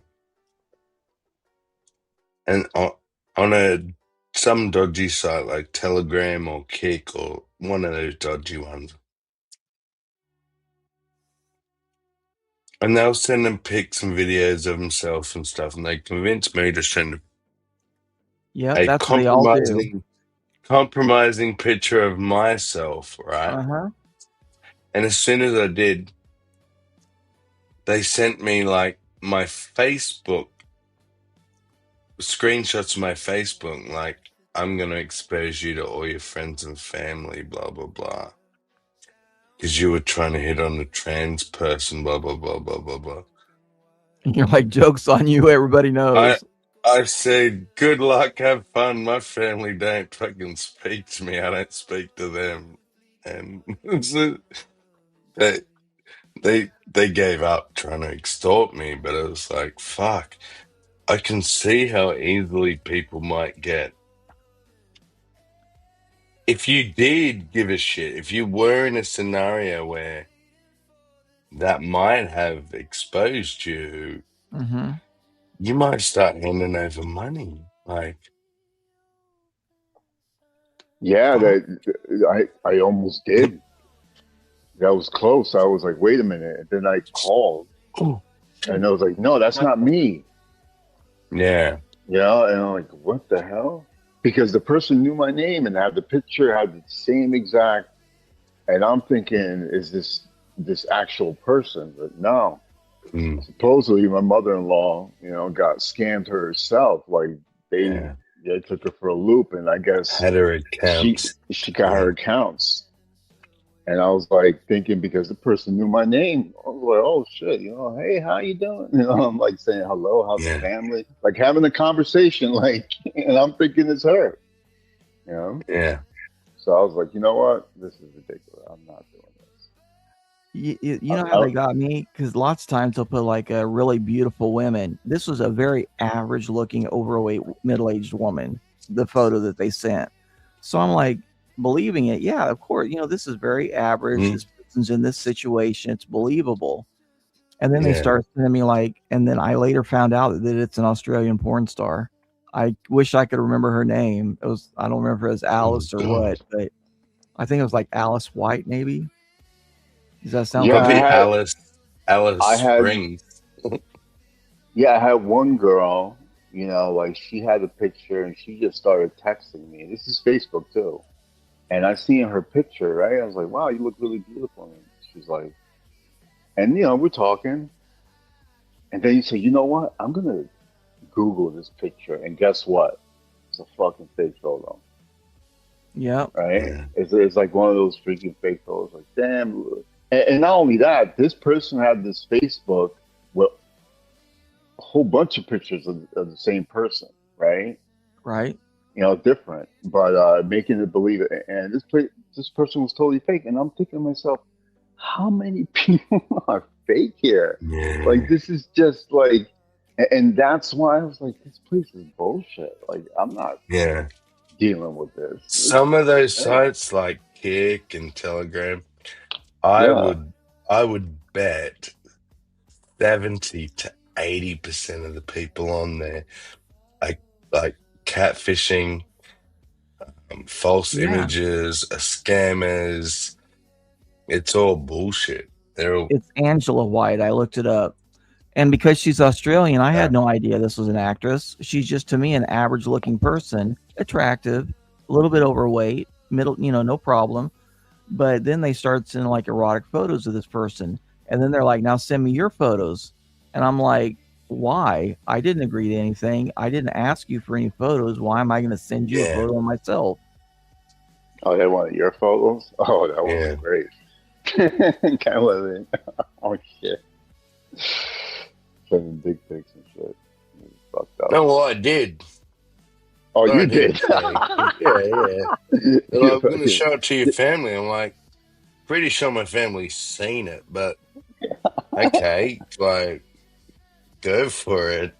You think I'm going to give you money? You threaten me? My family, they know what kind of shit I get up to. Yeah, I'd rather show dick pics than just send them money. Like, all right, here's my dick pics. You know, fuck it. Exactly. Never send money. Right? Yeah, never send money. Definitely show a picture of your butthole, your balls. Never money. Yep. Because I don't care. My dick's on the internet forever. sweet. I know, right? I'm okay with that. That's just Like, part of history, bro. It's yeah, in the archives.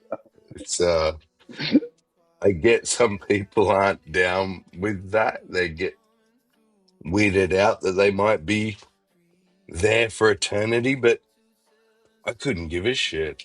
Someone wants to look at my nasty looking fucking knob and Yeah, it's the one. shit and go for it. Like, Fuck it. that's your treat. I mean, Well, it's plus nothing special, trust me. No. And there's so much porn out there now. It's like, so it's one more photo. So what? Exactly. There's billions of others. It's just lost in the flood, wouldn't it? Yeah.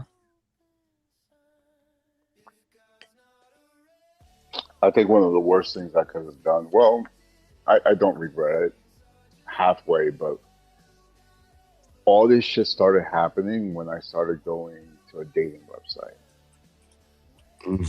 with these crazy emails, and yeah, I actually met people, right? However, it came with a lot of junk, and it has not stopped ever since, because I have not been in that real site. One particular site, I think Plenty of Fish, that site. Oh, yeah. So I went there. That's pretty tame, I've heard, but yeah, it was started tame, but I believe, but I went there and I met a couple. But the problem was, I started getting just a lot of junk and a lot of fake, all yeah, fake accounts. a lot of fake accounts, and it was unsustainable. Luckily, like Google sends a lot of stuff to the spam and the phishing folders now, but I used to get stuff all the time. Oh, I'm Amy from whatever. Oh, like yeah, FetLife, yeah. and I'm like, I don't have a FetLife account. I don't have any idea what you're talking about. Exactly. Yeah, we chatted, blah blah blah, and so I'm like, I'm not on that app. Like, you're clearly a scam. But do you want to know the weirdest thing? When I first got on the Grinder, it stopped after a while. I don't know what changed. Maybe I've been through the list of weirdos in Australia, but the two weirdest things I ever experienced, and I won't say that I only experienced them once each. It's just two things that I experienced, but I experienced both of these things on multiple occasions, okay? One that I experienced more often was dudes asking, would I fart in their mouth?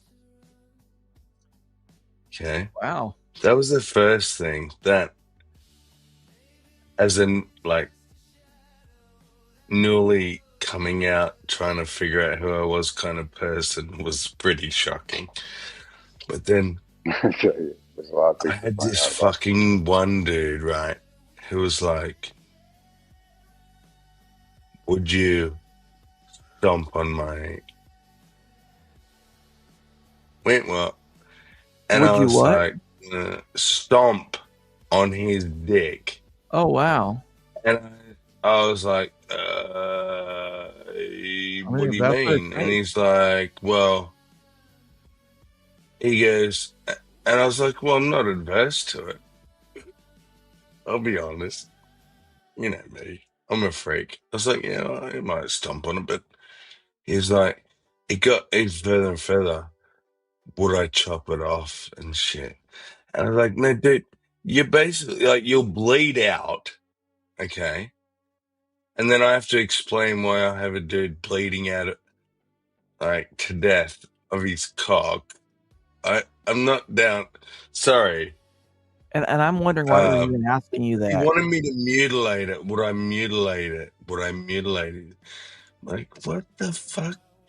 Yeah, what is his purpose in Dude, asking you great. this? Is he Yeah, trying then to get like, wasn't there a movie like that? yeah, William Defoe, and he cut I it don't off? know. Oh, I okay. don't know. But Yeah, I then was reminds like, me of stuff. I'm kind of scared that gay people, and the rest of them are like, so what age were you molested by your dad or uncle? I'm like, That's what? Damn. I never was. What that's the some fuck ultra is gay. with the gay scene in Holy Australia? crap! Like, Yeah. just wow. Yeah, Okay. I think you should have a whole hangout about that. You That could. is, I yeah, could. yeah, right. Fucking That is hilarious. Jesus That is Christ. But yeah, I quickly that's realized some that demonic. gays. That's some dark shit.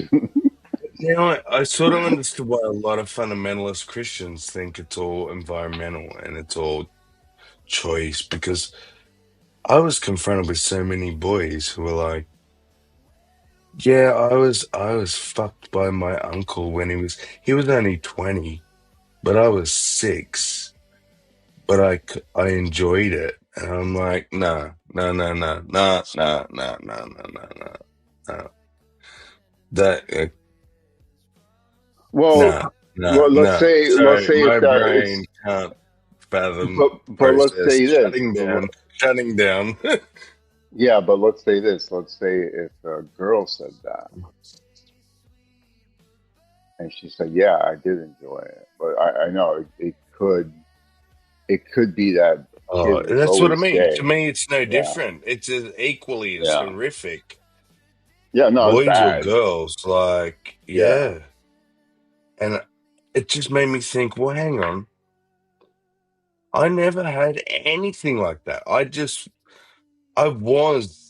I'm the one that will say, yeah, you're born gay because I never had any environmental shit.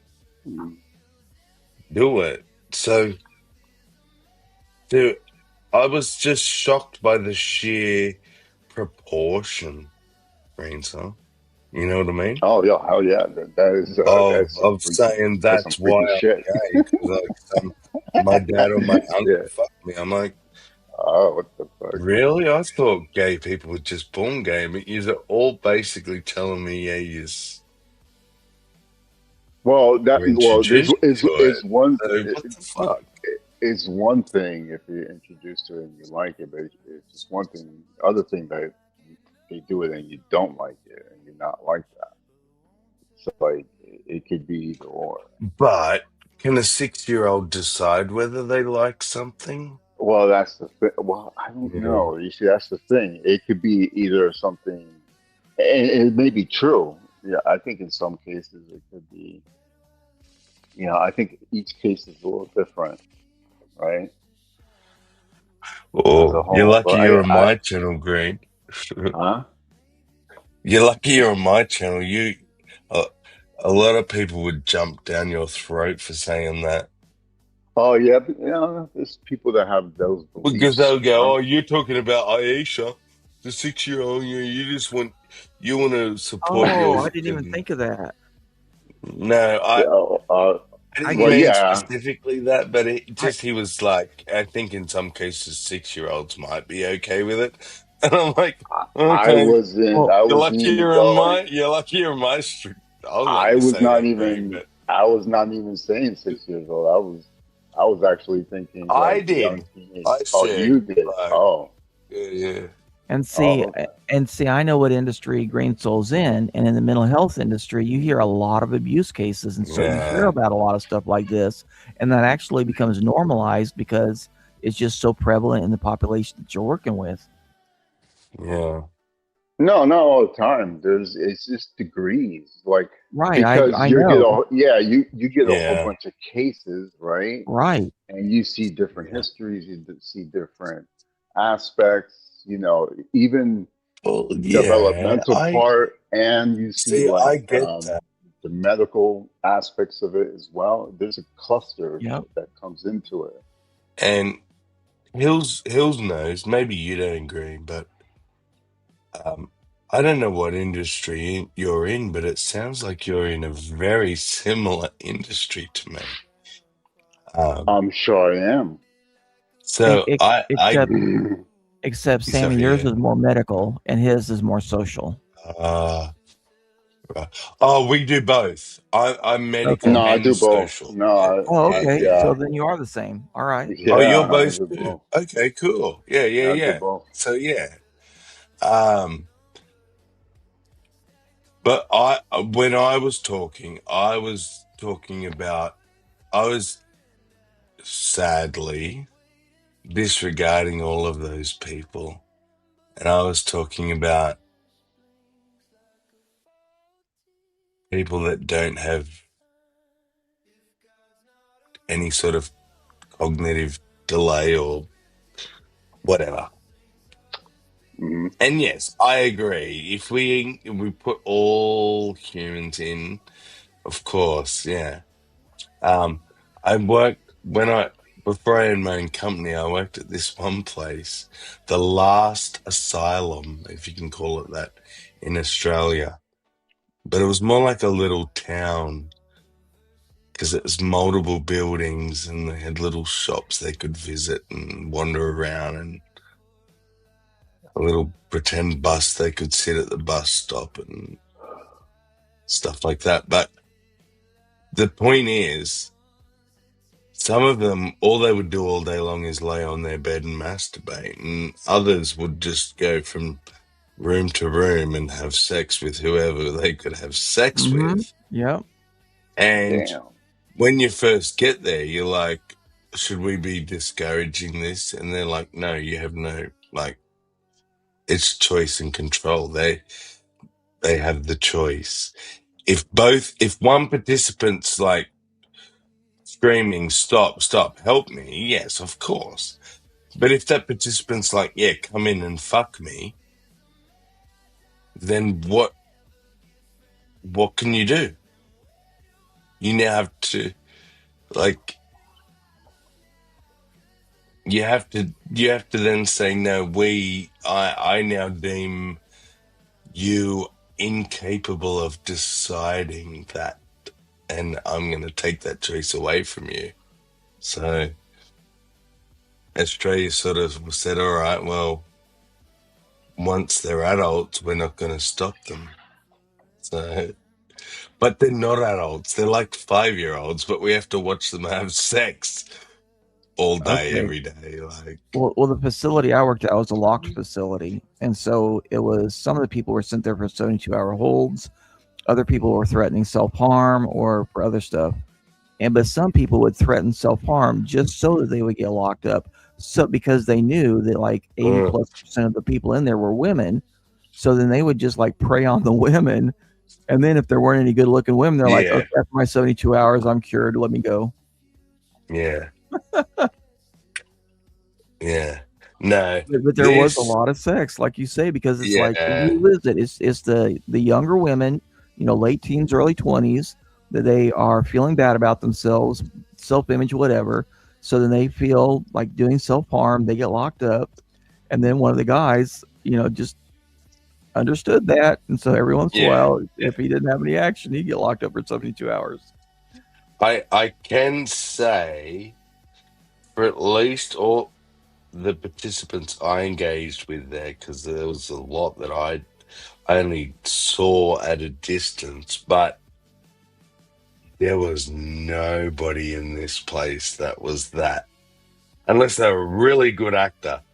This was all like very disabled people. Do you know what I mean? Right. There was no one in there just psychiatric shit. This was lifelong. Most of them had been there since they were children, and they were all adults now.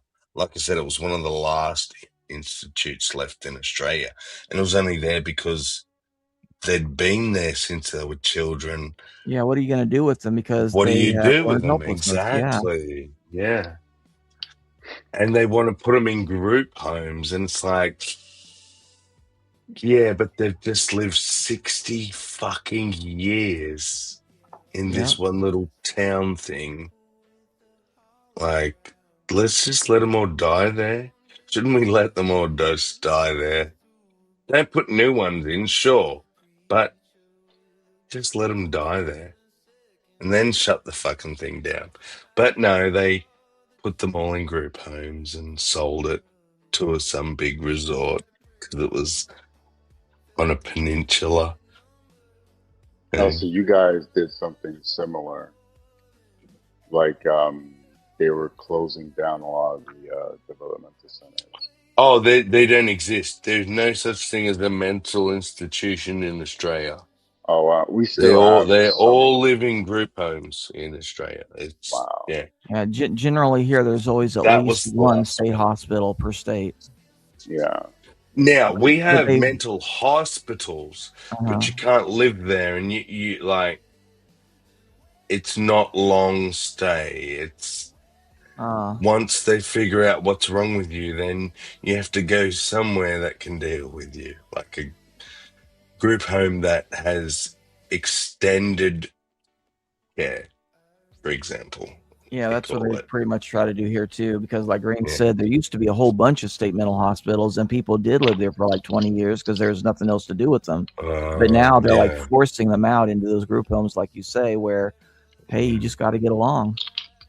Yeah, and it doesn't work. Well, a lot of them are so heavily medicated, they're putrid. just like, Yeah. sleepwalking through their day on haloperidol or Thorazine or whatever. Oh, they're the lucky ones. No, Yeah. like in Australia, it's just dealing with fucking behaviors and Yeah, but that's it. You just dope them up so care much they can't workers aren't paid misbehave. enough, but they do end up doped up. Yeah, doctors just keep giving them more and more and more till people stop. I think these things should be connected to universities. Actually, I'm having trouble hearing Green Soul. Is he loud enough for you? Wait, hold on. Nope, he's quiet. I didn't hear what he said either. Can you hear me now? Yeah, you sound good. That's a bit better. Yeah. No, I'm saying they should be connected to universities. Connected to what? To universities. Connected to university. Yeah, they should be like in a some type of university developmental center. Okay, but then there's going to be experimentation, though. But if you Say attach it to a university, they're going to have to get a research grant, and then they're going to do No, experiments. not university. Well, no, we're not going to do experiments. Did you say university? Yeah, university. Yeah. Oh, you or did? college or whatever. Yeah, I did. Yeah. Really? Yeah. Yeah, I think. And that is a good idea, except, how are they going to get paid? The cost. Yeah. Well, no, they from the state. It is a good idea, but no, it will be funded through the state. It's a taxpayer. But if it's a university, you got people going through every 4 years. Whereas if it's the state, it will be audited by the state. I just think that the expenses are going to go up. Well, run the numbers. Well, this is the thing. First of all, yeah, but there's another component to it. So I was thinking about having workers coming into the homes of some of the family members, right? So there's probably ways to do like less homes or something like that, because I think we need like they closed down the mental institutions, which they shouldn't have just reestablished it as a part of the university itself, where they're actually state funded plus university funded. But look, definitely there's a way to make it work, I believe, but I think there would just be more people invested to it. Like there'll be let's say students, for example, really working and making grades and things like that, where you don't really have to really pay so much, the students, but they're actually learning. Not only that, they could actually do they could do more developmental stuff, because right now the way it's being run is sometimes it's being run so much as a business of trying to maintain this type of agencies, right? So and I'm not saying to eliminate the agency part. I'm saying that this could be another component to it. Well, they already are. That's the way it is here. And Bond even put it in the side chat that they have students volunteering to do so many hours a week, but the professionals are the ones that are running the administration day to day. Yeah. So I But think they're already doing that. Yeah, well, I'm saying they could definitely like do more of that. Like it could definitely grow, but like the way like they're doing with the group homes and things like that, I think there could be a lot more other ways to do it than doing that. Right? Like they should have like if like I don't know, like if some way like if they could actually like say workers going into the the parents' home and they're actually working there 24/7 instead of them kind of worrying about all these other expenses to make it maintain, right? But you're talking about micromanaging. Not necessarily. It depends on what level of support they actually need. Right. But if you got caseworkers going into homes, that's going to increase costs. Whereas if you're only dealing with the most severe cases, which is all the state usually wants, then that's why they have the centralized hospitals and then the decentralized group homes, try to reintegrate people into the community. No, but it also depends on what level of needs they are, because it can't just be like all one thing. No, I understand. Yeah.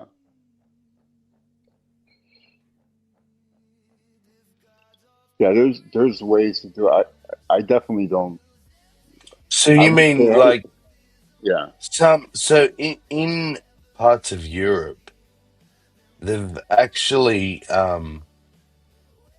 built preschools on the same grounds as aged care places, and at least a couple times a week or a couple hours a day or whatever it is, the kids interact with the old people, and they're finding that both are benefiting immensely. Is that the sort of thing you're getting at, Green? Like, we need to think of something as a community, like. Well, I'm not really thinking like that. I'm I trying think to think why specifically you. Why did your brain go? Disabled people, university needs to take care of it. That I don't. That's what I'm trying to get. There's some link there that you've got that I'm missing, because it's a bit of a jump for me. no, because you were talking about like how they were closing a lot of these developmental centers, and now you have all group homes. And I was actually thinking, you thought university students should look after them. No, not probably entirely. not a bad idea. But. Yeah, well, not entirely. I'm just kind of exploring, like, that I could actually work. agree with you. I do agree with you. Yeah, that's how Texas does it.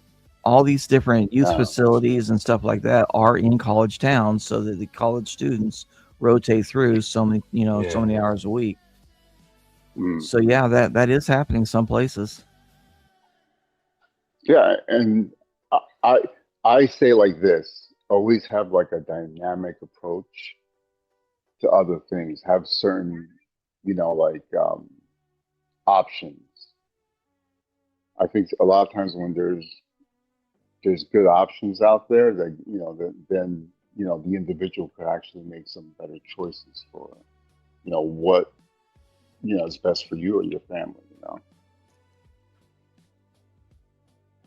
So I don't think it could just be thrown in all in one thing and say, oh, we are going to just change this all at the same time. I think that just causes a lot of destruction. Or Right. That is how we do it here. I don't know if your state's different, but yeah. No, we do it here too.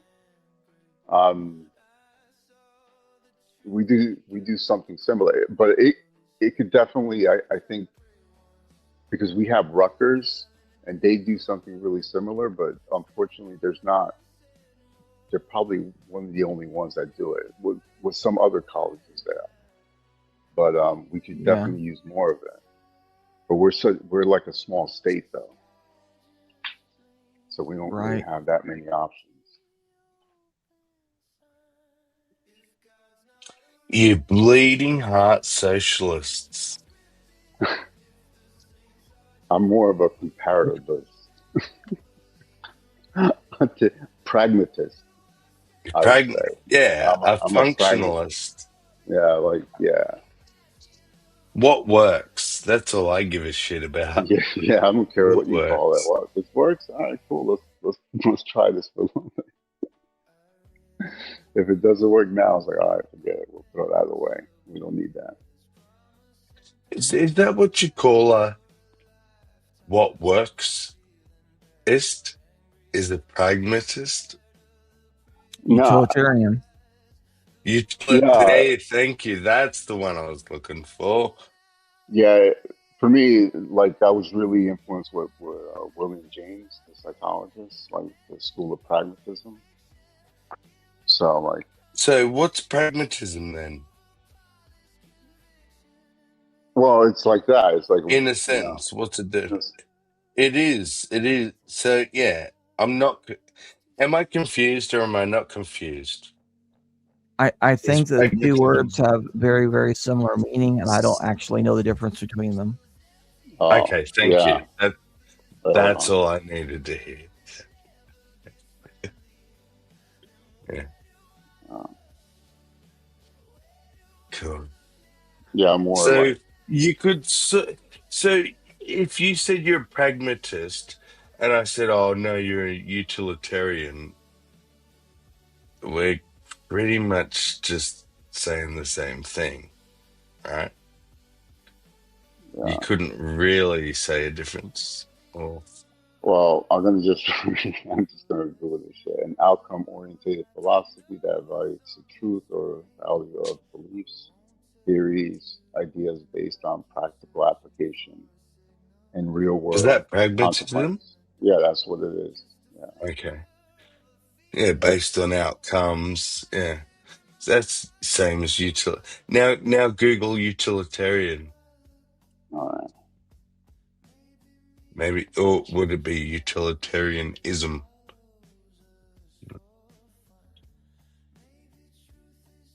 Should be a very similar definition.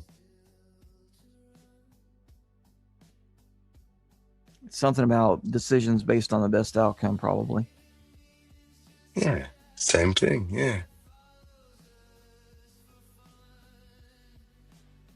Hello, can you hear me? Yep. We can now. Yeah. This is more of a moral theory that determines right from wrong solely by the outcomes of actions. This is more of Wow. Okay.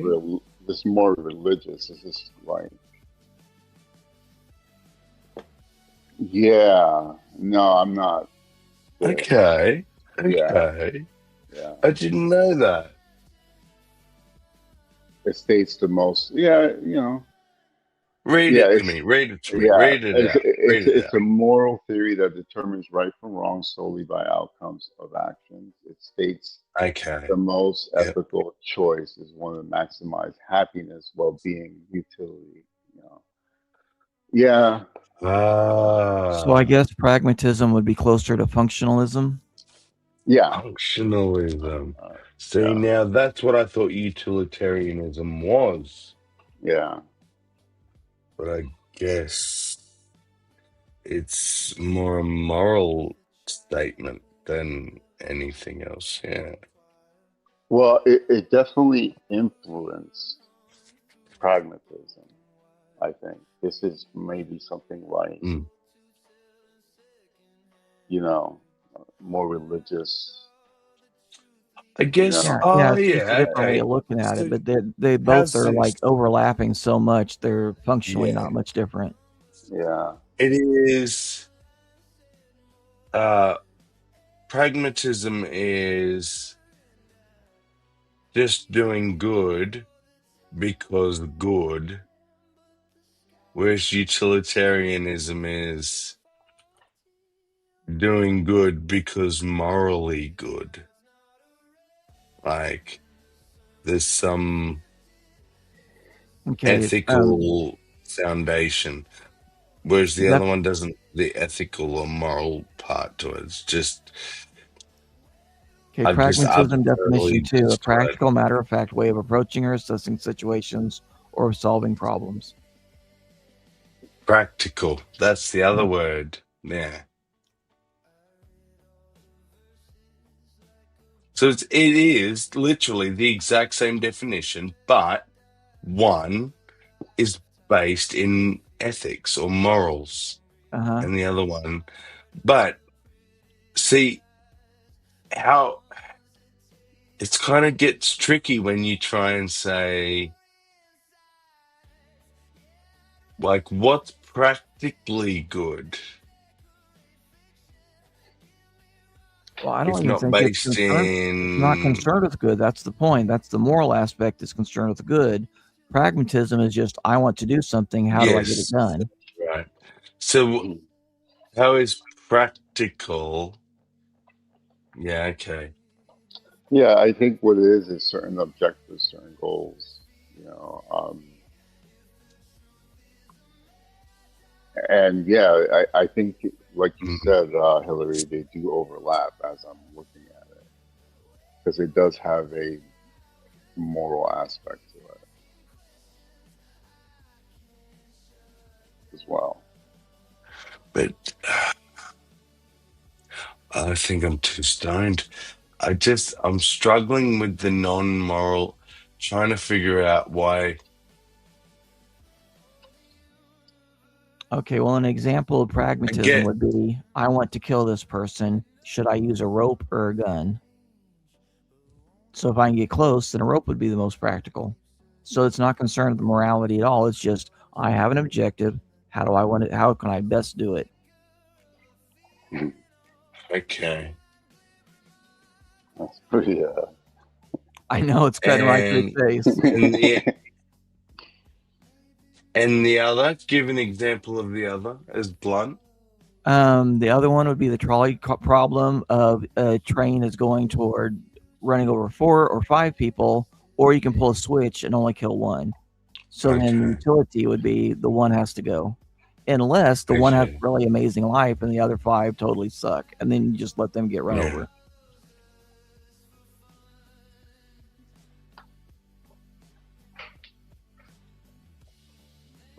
And but see, this is why it confused me, because when you just describe pragmatism, it sounds to me like you described what was the other word? Right, utilitarianism and functionalism. And functionalism, yeah.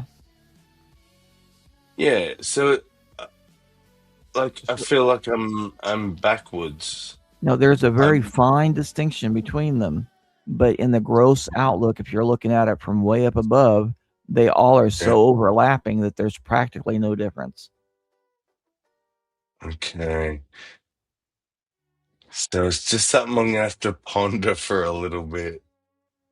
Well, that's why when you asked me initially, I'm like, I really don't know the difference between them. They're so similar. Yeah. But I understand that one's founded in like some sort of morality or something, and one isn't.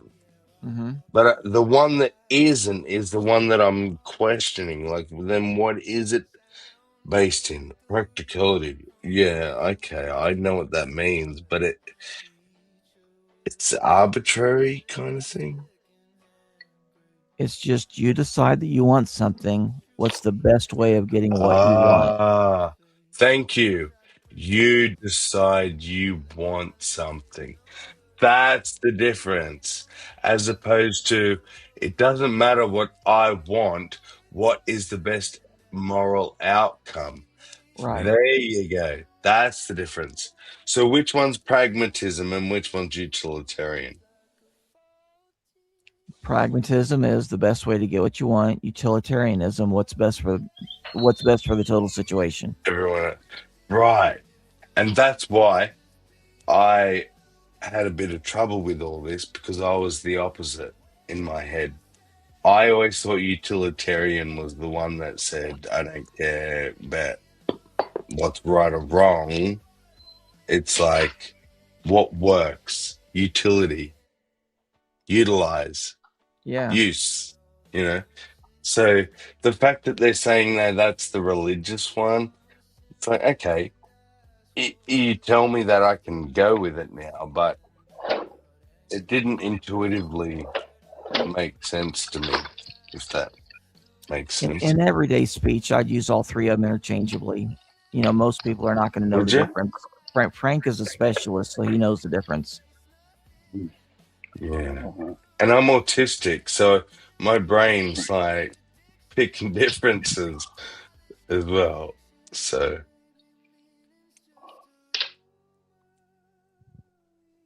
but, okay, so utilitarian is Oh wow. I don't know if I guess my clock is messed up because a moment ago it said it was like 10 something in the morning and now it says it's 1:38 p.m. I'm gonna go ahead and let Tommy in. Yeah, my Windows keep screwing up. I have to keep resetting the Windows Explorer because it keeps like my mouse won't work on my taskbar.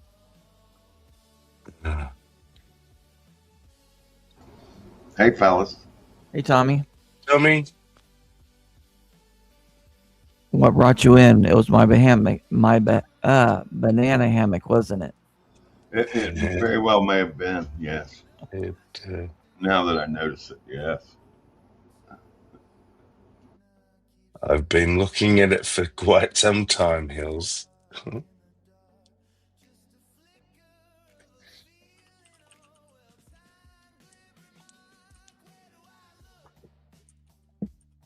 But I tell you, boys, it's got nothing on the real thing. Wink, wink, nudge, nudge. Yeah. No, I was over at Aces and it got kind of stale. Brandon Irish is over there, fear mongering. I thought I better spun her over at Sammy's. I said, fuck this. I'm going to Sammy's. Yeah, come to Sammy's. Yeah. There's no fear mongering here. I have to confess, a few times I've thought what would happen if me and St. Tommy met up in real life. And I just imagine giving him a great big hug, and then our beards brushing together, and then us looking into each other's eyes, and then that's when the fantasy starts. We're too old for that, you know. I know, but it's my fantasy. Jerking It's my fantasy. action, you know. Come on, you know. He's gonna hold me at arm's like, "Hey, bro, no hugging, sorry." Yeah. But come anyway, you know. Yeah. Okay, thanks.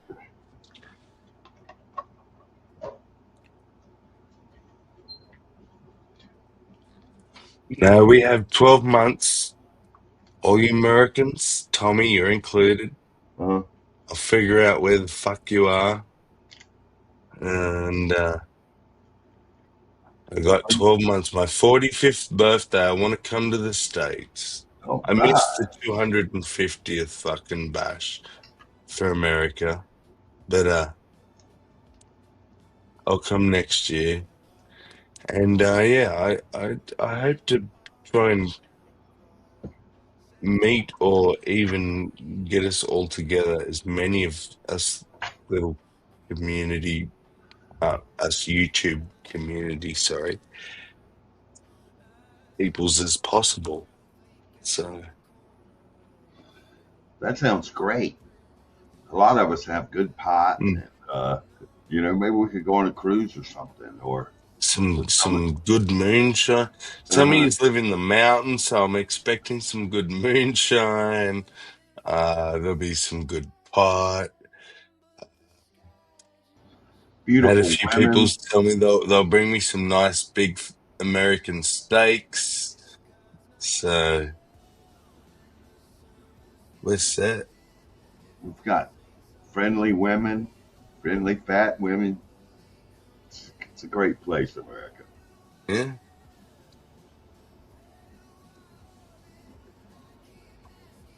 I'm not against fat women. More cushion for the pushing. A lot of fat women are more appreciative, you know. I like it. They are a Woman lot straight. more appreciative. Yeah. There you go. Very grateful.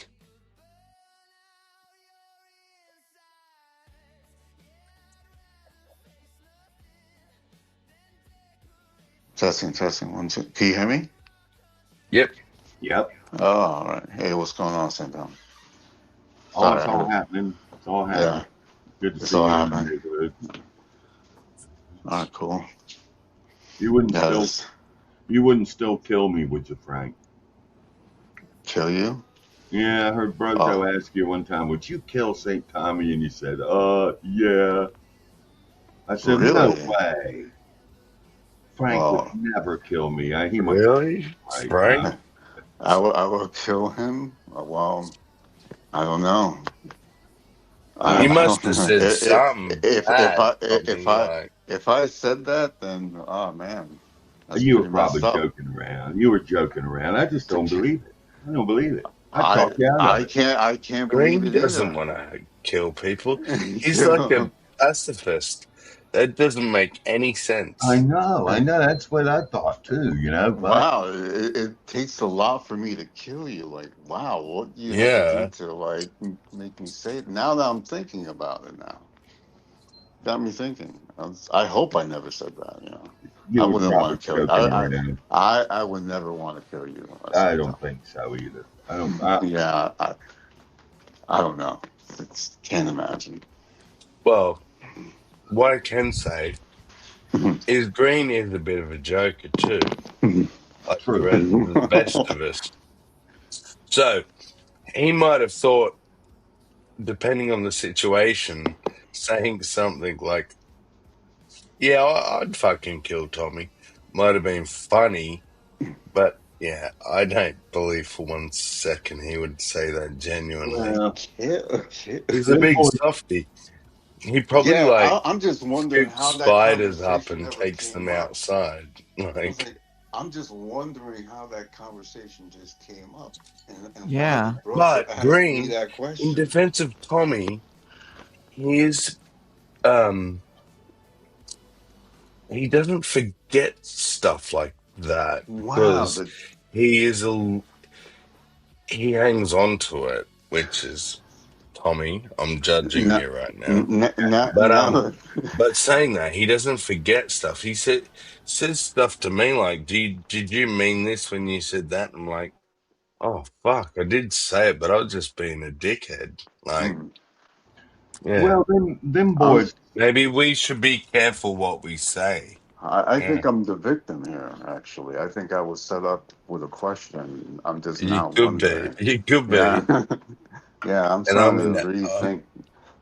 I'm trying to rethink. I'm playing the this. devil's advocate here, making you the victim. Oh look, I ain't I filing no accusations here. This is just my memory. You know what I'm saying? And I don't know. y'all were probably just doing some kind of thought experiment or something. You know, Some dumb shit that we thought was clever, Tommy. Exactly. But I am confident that, hell, Green Soul would probably give me a fucking kidney, if conditions. He would, yeah. Yeah. Kidney? That's a Well, kidney. it depends on your blood type.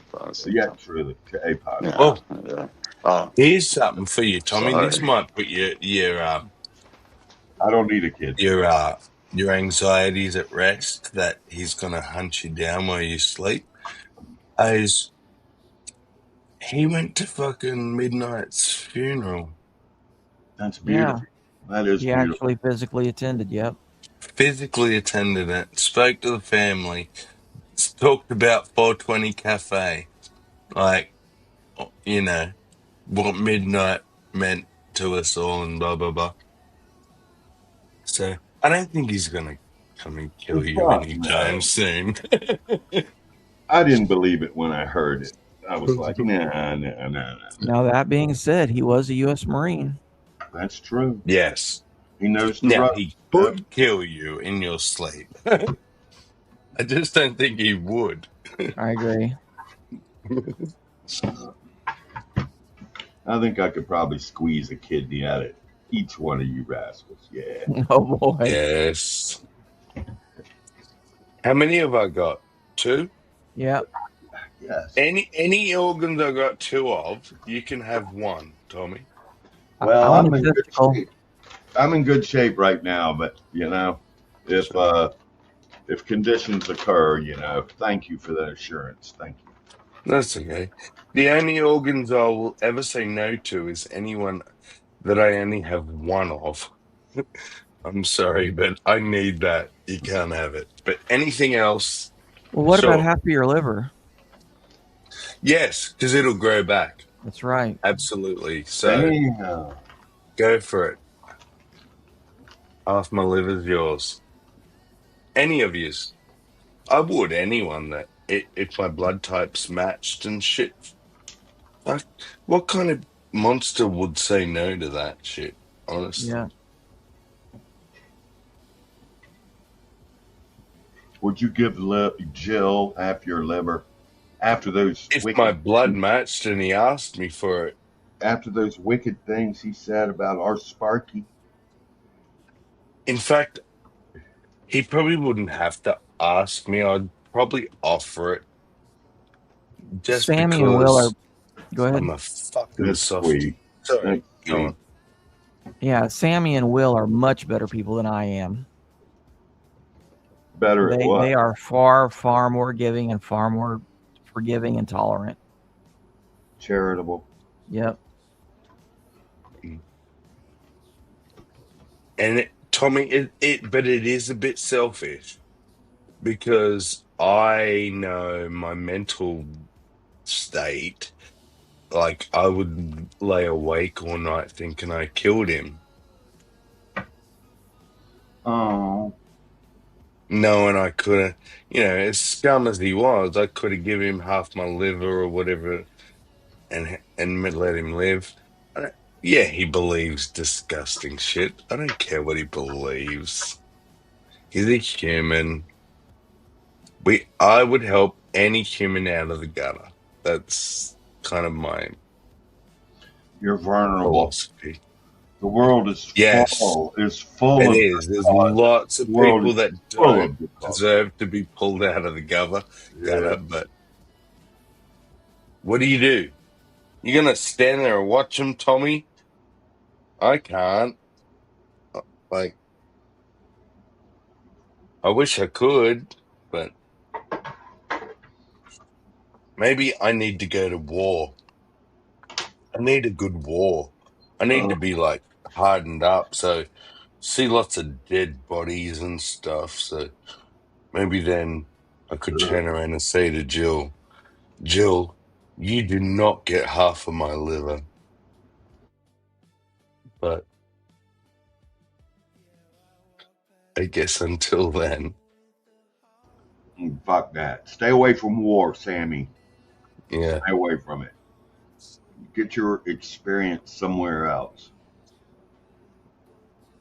Well, if you can. My daddy, his daddy, brought all them boys, so my uncles, 5 boys he had, here to Australia, so they didn't have to do their contributory 4 years of service because he was so fucked up from being a Nazi youth, that he was like, yeah, I don't want my boys to even touch war or army. And so when the eldest one and my dad turned 18, they all paid some politician to escape France and get out of the country, and they jumped on a boat over here. Otherwise, I wouldn't be here. So avoiding war is kind of in my blood at this point.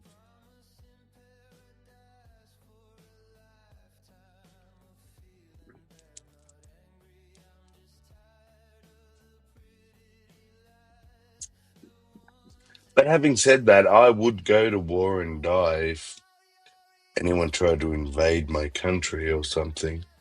So,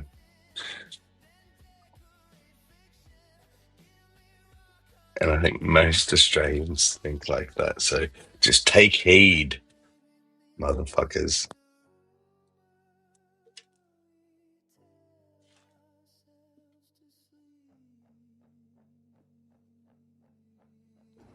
Noted. Noted. And a little bit of patriotic bragging here. I would like to say that Australia, the only thing that makes us second to America is our size. If we had the population and the money, because you have the Reserve Bank, so you print money, so you just have infinite money, which is fucking bullshit. But if we had that, we could rival you. Because already our Marines and our special forces and stuff train your guys. Like, Americans come to Australia to train with us. Sammy, do you realize that all nations have those exchange programs? So every nation comes to America, and then we also go over there to train because we need to learn the kind of stuff that you know because you're in that environment. So Yes, we send our troops everywhere to learn. Absolutely. Yeah, and just because we may have smaller penises doesn't mean we don't fight fiercely. Yeah. Well, you have larger penises, but you also have more technology than we do that back up your penises. I knew a fellow who lived near a rural army base, and one of his associates saw some, I guess they were army people, running around. They had springs on their boots, some type of apparatus that made them run very fast. It was impressive.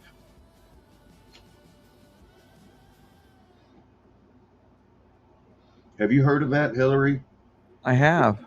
Any combat equipment that some type of apparatus? Well, I know what you're talking about. I don't know if it's used in combat, but yeah, it like compresses the spring as you step down. So then when you step up, it like releases an extra 40 pounds worth of strength.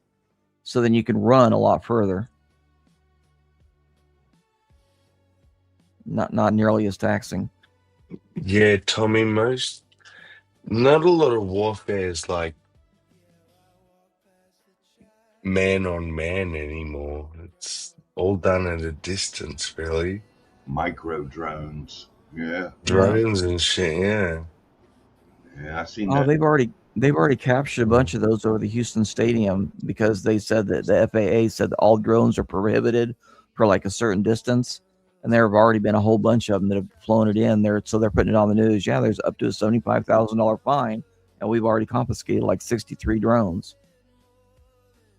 So that's letting people know we have the ability to electronically confiscate your drone. Don't even try it.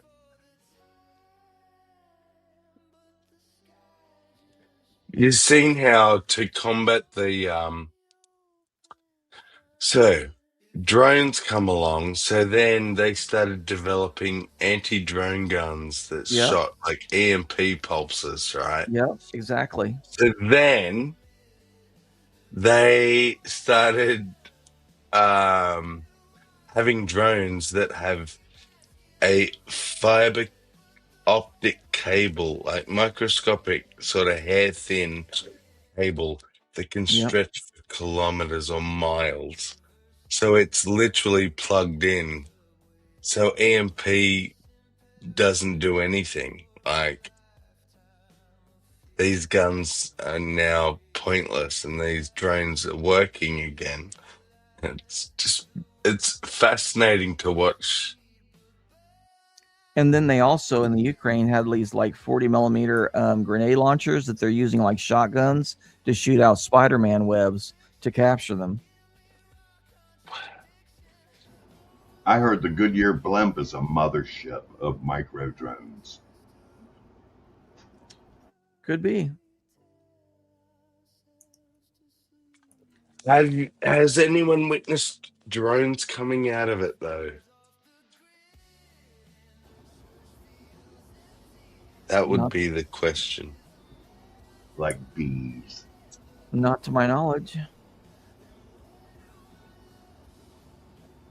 But they've had the same ideas for ever since the 60s. They used to have great big bombers, and they had like parasite fighters that you could launch like cruise missiles. They've tried all kinds of different stuff. And that's one of the new things for bombers. They're like, we don't actually have to fly over the enemy nation. We just have to get close enough that we can launch all these, cruise missiles, and then have them like fly within 100 feet of the ground so they can't get tracked by radar. And then they just hit whatever building or bridge we want.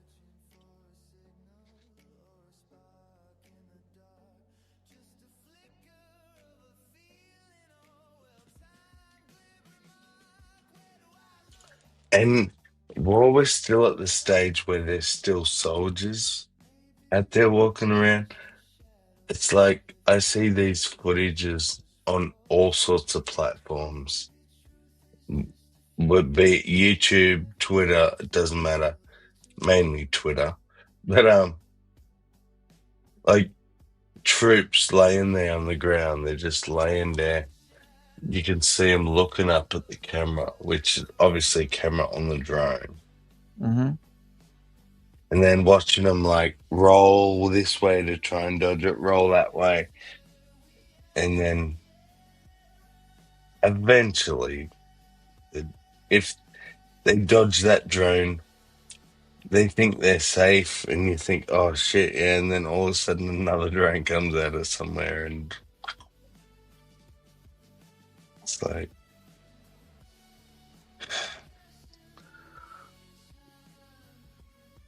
pretty intense.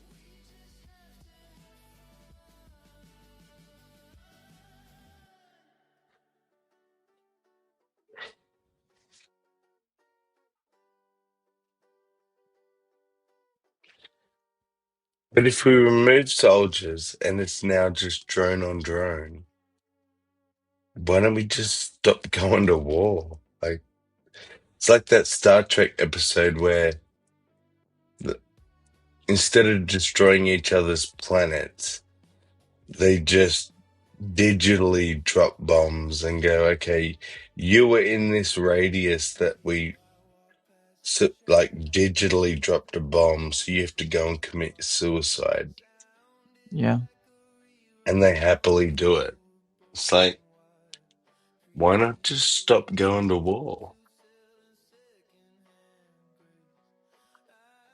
If it's been years, stalemates, clearly no one's gonna claim the other person's land or whatever. It's all pride bullshit. It's so shallow.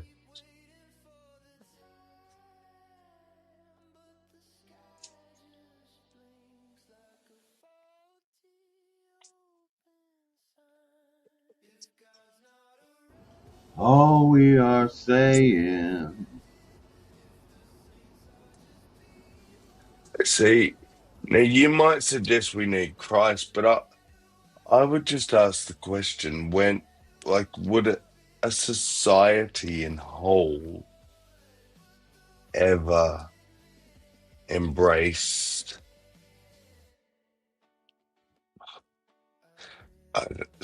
even like something like stoicism or I don't know, anything? Like, is it a pipe dream for the individual? Like, will it ever be that sort of society? Or are we just gonna kill ourselves before then?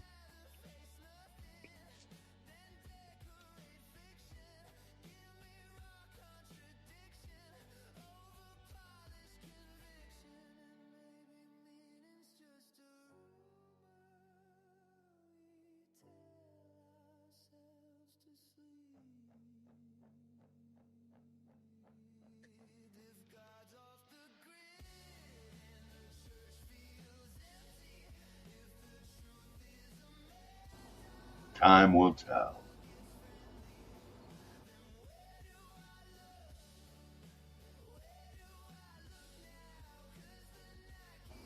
Hillary, do you keep up with English politics? No. I mean, British politics? No, I've heard about them, the Irish pulling people out of houses, and that's about it. Hmm. Irish rape gangs. Oh my. Oh, the Pakistani ones too. Oh yeah, yeah. And then they say, well, that's okay because Pakistanis are allowed to commit crimes. It's just you white men that, shouldn't ever be allowed to commit a crime. Mm. Have you seen those panels? They're pretty amazing.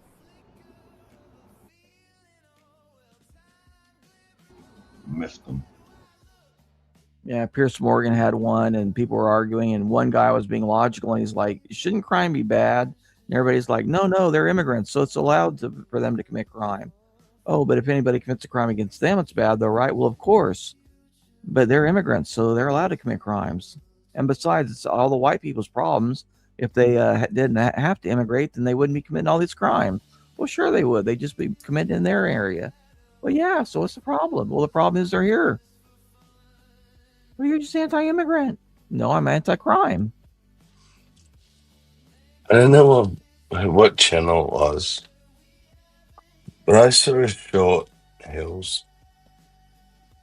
This dude off the fucking planet, like, must be so far left.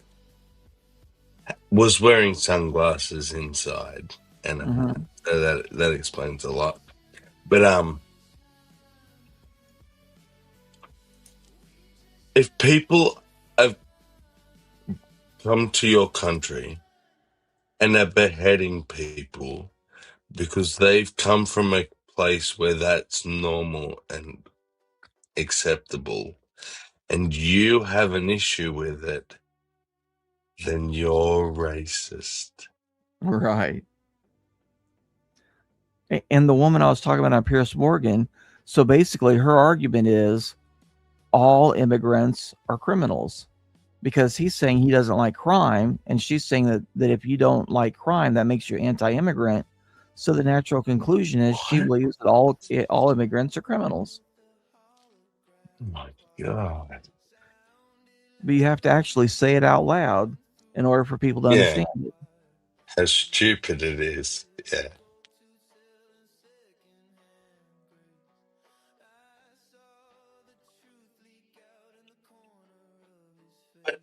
I mean, yeah, you're right.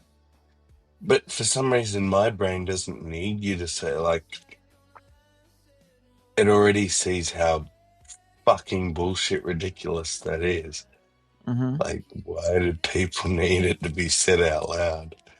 What's wrong with people? Are they retarded? Yes.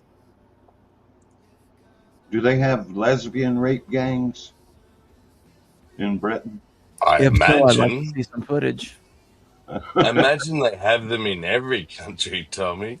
I mean, I mean, nothing. I think they're called girls' high school sports. Oh yeah. I don't know. Green hair dye. I hear green hair dye's sales are down. It's a cultural thing. Green hair dye, I thought it was blue.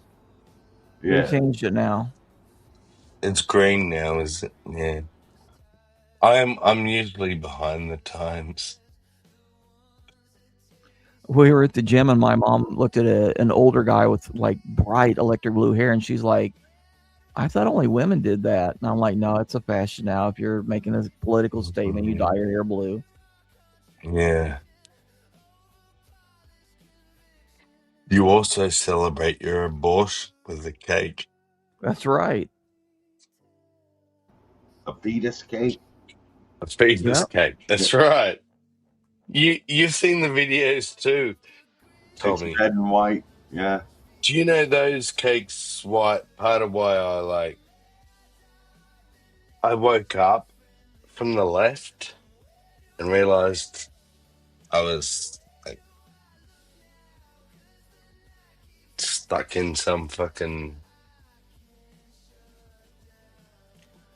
I don't know, nightmare. Actually, I was going to say fantasy, but it was more of a nightmare reality where people were celebrating their abortions and shit. And I was like, no, I don't actually agree with this. So maybe I'm not a lefty. And that's when I met all you guys. So, yeah. Thanks. We have to thank the abortion cakes for waking me up. And if they were statistically honest, they would be a chocolate abortion cake. Yes. Why chocolate? Because it's mainly black people that are having the abortions. Yes. If you look at the statistics. So then statistically, in their defense, they're not celebrating it I like the know, white exactly. girls are with But the I'm just blue saying hair. that if the leftists were honest, it would be a chocolate abortion cake, and they'd say, "Yay, another black baby killed! Yay!" And then they'd look like the monsters that they are. Yeah. So if you're pro-choice, you're anti-black.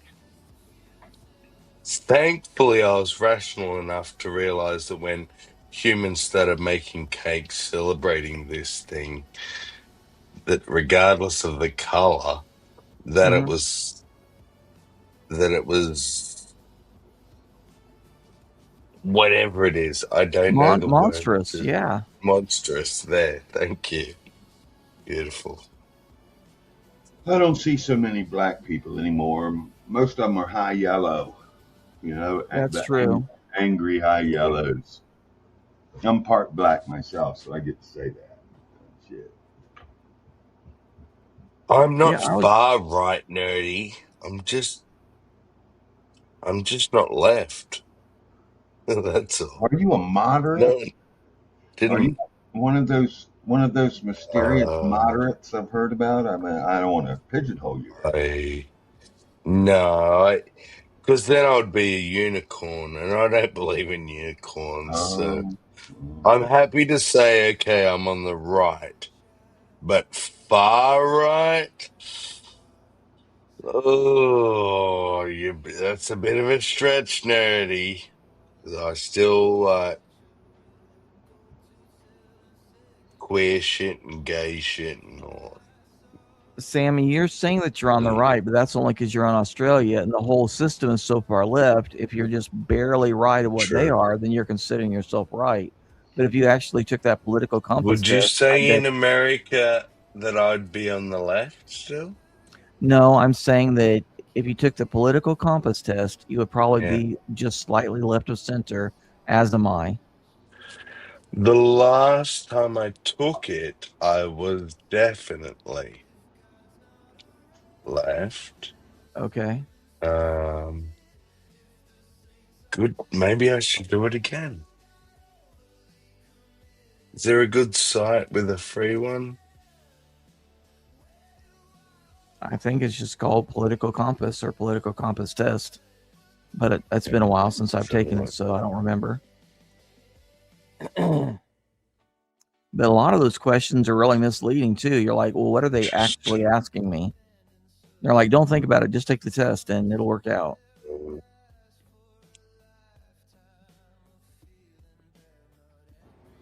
Well, don't tell anybody, but I rate Sammy as reasonably moderate. Yep. Yep. Honorably and reasonably moderate. Tommy, are you near your northern or your southern border? Look at that shit. I guess I'm more near my northern eastern border. Okay. Yeah. Why do you ask? The other day when you were on, the chat was wondering if you were closer to Georgia or North Carolina.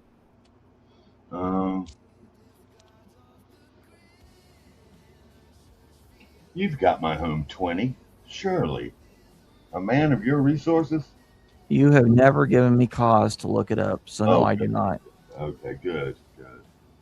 You're one person I don't want to piss off, Hillary. I just... no.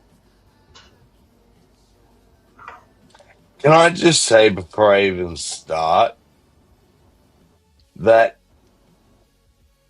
male and female are the only biological things there. Mm-hmm. All of those other bullshit fall into that. Like hermaphrodite, still they will have XY or XX. There are those very few that have XXY. Then I'll accept other. Otherwise, everything else you have XY chromosomes or But the XX question, chromosomes, but correct? the question is, why are they even asking your gender for a political test? Political, yeah. Yeah. Wow, I didn't even think of that. Gender Jesus. I have a dick. Where's the I have a dick button? Okay. Gender Social fluid media is smelly. is what? Sorry? Gender fluid is smelly. It's a smelly Oh, thing. I imagine it smells like bean sprouts. Social media platforms must be held accountable. Oh, of course not. What? It's not. Education and awareness campaigns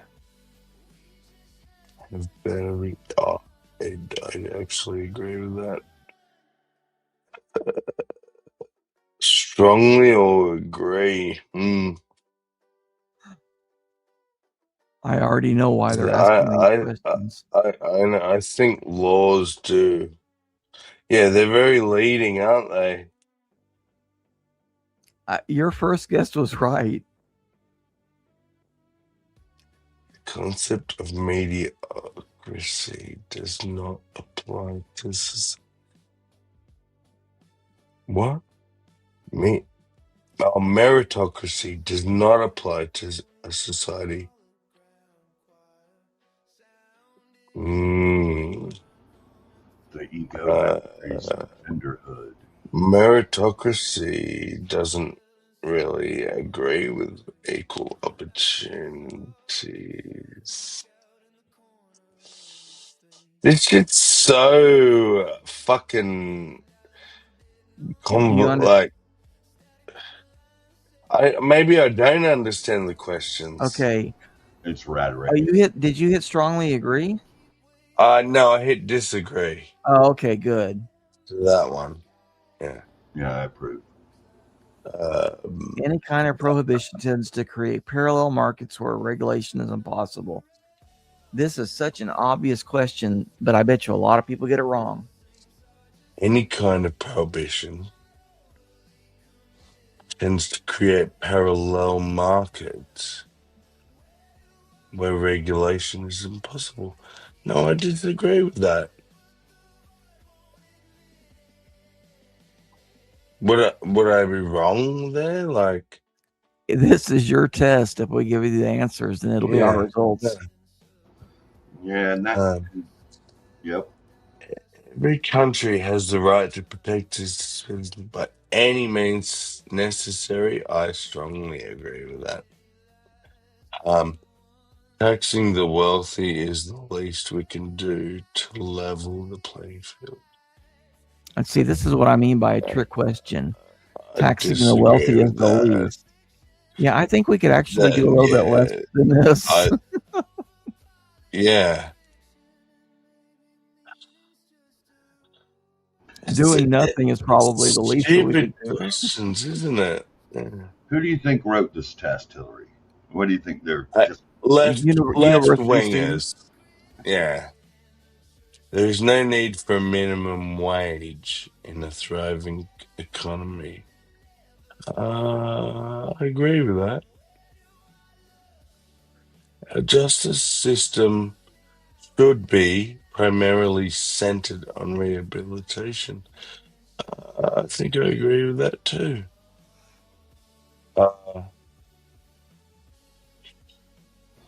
I've disagreed with them all. Actually, kind of.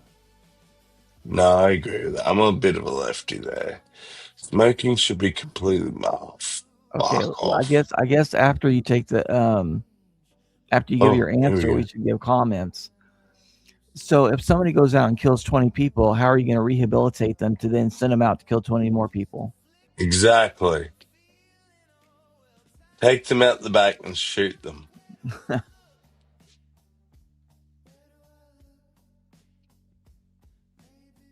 So, I seem comfortable holding more than one idea once you appear to consider both structure and flexibility. You just contradict. What the fuck?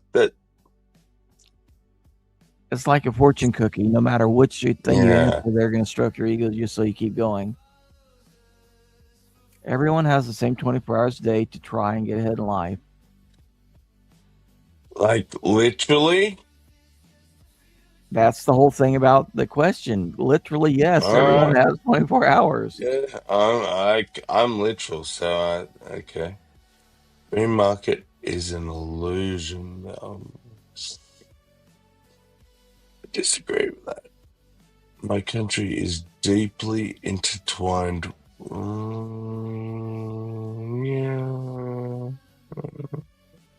I agree with that. People who seek power are the worst leaders. No, I disagree with that. It's not always the case. Individuals should be responsible for planning their own retirement. Yeah, I may strongly agree with that.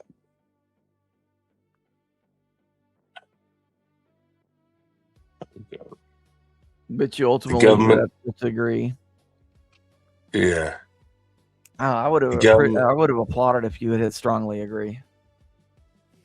I nearly I'm like, did. you're right there. You're right there. Just click. And they're like, no, I disagree. Because I'm such a pussy. Oh my god. This has shown me how weak I am on my stances. Even though I know what I think, I just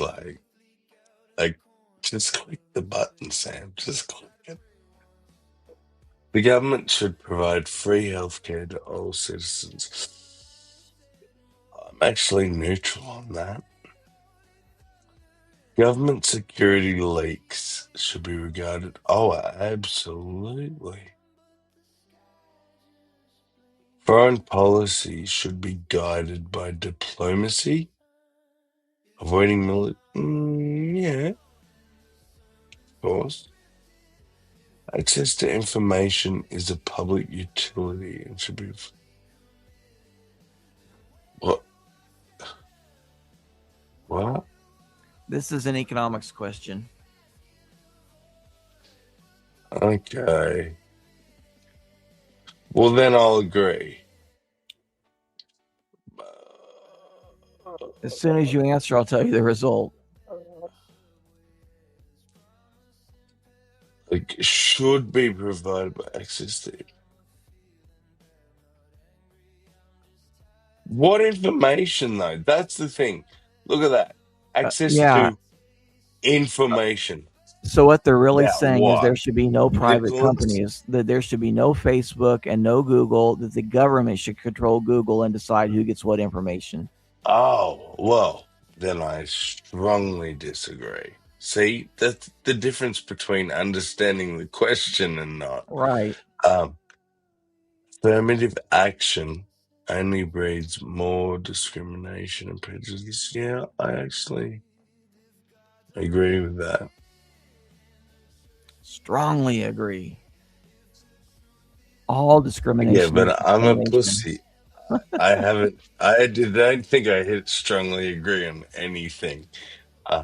I tend to assess issues based on what makes sense to me personally rather than flying opinions or partly talking points. That's good to know.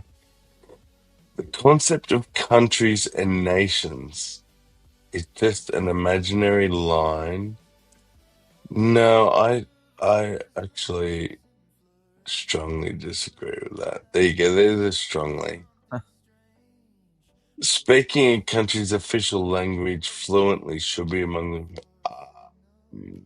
Strongly agree. There you go. Oh, there you're hard right now. I'm gonna start like just standing up for myself. Economic regulations are necessary to avoid monopolies. Yes, I mean we do need economic regulations to some degree. We do need, yeah. Good answer. Social welfare programs are a waste. No, not totally. That's a bit. There is no peace without freedom. No, I actually disagree with that because I think freedom actually brings a lot of non-peace. So I don't know that I'd strongly disagree with, but On that question, that was a hard left-right question because they're saying no justice, no peace. Well, no, peace brings yeah, peace. Whether there's freedom or not is different. And like I think you're starting to exactly. say that freedom actually allows disagreement. Exactly. Freedom means non-peace. You can't have it. You can't have freedom and peace. Right. America is the example of that. If freedom equaled peace, you would be like very peaceful and happy and not killing each other. So, just saying. Unrestricted freedom to criticize the government is often abused by bad actors who stir up controversy for personal gain. Yeah, of course. Good answer. If we make a bigger pie, what the fuck does that even mean? It means if you grow the economy big enough, everyone shares in the gains. Oh, strongly agree. Of course. That's like, But a you leftist should would try strongly and disagree. A leftist would say, well, well, the don't poor you? people should get the biggest piece of the pie and the wealthy shouldn't get any pie at all. No, well, then I'm definitely not that. Yeah. Extremely wealthy corporations are as much of a threat to freedom. Good What a choice. That load was of another hard shit. left-right dichotomy. Absolute load of shit that is. A powerful country needs a strong leader who is not. Hello? That was dumb. No, you should have a weak leader that can't make hard decisions. Like, what the Yeah. It's morally wrong to judge a person. Yeah, no, I agree with that. Actually, I strongly agree with that. Well, there you go. I'm only 17% now, based on my responses. Fuck, this thing's so long. Progressive tax unfairly. What's progressive tax? It means the more you earn, the more they take. Ah, okay. Yeah, no, it does. Well, it does. That's But what see, it a means by leftist, definition. would say, well, the more successful they are, more you should be punished. How dare you be successful and more successful than the next Yeah. person? But see, that's a different question. The Well, but question they're going to was read it that way. Part of this is the way that you're exactly. reading the question. Okay, gotcha. Wealth redistribution is a valid response to. No, I don't really I don't like the idea of making rich people fucking give other people their money. That's just yeah. It's their money. They earned it. As long as they earned it legit. Gender roles come from biological differences, and there's no. Yeah, no, I actually think that it's very linked to biological shit. Rigid hierarchy hinders innovation and creativity. Yeah, I think it does. No, oh shit, I'm gonna agree with that. I don't think you need. I think the more rigid a hierarchy is, the less innovation and so on. The advancement of artificial intelligence must be halted until a universal basic income is implemented. Bang. Generating jobs is more beneficial to society than reducing inequality. Yeah. Jobs or inequality? Wow.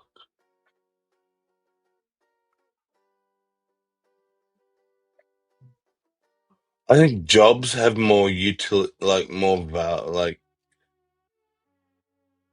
more value straight up.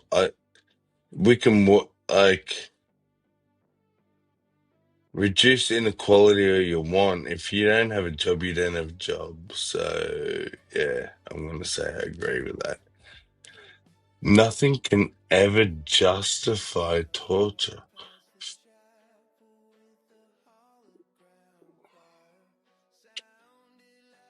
How are you defining torture? Exactly. Is it And I just know waterboarding?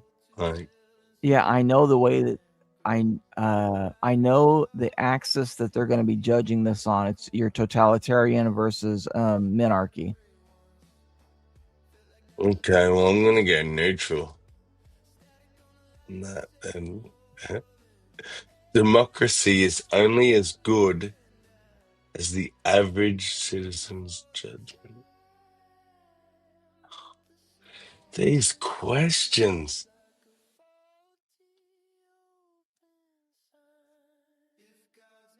Like, no, that's just a dumb thing to say. No, I disagree. I'm sorry. That was dumb. I would have said the exact opposite. That yes, by definition, democracy is only as good as the average citizen.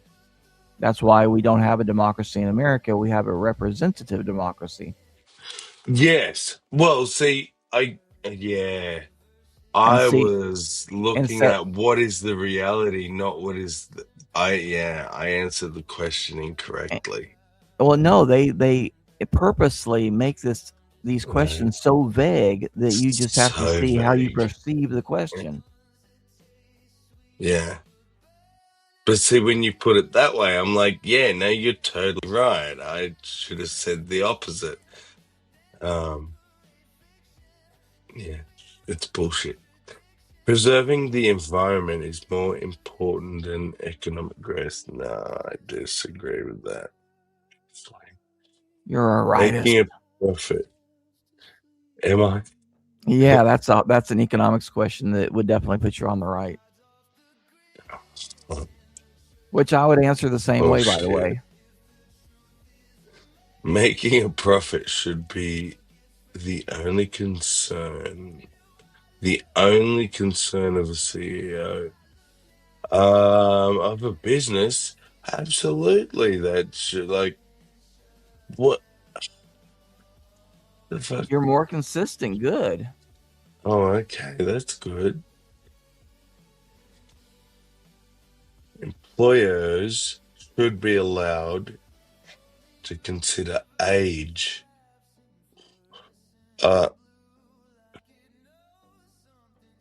You're right. Society doesn't like that anymore. I am a righty. Oh my god. Government surveillance is only a problem. No.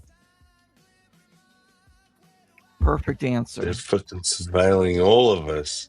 Right. The Industrial Revolution was undoubtedly, yeah, of course. Duh. Do we want to go back to fucking essential utilities should be free? No. No, I think it's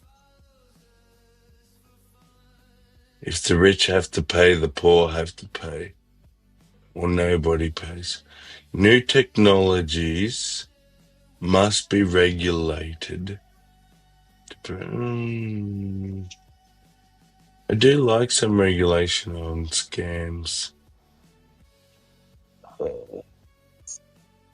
Must be regulated. Must be regulated. I don't like words like must. They lost me on the must. The main job of a country's leader is to serve the people, not stupid question. Demand obedience. Art and sports should not be funded by government.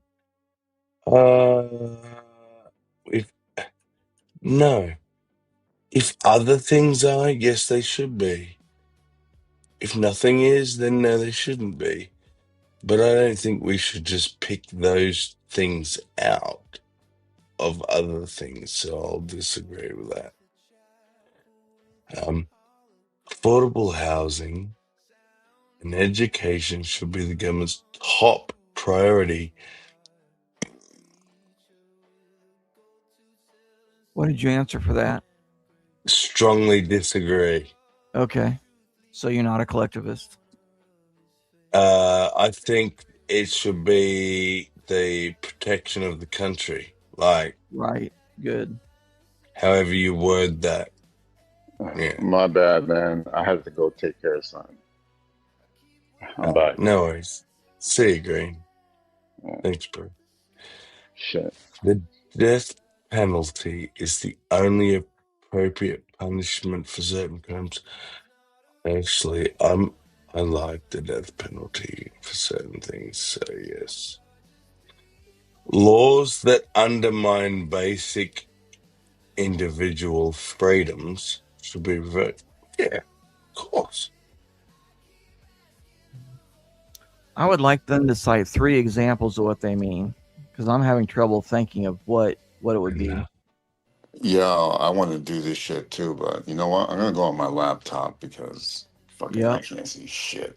All right, I'll be back.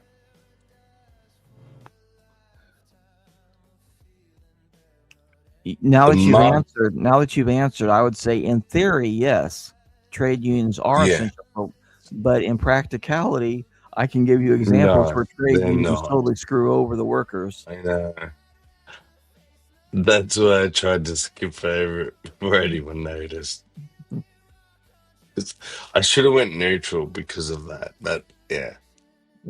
In theory, I think they should. Yeah, and I think they would. Like, that's the point of them. But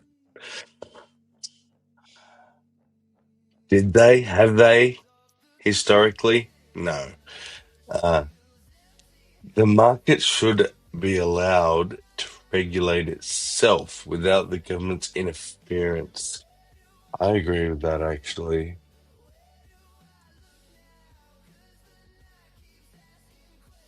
Employees should be able to opt out of biometric. Oh, of course. Yep. You take my fucking private shit. Military service should be mandatory. No, I don't agree with that. The stock exchange is designed to make the... No, I disagree with that. Those who can pay should have access to better education.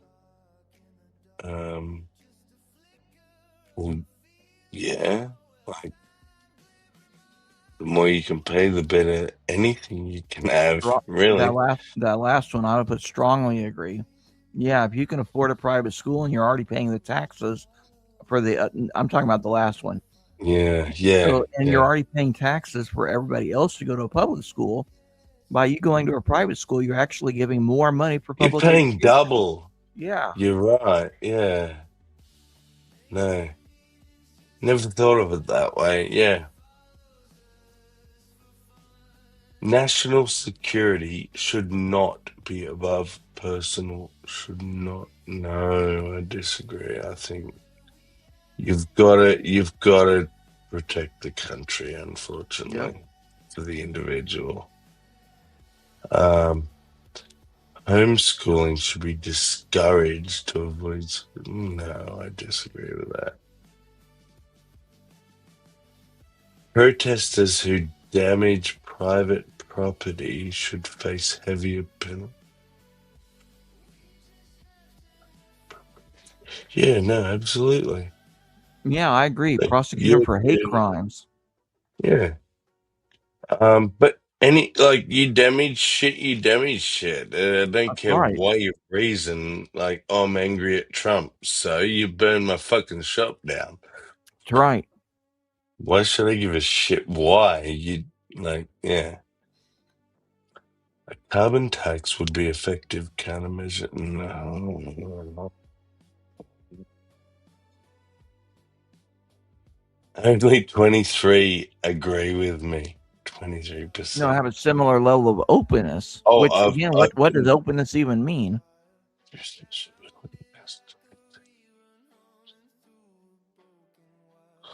How do they? Yeah. Immigration poses a threat to a nation's identity and culture. No. Over immigration does. Mm-hmm. See? So, like, I have to disagree, but there's no logical reason to be against same-sex. Yeah, no, I strongly agree with that.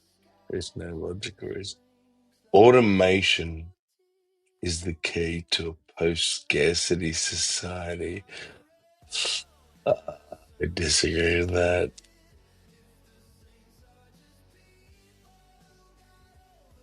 Intellectual property rights turn knowledge into a commodity that should be abolished. What? No. Yeah, the first part of the question was correct, but they should be abolished was the incorrect part. Yes, exactly. That was a bit confusing. I had to really think about that one. Some religions are more prone to wars than others. Yeah, of course. Like, Yeah, it would be. I see. I influenced you. I shouldn't have said anything.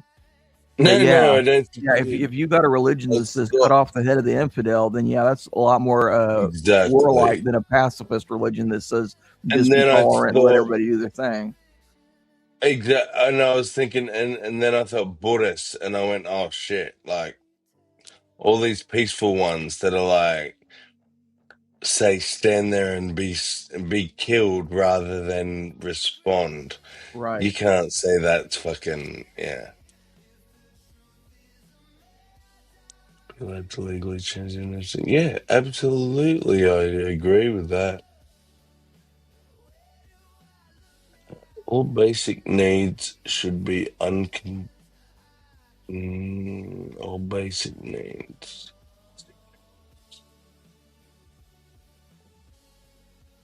So oxygen, water. See, if you stopped at maybe oxygen and water, I'd say yes. But if you then said food, well, See, then I now, go to the extreme. I'd say, okay, so if you rape all your neighbors, should you have the freedom to go into all their apartments? Because freedom of movement is a basic need.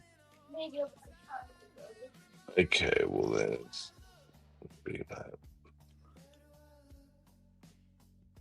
Free competition fuels creativity and encourages the search for effective solutions. Clear economic left-right question. Yeah. Free competition fuels creativity. Geo and Bond are both right. Wasn't this supposed to be a 5-minute test? Hillary's is influencing the answers. That's what it is. That's why I was trying to keep my he mouth is shut. not. Free competition fuels creativity and encourages search for effective solutions. It's 3 parts. I don't think this is a general question. I think this is based on your previous answers. They're trying to narrow you down into one specific position. Free competition. What's free competition? So free markets. I'm allowed to do anything I Free want. market. Yep. So it fuels creativity. Okay, I agree with that. And encourages. Okay, I agree with all of that. Yeah, that's a hard right question. Yep. Okay. Took me a bit. Driving without a seatbelt is a bit. This is a top bottom personal freedom question. Yep. Excessive freedom can quickly turn into chaos.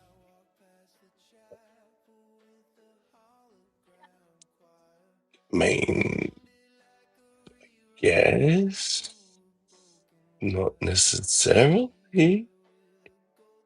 I'm going to say neutral. I think I need to see an example of it, and I can't say I've seen one. Maybe I should have said disagree. What's your opinion now that I've answered it? The excessive freedom, can it quickly turn into but no. I mean, again, if you look at the chart, it would head toward chaos, but then it would be a self-regulating system, so that would prevent the chaos. So I think my answer would be hard no. Yeah, okay. And then this question, there should be a cap on the amount of money a single individual can inherit. Fuck no.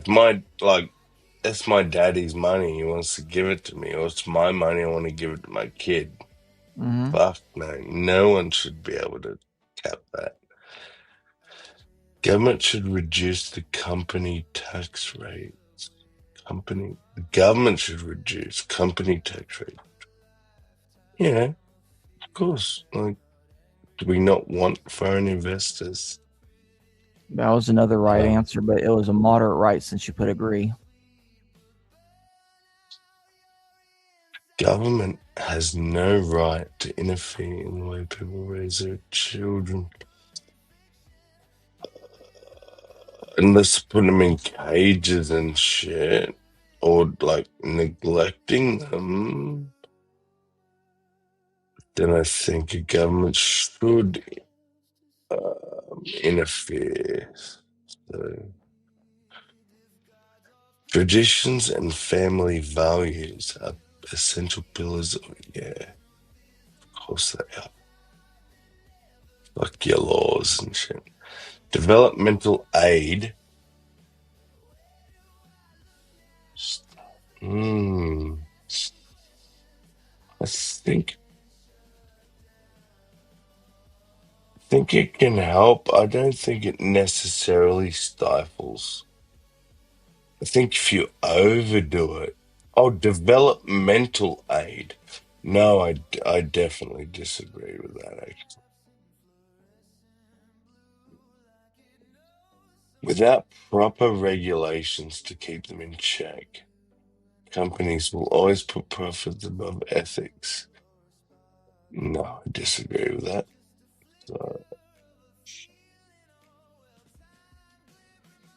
In matters of national security, public opinion should not be a factor. Yeah, no, I don't think. I don't think it should. I don't think if we say no, let them bomb us, that we should let them bomb us. So, yeah. But you hit strongly agree. Yeah. But you Oh, said did I do no. the opposite of what Yeah, I you meant? clicked the opposite of what you were saying. Oh, fuck. No, because the way it was worded was... Well, let me give you an example. So when we had I thought it was worded so that... well, no, the way you were saying it, you would have hit strongly disagree. But I think the way you answered is the way that I would have answered, because we had two people. It was Corporal Manning and I forget the other guy, and they released national secrets because they thought that they were abhorrent to our Constitution. And so then if the answer is that you think that public opinion should not affect national security, then they're both traitors. But if you look at public opinion, they weren't traitors because those are secrets that needed to be released under the Constitution, regardless of what a totalitarian government was doing. Ah, well, see, in my opinion, that, it was no longer public opinion. If that was actual facts that were being hidden, that's not just public opinion. See the difference? Right. So I'm agreeing with you. So did I answer right or wrong? If I don't agreed remember, with you. but I'll bring you up, Green. Let me click out of here. Okay. There we go. Alliance when we're full between... screen, we don't even notice. I heard now I ding. can read this thing. Thank goodness. Can you hear me? Yeah, we hear you Am well. I not full Right. screen? Awesome. I'm on full screen. Now Why I can not? read this shit. Let's get a little bit full screen. Let's see. Alliance between political opponents are often There you go. the only way to get things done. I'm just gonna pee, so give me 2 seconds. See, we're going to discuss what his answer should be. And it's I would say I am neutral on this. I am an extreme moderate, so I'm going to pick strongly agree. Yeah, yes, when two people disagree, you have to figure out a way to come to an agreement. Yeah. No.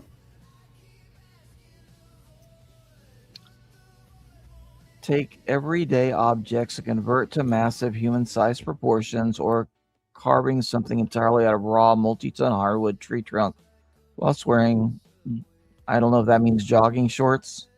Not sure what a jort is, but that is to woodworker bond. Bond the woodworker. For $5 a month, you get a visual. It's like the only way to get things done is the way it's kind of worded. Yeah, it's often the only way. If it was like some other way, is some way, well. Oops, shoot, I clicked the wrong thing. Oh, Acer. You. But yeah, I mean, that's just a practical matter. So that's seeing how moderate you are. And I'm an extreme moderate, so I'm going to say strongly agree.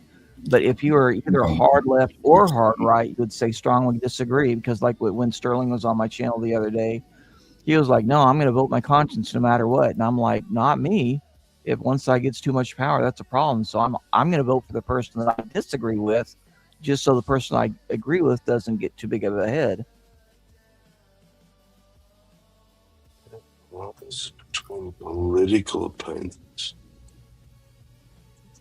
Often, these are the vaguest motherfucking questions I've ever heard in my goddamn life. They're not, though. No, let me explain this to you. They're like that on purpose because they're testing your assumptions. Yep. They're not actually testing the question they're asking you. They're testing what you're going to assume about the question. Yep. Okay. All right. So let's see what I assume. Alliances between political opponents are often the only way to get things done.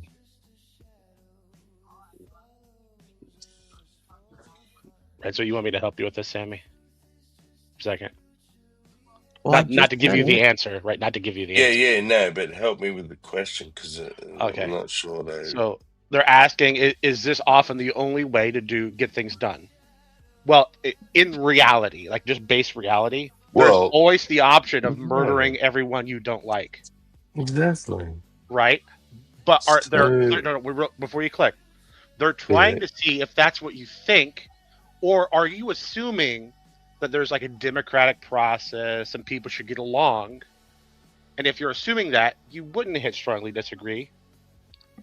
Okay. Right. So do you think? Would you normally assume?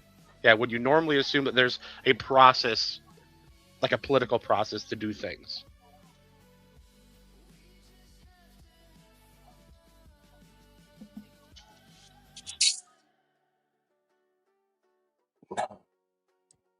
I think sometimes we need to shoot each other, and that's just like, kill me, but See what I said? See what I said? I'm saying, yeah. What did you say? When you were gone, I said I'm an extreme moderate, so I would have put strongly agree. But if you're either too far, if you're very far to the left or the right, you're going to say no. I'm going to hold my principal position, and I'm not going to negotiate.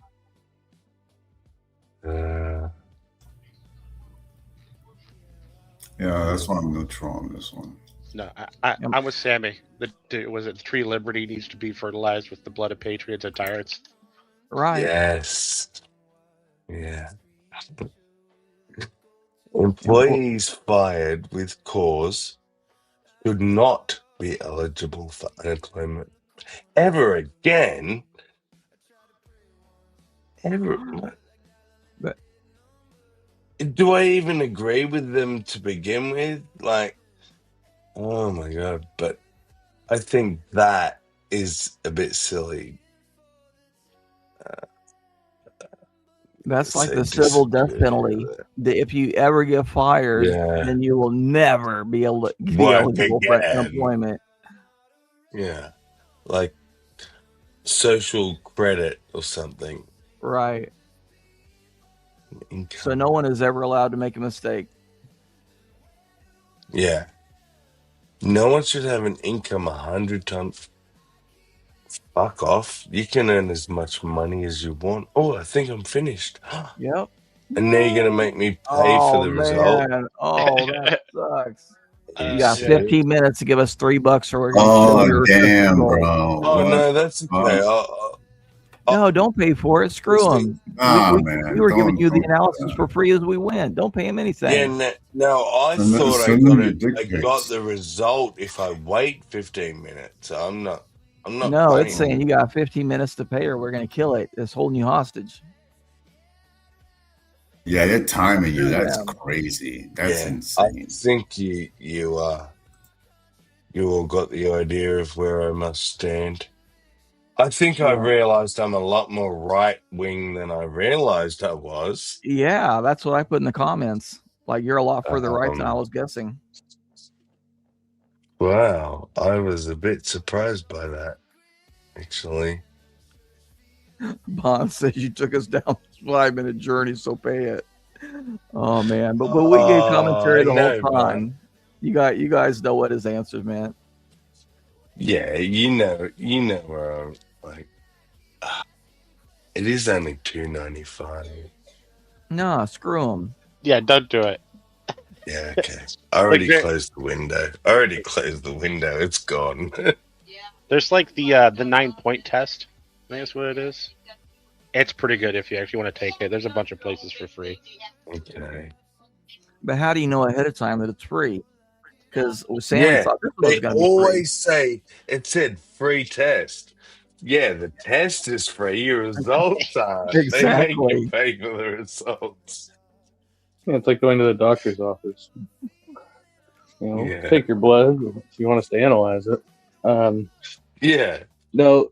Well, that's another $100. That's right.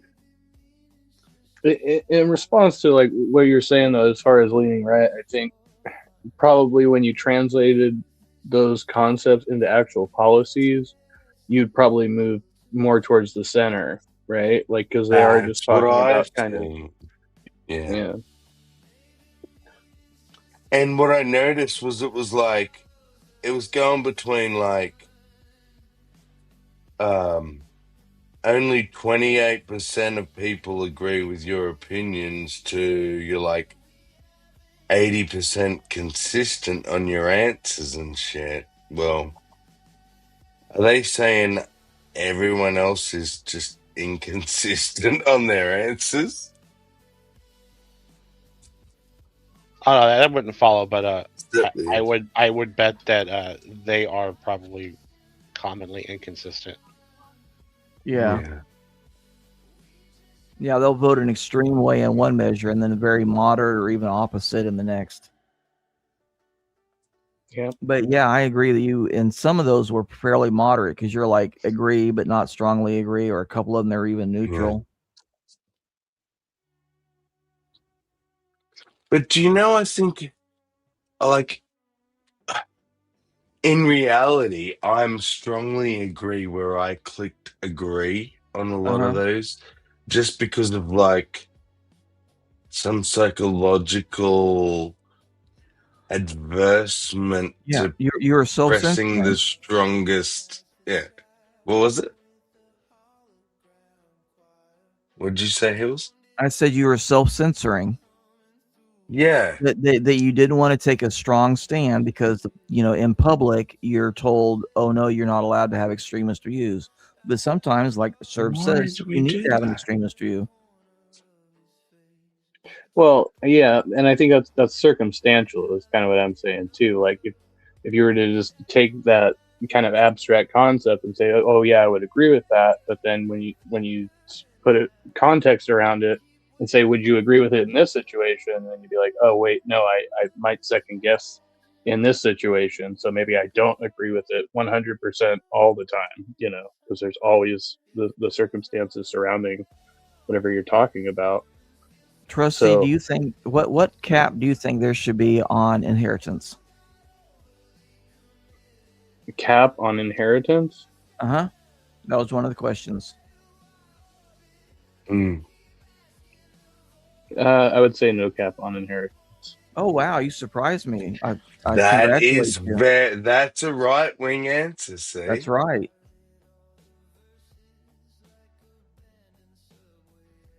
A left answer is, yeah, they shouldn't be able to inherit $6 billion, trillion, million, gazillion dollars. Yeah, I can Most see of that should go into tax and like help the poor and blah blah blah. Whereas, exactly. I would also, but I would also hold the that's my position money. that I want my it's. kid to have it. Like that's right wing. Yeah. But I would also say that it's immoral to hold that kind of wealth and not use it for some kind of humanitarian cause or philanthropy or something. Well, if you bought shares in Google, would that be a humanitarian cause? No, I don't think so. Why not? I'd have How to much really do think about you that. use Google? But see, I would say it is because you're employing people and allowing them to feed their family, and you're actually doing more good than just giving them free food. I don't think you're employing people by just buying shares. You do not think so? No. I mean, how does the stock market doesn't build businesses, right? No, it absolutely does. If you don't sell shares, there is no business because there is no capital to invest, and you can't pay your employees. That's not true. You're talking about corporations. Most businesses that operate don't operate in the stock market. Only Okay, but large we're talking corporations about do Google. But Google isn't a private company. It's not a mom and pop. It is on the stock market. So that's why I gave the specific example. that. But that's not representative of most businesses. It doesn't matter because exactly, I'm being very specific to Google. Can I give a middle of the road position here that I actually kind of believe? Okay. I think an individual should have a cap on how much they can inherit. But if let's say you die and there's like $1 billion that your descendants will inherit, I think that essentially, let's say the cap is of 10 million. You have 3 kids, they each get 10 million. And then your grandkids will get 10 million until there's no money left. Okay. I kind of agree with that. I think that once there is a cap, then there is an impetus to give away gifts during the last years of your life so that you whittle your money down so that it's not above whatever you're going to give to your people in inheritance. And a lot of people do that. A lot of people say, I'm going to give each person $10,000 a year or whatever the limit is that year in a gift. So I'm more right wing than you two.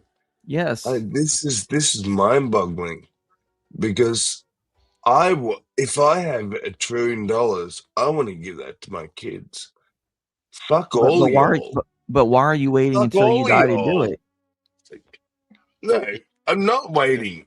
But see, that's serving my position. I'm My spending it while I'm alive, but I can't spend all of it. So whatever's left should go to my fucking kids.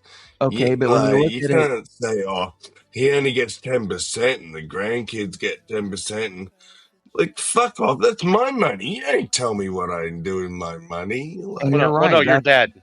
Yeah, that is a very well. No, he's dead, but his estate I know is I'm dead. what's left of him. They're gonna do whatever they But want. see, that's but Serb and I are looking at the macroeconomic position of saying, so you're holding on to all this wealth, and then you're just giving it as one lump sum to people who may or may not be any good with the market. So why not give them a little bit each year and see how they do with it before you give them a huge lump sum at the end? At least that's my position. Yeah. Well, that's something you do while you're alive, right? Then that's I reasonable. agree. That's a wise thing. What I'm saying is, who polices that? No one's disagreeing That's with where you, Sammy. okay. No one's Okay. disagreeing with you. We're just agreeing that, yes, you're further right than we are, and that is a perfectly valid opinion.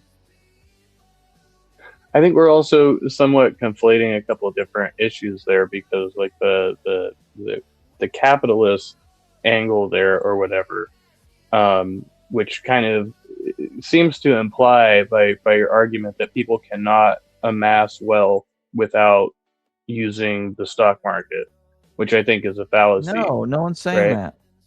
No, Well, it could have been a private bakery in Colorado that's baking nothing. Then but why would it have anything to do with the market?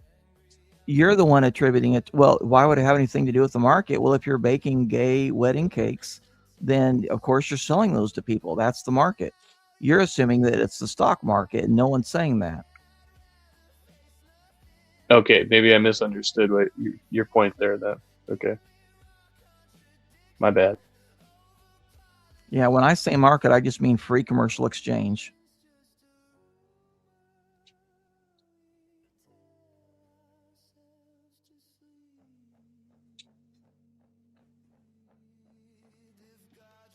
But yeah, Serb and I are the lefties on the panel. My goodness, what happened there? Well, I don't think it's contradictory to say that like free markets are a good thing, but also we should be able to balance what influence the markets have on our political processes, Sure, right? Like absolutely. that's the overlap there. Yeah. And the other way around as well, that if public opinion is such that we need to regulate certain industries, then we have the political influence to do that.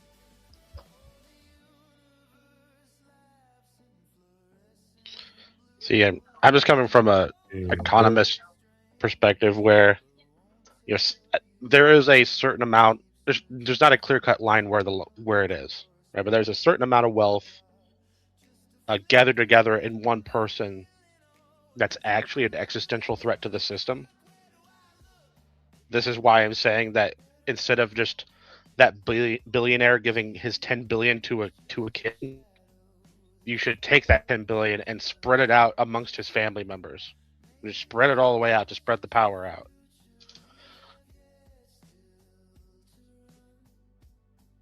Okay. It's the same reason why we have separation of government, right? Everything else. Think about, not that he's doing it, but think about the damage that Elon Musk could do. Or George Soros. Yeah, George Soros does do, right? Yeah. Like there are good reasons for someone past a certain point to be limited in what they can do with the money they have. Yeah, I think I agree with that. I'm not saying like take it from them, limit what they can do with it. Right. Notice when I said that money that your family inheritance, I'm not saying tax it. Don't tax it. It's your money. It's just Right. if you have a lot of money, maybe your great grandkids are going to get an inheritance from you instead of just all going to your kids. Right, but the question could have been interpreted as, yes, there should be $100,000 inheritance limit for the entire family, and the poor people should get all the rest of your money. So if you got $20 million, all of it except $100,000 goes to the poor. Yeah, I wouldn't be for that. I think one of the big incentives in working hard and making wise decisions is that you can make your kids and grandkids' life better. Yeah. Yeah, and I think another specific question that would have to be answered is like, if they're going to tax that, what specifically is the government going to do with that? Where's the transparency there? So I would want to know specifically what they were going to apply that tax towards. Yeah, but the question itself was, should there be a cap? And the assumption is anything above the cap goes to the government automatically. And there's no transparency or accountability. It just goes into the general revenue fund.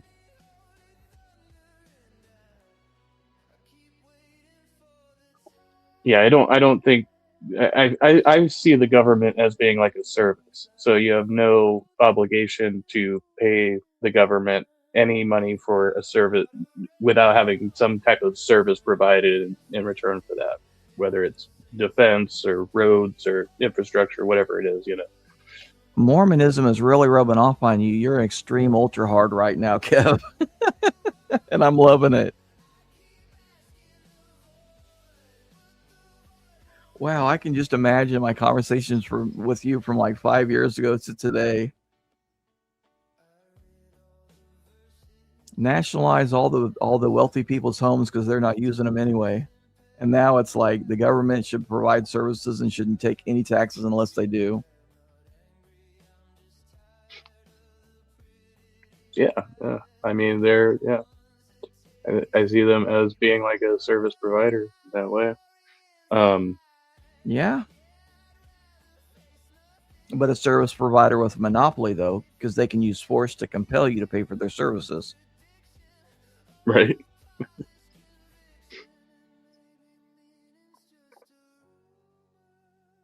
Wow, I need to have you and Sterling talk. That'd be interesting. Yeah, I haven't talked to Sterling in a bit. That'd be good. That dude always cracks me up. He is hilarious. He's a great guy.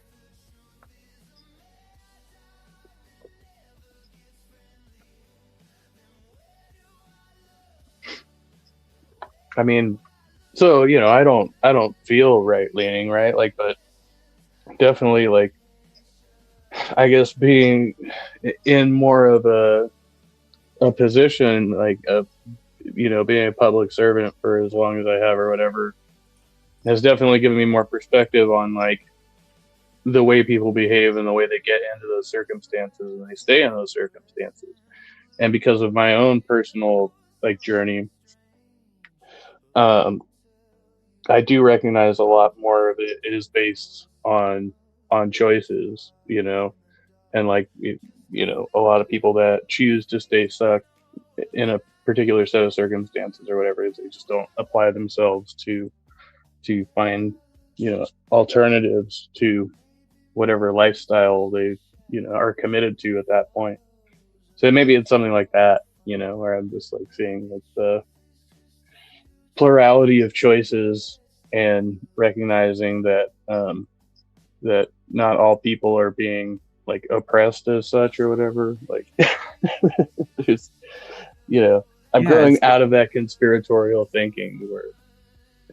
Yeah, it's like I said a few nights ago. You know, if I'm walking down the street and there's somebody lying in the ditch and they're saying, "Pick me up and carry me," I'm like, "You got two good legs. You know, I'll help you, give you a hand up, but I'm not just going to carry you." And they're like, "Well, but I want out of the ditch." Well, but okay, stand up. So do I believe your words or your actions? Because your actions are saying you actually don't want to be lifted up. You just want to lay there.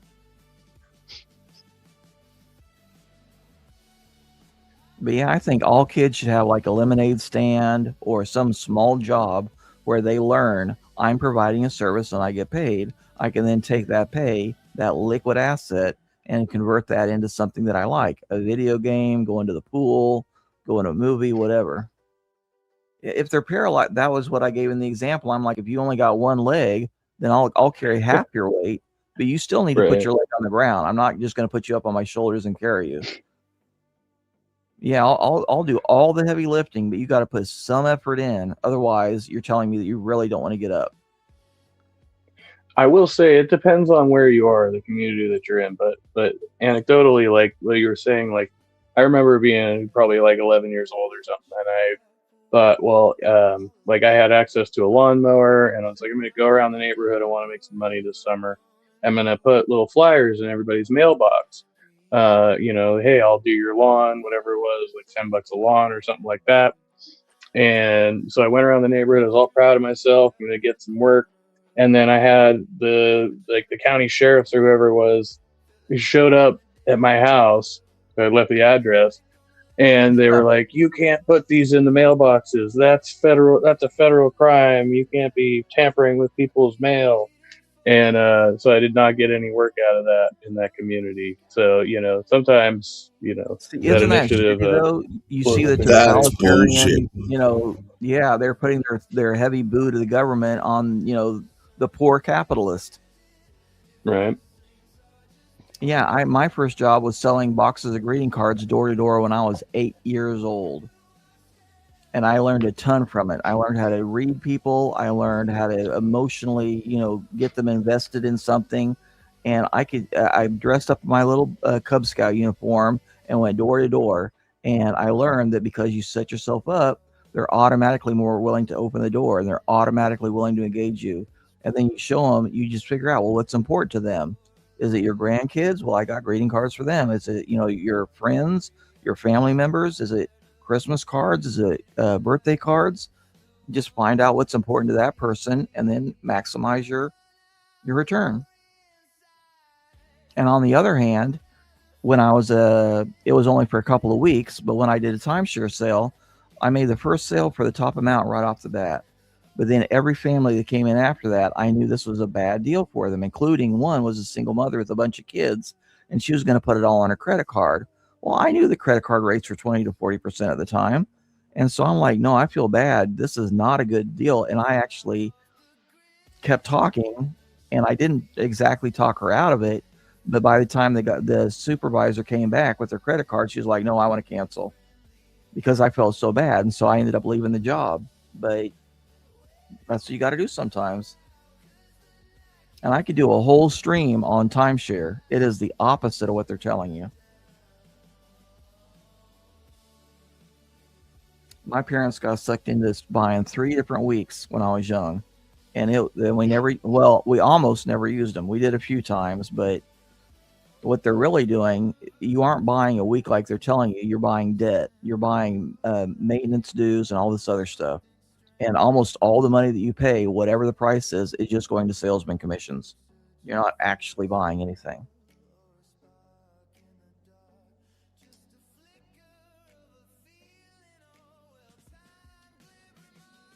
Yeah, I don't know too much about that. I did work for a company for a while, and I had like kind of a mixed bag of feelings about them, because I was working in the service side of it, but we had like a little bit of knowledge about the sales end of it. And when I actually went around and actually worked with the salespeople a couple of times, like I saw their practices, and I just felt really uncomfortable with it. I just felt like they were really like taking advantage of like senior citizens and stuff, and trying to like oversell the product, So What type of product was it? It was a pest control service. Oh, okay. Yeah. But it's like a different tiers of levels of service. So they would try to sell them obviously like the most expensive plan, because they get a bigger commission off of it, when it probably, in my opinion, as the technician, wasn't necessary in those cases, Right. But I couldn't tell them that, because I'm working for the guy. So. Right. Yeah, once you get into an industry, you see just how corrupt it is. Like selling speakers, you buy them at like a super low rate, and then you do like 800% markup. I remember watching a video on that for like a couple hours, and they were describing the whole process, and it was like, dang. I mean, you're practically, you might as well give them away, but you're charging a whole bunch of money because it was all based on volume. And it's the same way with the I sold Kirby vacuum cleaners for like 6 months on my days off as a corrections officer. And you learn so much about people and what's important to them. And the product is really almost an afterthought. Yeah, you have to appeal to people's like sensibilities and those. Yeah, if they're a practical person, you sell them on the carpet. Look, it's getting all the sand out of your carpet. Your carpet's going to last 10 years instead of 1 to 2 and all that. And then if they don't care about that, they're more emotional. When you get to the mattress, you're like, oh, look at all the bed bugs that could be living in all these dead skin cells. Ew, yucky. Can you just imagine them crawling all over your face? And then they're like, no, please stop. Yeah, I did.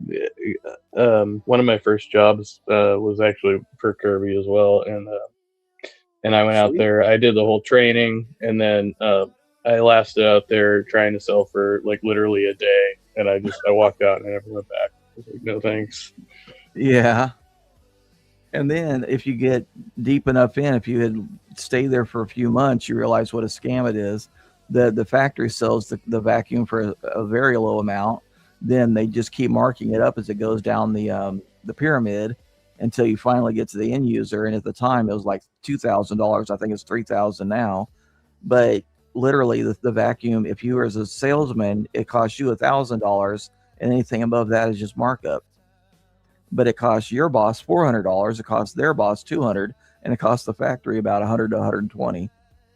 So just look at 120 up to 2,000 just because of all the layers of marketing. Yeah, well, and then obviously having to pay the sales reps to go out there. I mean, all of that included. So. Well, when you say pay the sales rep, that was included in the way that I was describing it. Was your pay structure different? Oh. Well, no. I guess sorry. I was like, but it's in the cost of the. Yeah. No, we're on the same page. Sorry. Okay.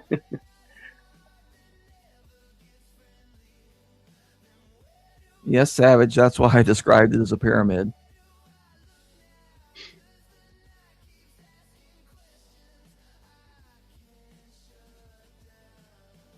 But that's pretty much all business. You know, you have a producer at the factory, you have a shipping, transportation company that adds a little bit to the cost. Then you have a wholesaler, and then you have typically another middleman, and then you have the end line distributor. So you got like 5 or 6 different steps in the process. Each one of them is going to take some cut, and probably the transportation is the one that has the smallest cut. But even there's a cost for warehousing. Just literally having a warehouse that you put stuff in and take stuff out of costs money.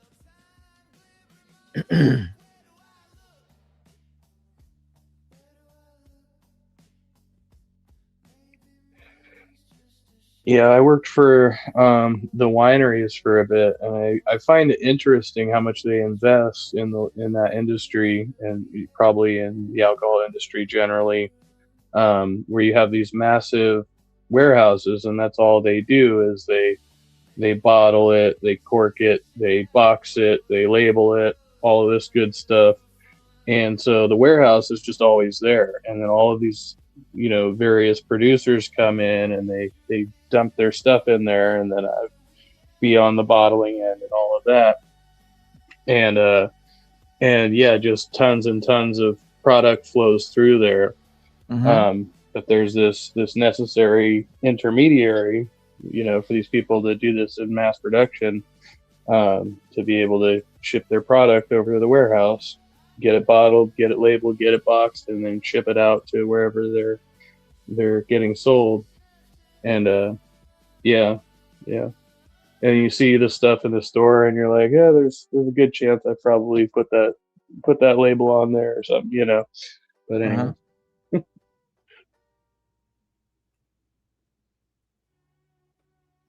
Yeah, I worked at a chemical processing plant once, and it is so basic. And when you find out like how the company started, it was just a couple of guys mixing powder and water and putting it into containers, and they didn't even know how much to sell it for. So they were like way undercutting their competitors, and that actually hurt them, because since they were charging such a low price, everybody thought, well, you must have really, bad product. And actually, it was a little bit better than their competitors. They just didn't know it. And then once they got the price point up to be similar, but just tiny bit under their competitors, that's when the business exploded, and they kept expanding into all these other products.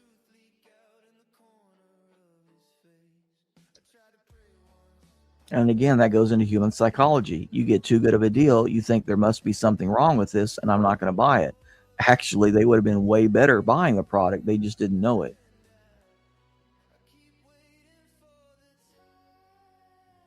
Yeah.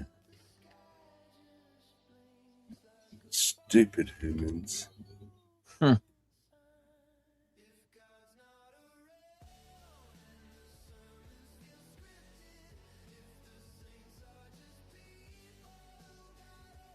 So what do you call that, Serb, in economics? Oh, when people avoid the cheaper thing, even if it's like not bad. Yeah. Oh, there is a term for it, but I don't remember it. The only thing I remember about it is some vaguely sexist sounding information that it has more to do with women than men. Yeah. But men have the opposite problem more often, in that they will buy something cheaper even if it's way worse than the money they're saving. Yeah. But they'll end up in the end paying more because they'll have to spend more money over and over and over. Yeah. That's definitely true of me. It's true of me too.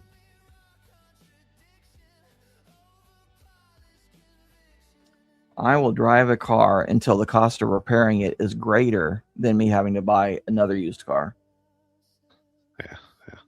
And I'll keep it past. Well, I did that with my last attached to the car. What's that, Kev? Oh, I was saying I did that with my last car, but that was kind of exceptional. My last car I paid more for it than the previous 3 combined. So, yeah. And then, well, I still have it technically, but it's not street legal right now. So I have it parked. But yeah, like if it wasn't for, having people, I would be like paying for the cost of storage at this point. It's just been a freaking money pit. But like usually, like I've tried to get the cheapest car as I can. And like I'm a bargain shopper in general. And like if it's cheap and it's, palatable, like I got my lunch for like less than, it was like $8 at Trader Joe's. I got, a salad and whatnot, but yeah.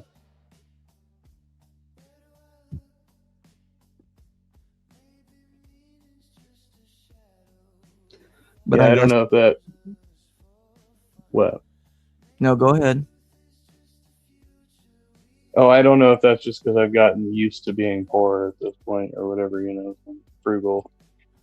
See, that's the thing with me. When I was growing up, my parents made plenty of money, but they made horrible money decisions. And I saw it all the time, how they were always stressing at the end of each month, how are we going to stretch it?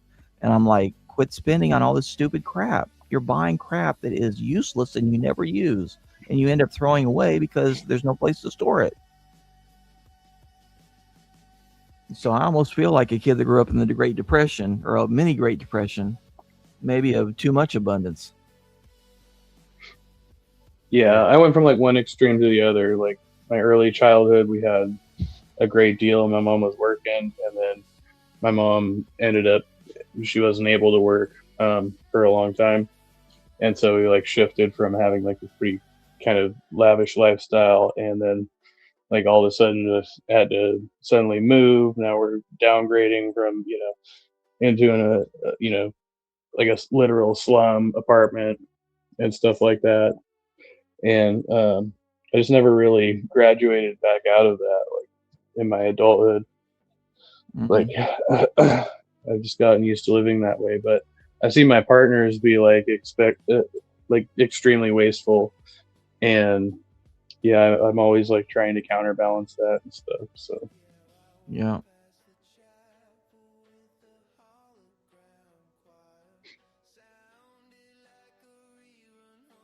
Just a simple trick. If you really want to buy something, you put it in your shopping cart or you put it on a list somewhere, and you forget about it for a week. And when you come back after a week, if you still want it, then you buy it. Yeah. You'd be surprised how often you end up going, no, I don't really want that.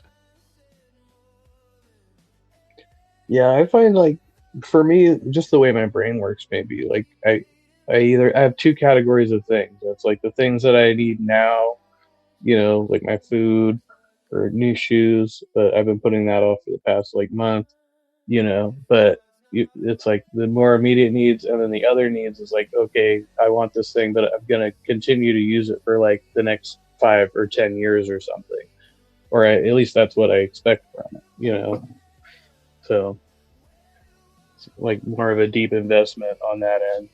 But I still kind of tend to expect probably better quality than I should from the products that I choose, because I'm like, hey, I'm a minimalist. I'm not asking for anything fancy, right? Like, but yeah, like my whole tech issue with my previous Chromebook versus the one I have now is like it's like a world apart, and it was probably like $100 difference, where I just didn't want to pay the extra $100 or whatever at the time.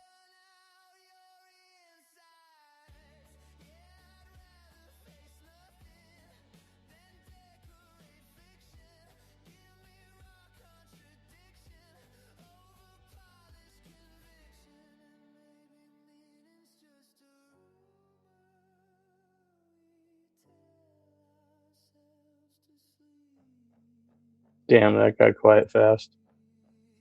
Yeah, I was just thinking. I was trying to imagine in my head how much money the women in my life save me. Like not I don't mean like doing stuff around the house and stuff, right? But like they have it's almost like they have a little coven. Right? They all got these apps on their phones where they take pictures of receipts to get like one or two pennies per receipt, and they'll pass them all around, and they'll do it at all the different apps.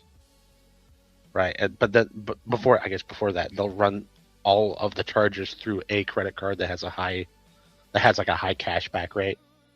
Right. So like in the end, everything's like 15% cheaper. That's cool. Yeah.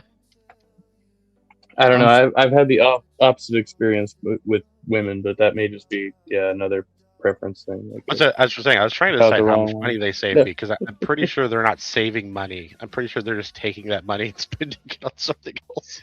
Like one of my children's moms has like a shoe collection that is literally like, she could, if she resold those shoes, she could probably pay her rent for like 3 to 4 months, just with the her shoe collection that is in her room. Like, it's crazy. Like, I'm like, what are you doing? And yeah, they see nothing wrong. Some people see nothing wrong with that.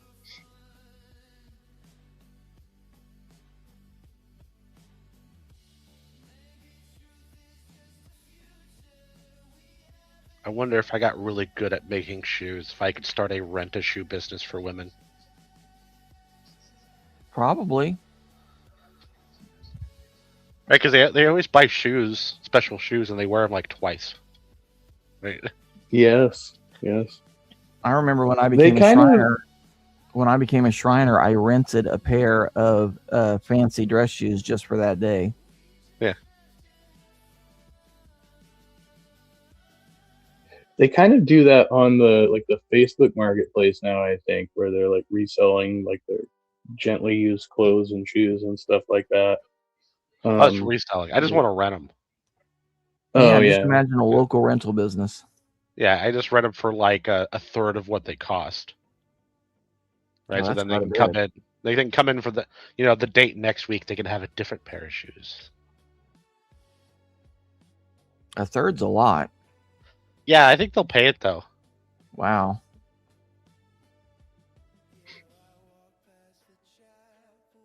Plus, if you're Crazy counting they're to me. spending all the money in shoes and wearing them twice, well, under this price, they're gonna, 3 different pairs of shoes for the same cost. 3 wearings. I remember at the time it was like I could have gotten the pair of dress shoes for $85, or I could have rented them for 15. I'm like, well, I'm only going to wear once, so I'll just go ahead and rent them. But I remember thinking, like, why does it cost $15 for one day? And they're like, well, we got to disinfect and clean them and do all this. And I'm like, oh, okay.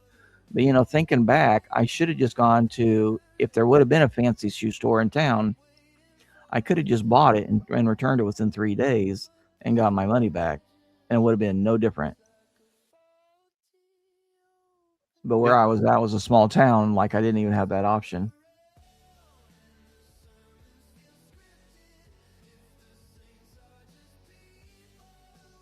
I think I have enough on my plate. Maybe I'll do that when I get old and retired. I'll learn how to make shoes. Do it old school, become a cobbler. Yeah. But why even do that? Or you could just open a sweatshop, either way. Yeah.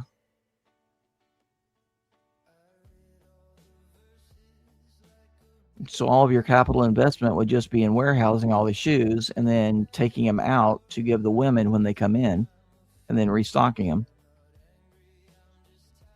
Yeah, I mean, I don't think I would need that big of a... Like, I have buildings.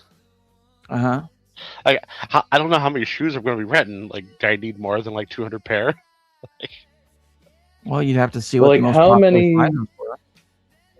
Yeah, you gotta look at, the turnover on something like that. Like, how many, realistically, how many wears do you think you can get out of one pair of shoes? With random people coming in, probably not washing their feet first, and then, yeah, so you're gonna be you gotta look at restocking the product.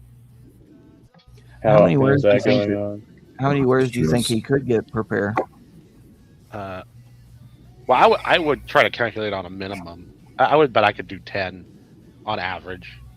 Okay, that's not bad. I was thinking 35, but Well, I mean, the more the better, right? I would just weigh everything to the 10. Right. And everything past that's just extra money. Makes sense. Oh, by the way, it's not a cobbler. It's a cord waiter. But You could even have a tiered system where you're like, okay, it's gonna be X amount for the new gently worn shoes, and then but if you want them for cheaper, these ones have been worn more than 10 times, and give them a couple bucks discount or something. I don't know. But how are they gonna know? Yeah, I'm making them, upkeeping them. They're going to more or less effectively look new always. Yep. Yeah. Right. So what I would probably do is after when they get up their ways, I might be like, well, everyone that rents shoes probably already rented this, so then I would just sell them. Oh yeah. Yeah.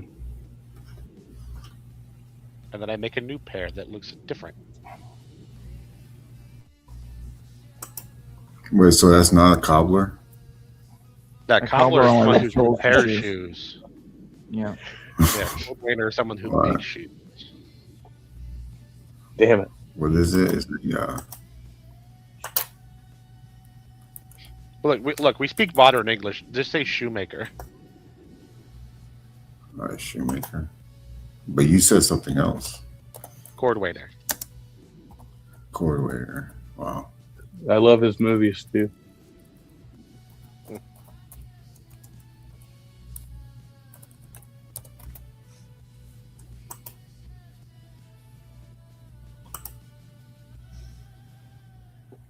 Did Sammy fucking pass out on us or something? What's going on? Well, no, his kid was sleeping and he woke up, so he's probably taking care of his kid. Yeah. No. Okay. All right. It has been nearly 8 hours, so I wouldn't blame you if you did. Shit, yeah, man. It's it's a marathon. Bond is Happy Father's Day. Bond's talking about his Bond is talking about it every time. I can't hear what you're saying. I'm talking whatever you do. Is it? Yeah. Well, no, it's tomorrow actually. My bad. Yeah, it's tomorrow for him. Yeah. But Bond's talking about the shoe star heists, and I was thinking when I was in high school, I was thinking, wouldn't it be cool? And I later found out the mob actually does this to knock over a trailer full of like cigarettes, and then go around to all the bars and sell them like by the carton, and then the bars break it down to like the pack or the cigarette level. And now we all know about Lucy's, but 40 years ago I didn't know about that. But yeah, that's a great way to get around the taxes. Just black market cigarettes. And I even calculated up how much money I would make. I'm like, why is everybody dealing drugs? You can just sell black market cigarettes. Yeah, I know a couple people who go out specifically. You can go like to the casinos out here. If you go out on the reservation, you buy their cigarettes, and they don't tax them, and they're cheaper on average already. And then so they'll get a bunch of those, and then come out and resell them. But wouldn't you make more money if you sold cocaine? Well, see, that's it. My friends that were doing that were telling me about that, and I ran the numbers on it, and they actually weren't making that good of money. They were in the wrong city. I guess. Yeah. Or maybe they just didn't have the right connection, because you buy 100 grams and rock it up. You're not. I don't know. Yeah. Yeah, Sammy, I can do that. The real money is or I can just end it now and switch over. Either way, whichever you prefer. Because I don't know like how long you want it to go. Yeah, no, if you want to, that might be an idea. If you want to start one now. Okay. We can all jump over there. Start. I'll, does anyone remember those old cigarette pack vending machines? Yes. Yeah, I remember those. I always thought they looked cool. And I remember when Tennessee, the governor said, let's do this with marijuana and let's just sell in vending machines. And I thought that is an excellent idea, but he couldn't get his state house to go through with it. Tennessee should have been the first commercial legalized recreational use state. I would have loved that. Well, I always try to remind people that California was pushing for it like back in the 90s. Like we had all kinds of shit going on over here too. But I think this was like in the late 80s, like 87 or so. And I'm like, yeah. Absolutely. Do it.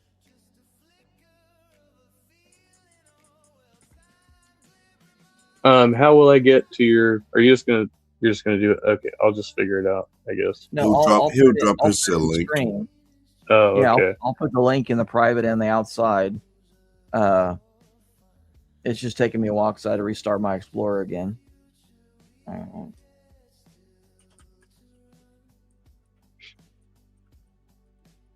I might end till he's sorted so that the chat can see the link as well. Well, I don't have my guitar. I'd play you a little tune. Ooh, and I forgot to do the vertical thing. Gosh dang, I can go in and do that though. Legalize, blah, blah, blah. Edit. Both. Save. Are you streaming both vertically and horizontally? I'm gonna lay in bed and watch. I'm gonna watch you on the vertical. I prefer the horizontal myself. On computer, absolutely.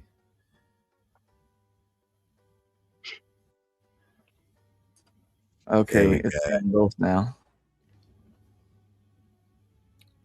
Oh, and to be a pest, you'll have to find your YouTube. I will. For the Damn Just give me another 3 minutes and I'll get it all set up. You have 2.5. Okay. Keep this concise. He's a taskmaster.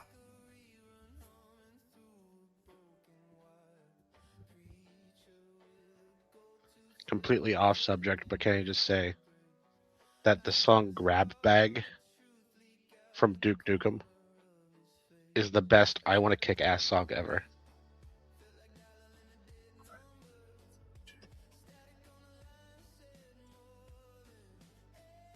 I'm not sure I even know who Duke Nukem. I know the game. I feel like video. you're probably talking about Yeah. the movie. I never saw the movie. I only that remember video- the original game. There was a movie? Yeah, I think they made a movie. There was a song? It was a video game at first. Yeah, I don't think they made a movie. I'm a big Duke Nukem fan. I think I would have noticed a movie. Yeah, I I'm only know gonna the double game. check. I think they did. They made a Doom. It got a couple Doom movies.